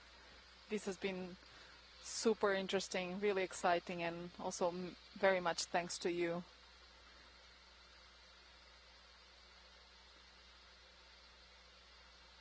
So we will be coming up now and getting things prepped for tomorrow's dive, and tomorrow we're going to go back to the seafloor. We will be diving on a ridge called Ilha Azul Ridge. Again, looking at geology and benthic communities. So thank you all very much for joining us today. And see you tomorrow.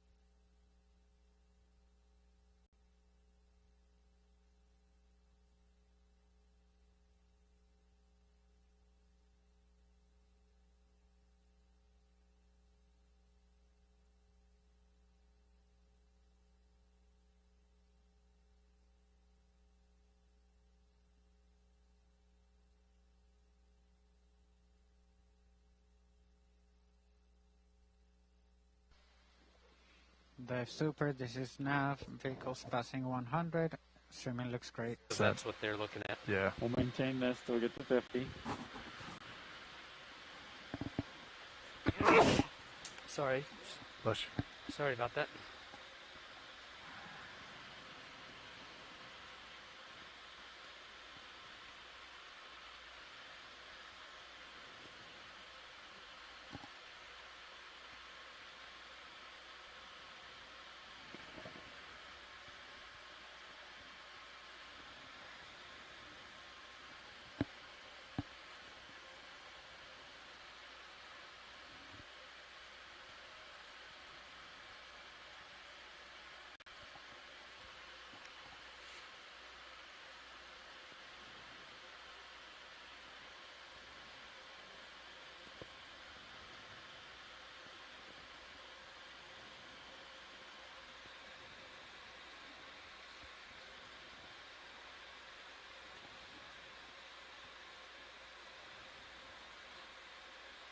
All right, you all stop? Not quite. Almost.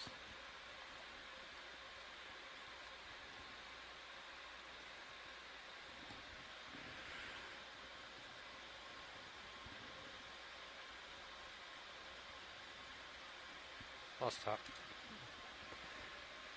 Dive Super, this is Nav. Winch, all stop at 50. Roger. Winch, dive soup. Winch. Let's pass control to the aft station, please. The aft station has control.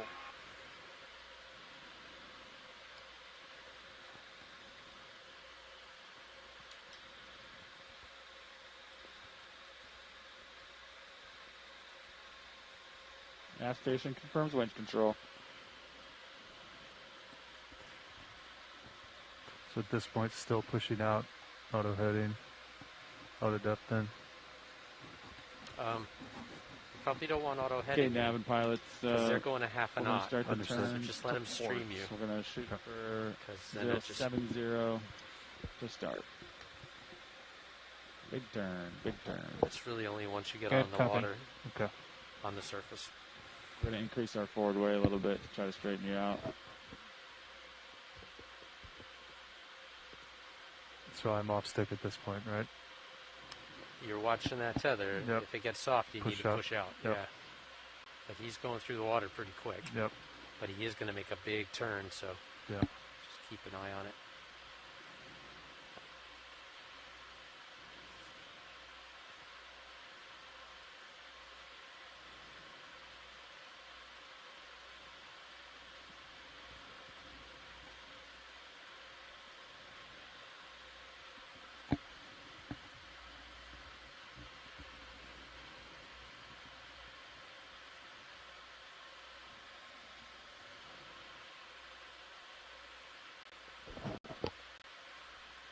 Yeah, I'm wondering if it was probably better to turn the other way. For them. For us, for Well, streaming. he's going ahead now, so I think it'll be fine. Yeah, there you go. He's picking up speed, so that's fine. Okay, but I'm looking at streaming. Could you give me a little lateral to port carefully? Lateral to port. So your heading staying versus 0. Lateral to port. I'm having the ship come out a little bit, straighten you out, but... Understood. Yeah. That's 30% to port. Roger.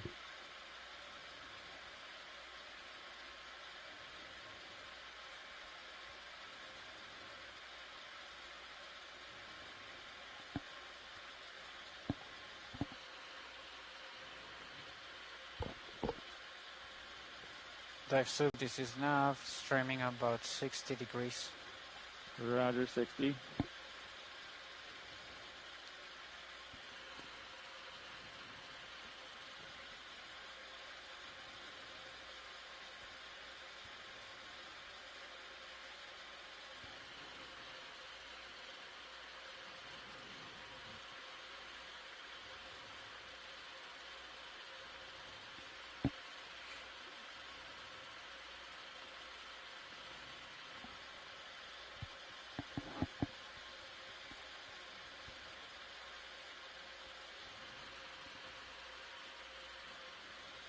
go, Pilot. You can get off that portway now. Or straighten out. Pilot off stick.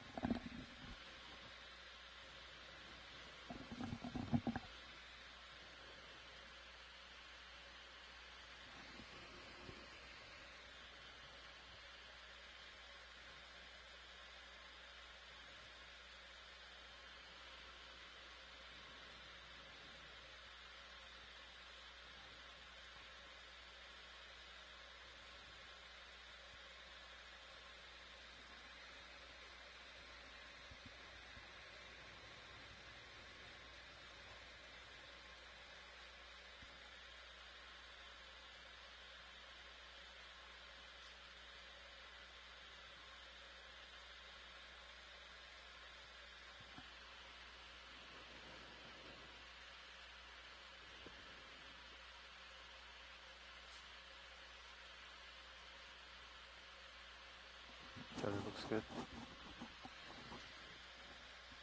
Copy.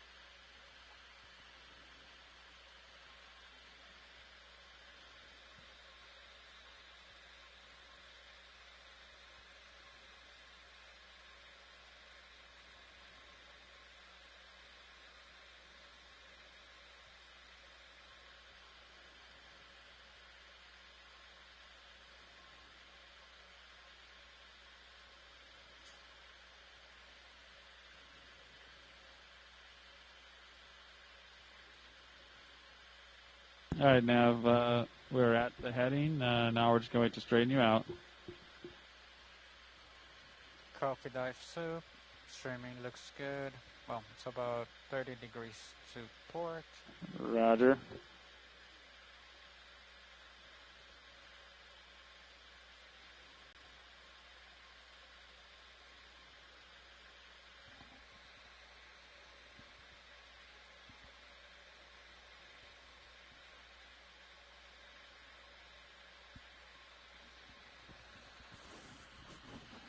Okay, we're going to ease off our forward way and bring the port speed back down to normal numbers here.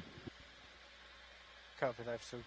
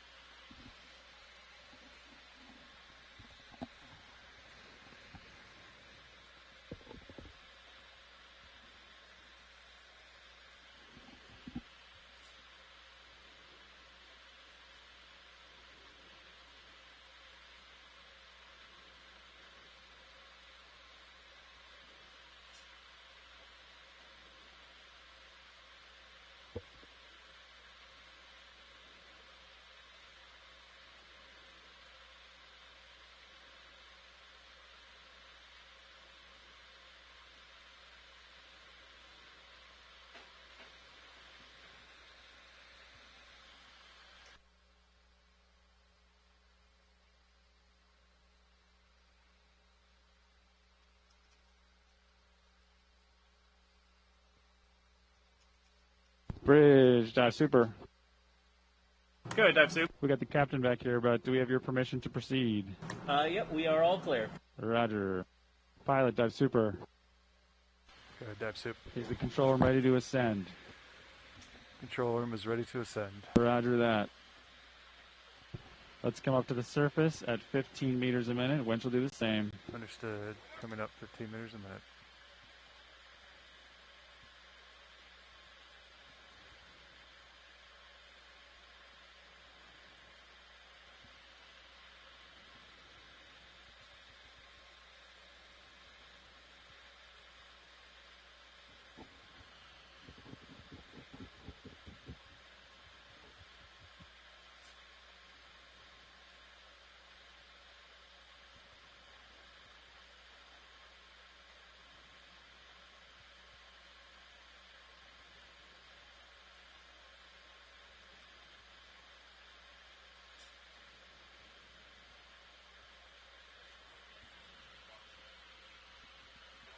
Yep. 4-0 on the wire. I D2 passing 40. Once we hit surface, I'll let you know, and you can turn off. Copy that, pilot. Sorry, Dive Super. No problem.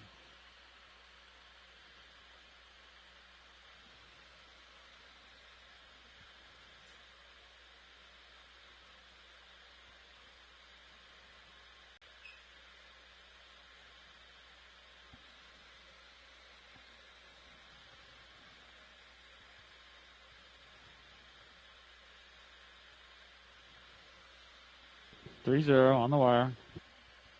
D2 passing 3-2 meters all Three, well. 3-2 high.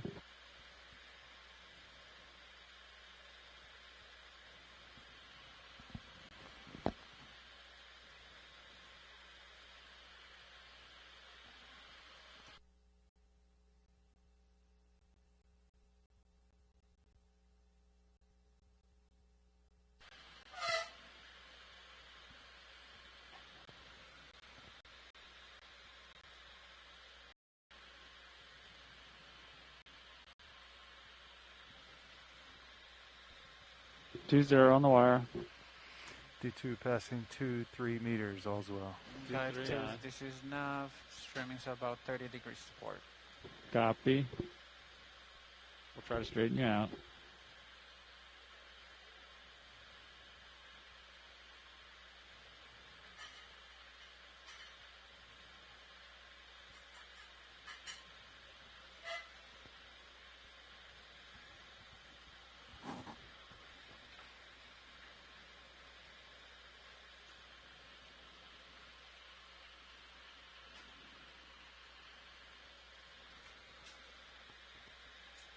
On the wire.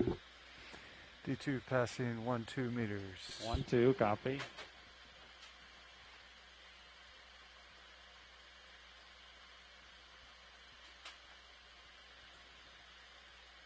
We see you pretty much directly aft. Find a port. Winch all stop. Standing by for streaming.